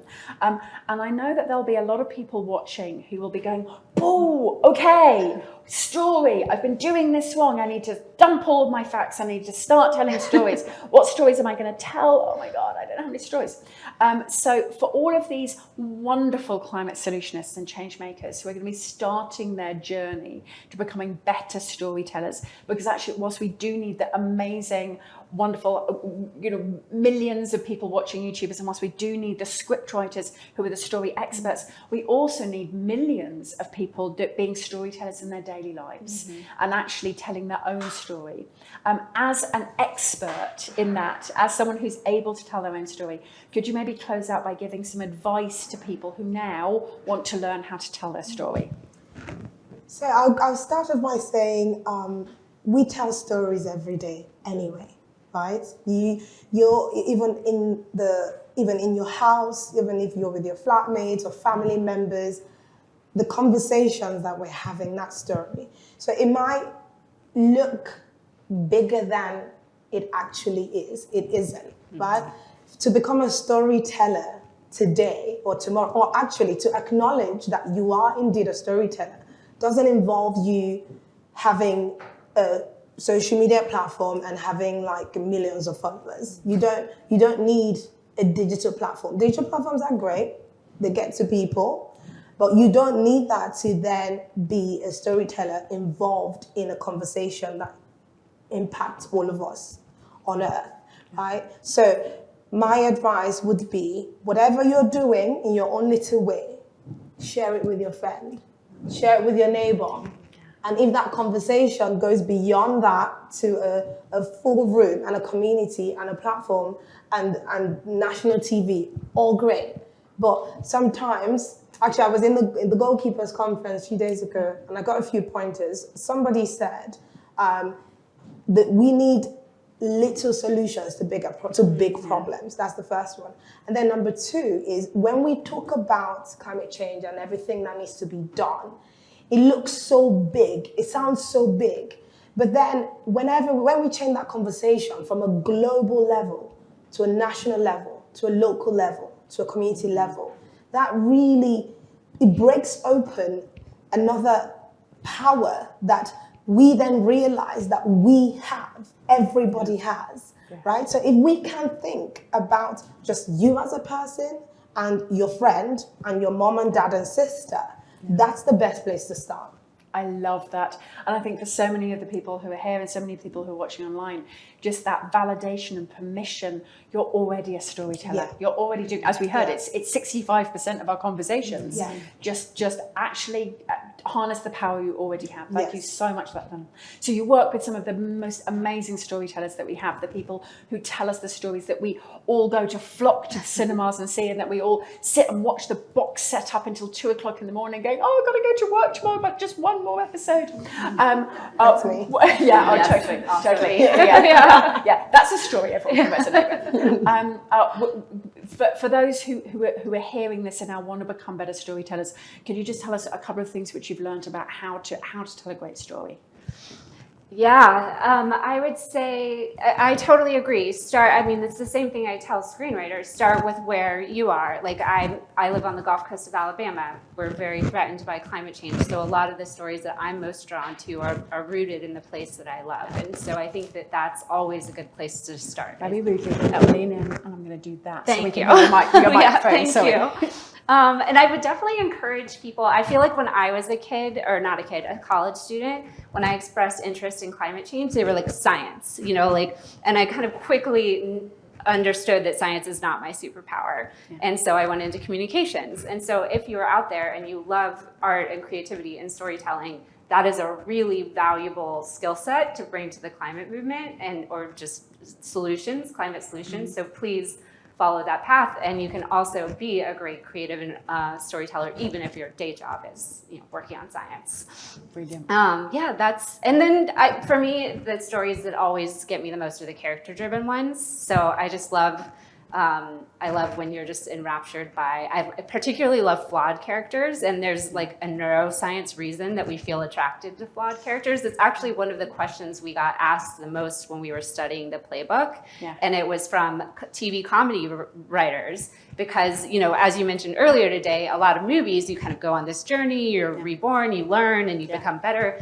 In comedy, most of they're anti-heroes, and they're deeply flawed, and they don't ever really get better in TV comedy. And so they were like, if we show these very deeply flawed characters who don't get better, who care about climate change, is that going to be bad for climate? And we worked with the climate psychologist, Dr. Britt Ray, to explore that issue. And she was like, no, actually, it's really important to show flawed characters because we relate to them. And we also trust them more because we relate to them. So I love, and make yourself a character. We're all characters. We all have stories, as evidenced by you. Thank you so very much for this. In the late 90s, in my very misspent youth, I spent 2 years doing a master's degree in Shakespeare and a master's degree in sustainability, back to front, and sort of thought those two things would never cross over. But if there's one thing that I've learned over decades working in climate and in storytelling, is that you have to earn your happy ending. And I think that that's where we are right now. It is possible for climate change to have this happy ending, to have this positive outcome, to have this better future, but we're going to have to go through an adventure story with ups and downs and challenges and setbacks and unexpected friends that we learn, and wonders and horrors, in order to be able to get to the end of our quest and create a better future. Thank you so much for coming to this session on storytelling. Thank you so much for following along online, and I hope that you go forth and tell your story. Thank you. Thank you.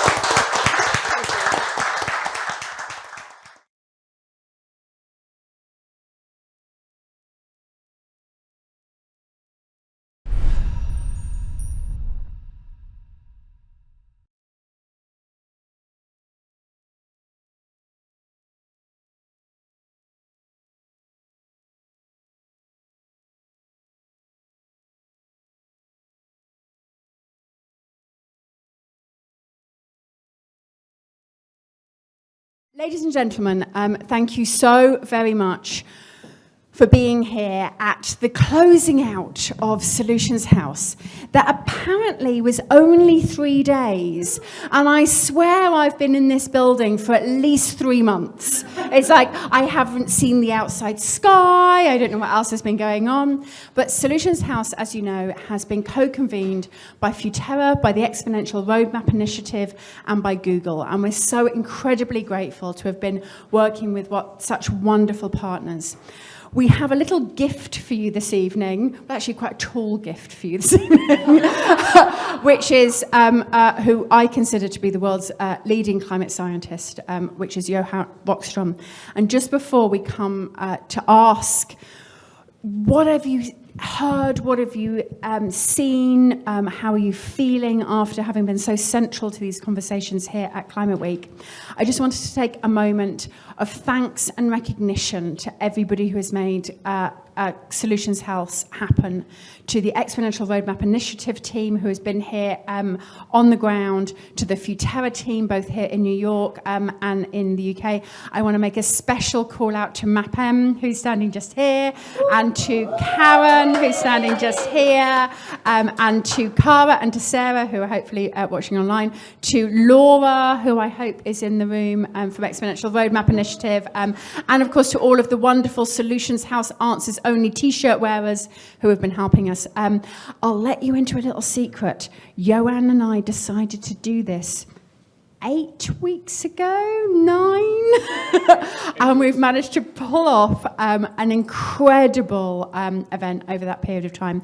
And in many ways, thanks to all of you who have participated in this wonderful week of content. Johan, would you like to add any words before I hand to Johan? No, just a big thanks to everyone. I think it's been excellent. And I think we're also, the idea of driving solutions, we know that we need to cut emissions incredibly fast. But we can only do that if we focus on how we scale up solutions exponentially. And I think we contributed to that narrative through this initiative this week. So pushing it forward. Big thanks, everyone. Thank you so very much. So, Johan, the author of Planetary Boundaries, of the climate law that so many of us are working to try to fulfill. How has your week been? What have you seen and heard over the last couple of days that has inspired you or interested you? Yeah, thanks, Ollie, and well, great to be here. And it's not an easy thing to do because I know that you've had a few very dynamic days, and you're looking at solutions, you're looking at exponential roadmaps, and here we come to the final end, and you give me the word, and I unfortunately will force you to listen through a few minutes of somber reality check. So I've been dashing up and down, west, east, north, south on city bikes here between events, basically round the clock, like a camel out in the Sahara Desert. I've been coming to the Solutions House sometime to get some water, but otherwise I've been out there in the heat, in the drought, in the incremental, linear, status quo unwillingness to really move in an exponential pattern. So I would say, I mean, that's the first thing to recognize, that we are in trouble. And we're not making progress, and we live in a world that is not only, subject to increasing turbulence because of all the impacts of climate change that we're seeing, but also a world with an all-time low in terms of trust. And we need trust to collaborate as a global community to solve this global emergency. So of course, in that sense, it's really important when we meet here in September 2022, but it's also to recognize that we are in deep trouble. And this deep trouble is, of course, accentuated even further by the science and by the observations we have. I mean, as you all know, the IPCC assessment is that we are at 1.2 degrees Celsius of global mean surface temperature rise. Well, if you look carefully at the data, the latest assessments is that we're rather at 1.3. So we are just 0.2 degrees Celsius from 1.5.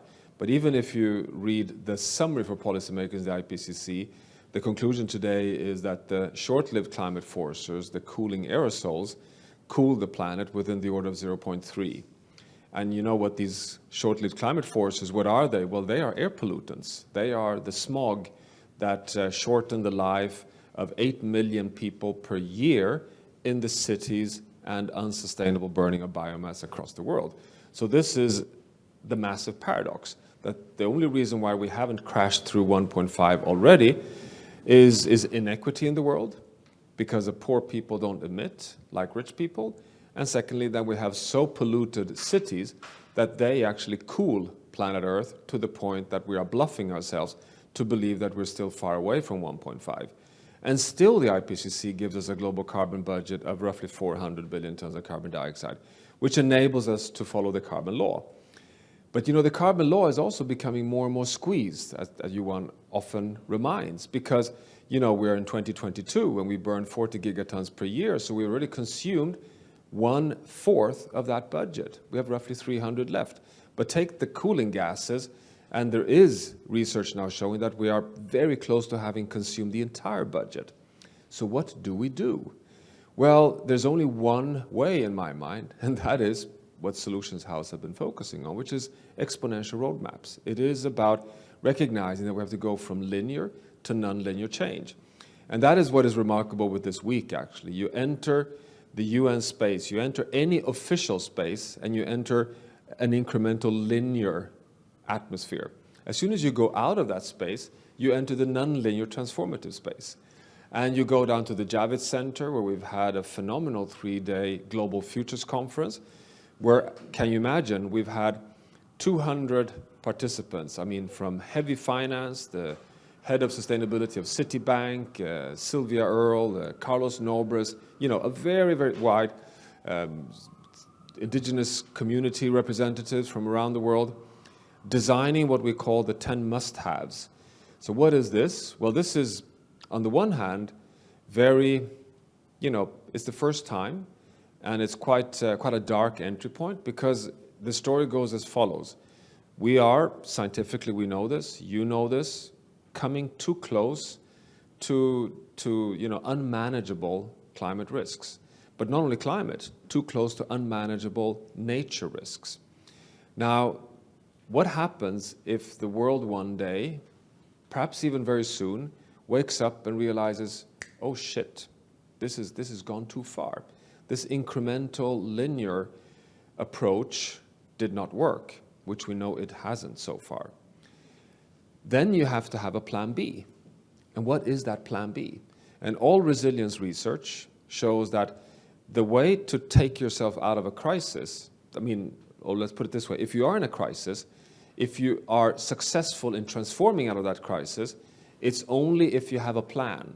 You have some experience. You've experienced before, you have social agency to lift yourself out of that crisis. If you don't have a solution, you collapse. So a crisis can only be used in favor of a positive transformation if you have some idea of what you are going to invest in. So the 10 must-haves is the first attempt to develop the plan B. What are the big line items of decisions and investments and activities outside of the conventional agenda, basically what's happening at the UN building now? Basically, what are the plan B ideas that are, for example, the exponential driving forces, a global price on carbon, a complete close down on all subsidies, the $4 trillion US dollars per year in subsidies for fossil fuel energies. I mean, what are the dramatic decisions that we may have to take? So this is going on this week. Isn't that quite a paradox? You have kind of almost like two worlds right now. And in the middle of these two worlds, you have Extinction Rebellion and the youth movement standing there as a kind of almost like a fence in between the two. So in my mind, we are, to close this, I feel personally very divided right now. Divided between, on the one hand, a deep, deep concern that we're moving rapidly in the wrong direction. On the other hand, you know, seeing that the light is still there in the tunnel and we have scalable solutions, but we have to think in an unconventional way. I think we have to do things much more intensively and be brave. And no idea is a stupid idea. In fact, right now we have to, you know, find coalitions of the willing, push hard, and not hesitate on any account. Why? Well, because by 2030, in 8 years' time, less than 8 years' time, if we have not cut global emissions by half, we lose 1.5. And if we lose 1.5 once and for all, then we have a very high certainty today that we will be pushing 4 of the 15 big tipping point systems across the thresholds. And as you may have read, we published this in Science just before the Climate Week. We're talking about the Greenland ice sheet, the West Antarctic ice sheet, the tropical coral reef systems, and abrupt thawing of permafrost up in the Nordic or in the Arctic region. You know, just the Greenland ice sheet and the West Antarctic ice sheet together hold 10 meter sea level rise. It wouldn't crash and raise the sea levels overnight, as we all know, but it would mean that it's irreversible. We would press the on button on irreversible commitment to all future generations to 10 meter sea level rise at 1.5. So of course we have to keep away from 1.5. So this is where we talk about a lot about storytelling. What is the story? And of course my story has a lot of darkness in it, but we need the hope component as well. I totally agree on that. But I think we should not stay away from the diagnostic. Yeah. Because if you want to have a cure, you better get the right diagnostics. And the diagnostics is unfortunately quite challenging, to say the least. But you guys here at the Solutions House, you have the solutions. So get out and get it done. I think that's basically my final final message here. Thank you so very much. Well, actually, if you don't mind, I'm particularly as we know that there's been thousands and actually coming up to hundreds of thousands of people who have been watching the programming here at Solutions House, and I 100% agree with you. At Solutions House, it's not sort of utopic or wishful thinking. The word solution implies a problem, and that the solution is absolutely focused on that. But for all those people who've been watching all of this wonderful, wonderful programming this week, hopefully we're reaching perhaps audiences and perhaps people for whom some of this is the first time they've heard these messages. For anyone who's new to this, who is overwhelmed, who is coming across these tipping points and these messages for the first time, how can they help? How can people get on board and actually make the carbon law a reality? What is your ask? Like, this is a big question for the end of Climate Week. Johan Rockström, what's your ask of humanity? Well, actually, the answer is very simple. You can't believe it, but I have a very simple answer, and that is just talk to each other. Talk to each other. Share your concerns. Share the science. Talk to your neighbors. Talk to your friends. Try to make this, give the momentum it deserves. Because I think the biggest problem is, and we know this, Tony Lizarovis was with us at this Global Futures Conference, who leads at Yale University the biggest opinion polls on citizens' views on climate change. And you know the statistics, 60 to 70% of citizens across the entire world are concerned about climate change, they trust the science, and they want climate action. I mean, isn't that fantastic? Yeah. I mean, we just have the basis. But we're not kind of mobilizing that. So I think it's a question of just keeping the momentum and the dialogue. Beautiful. I have to say, it might have been, because this has been quite a long week, but I actually find that extremely moving as a message, which I know isn't always the purpose of science, but I actually find that a very emotional piece around if people can talk to each other, there's a human truth there. So thank you so very much to Johan Rockström for closing out what has been an extraordinary week. I can't think of a better way to end our week. And thank you so very much to everyone who's been joining us here and been joining us online. Thank you. Thank you.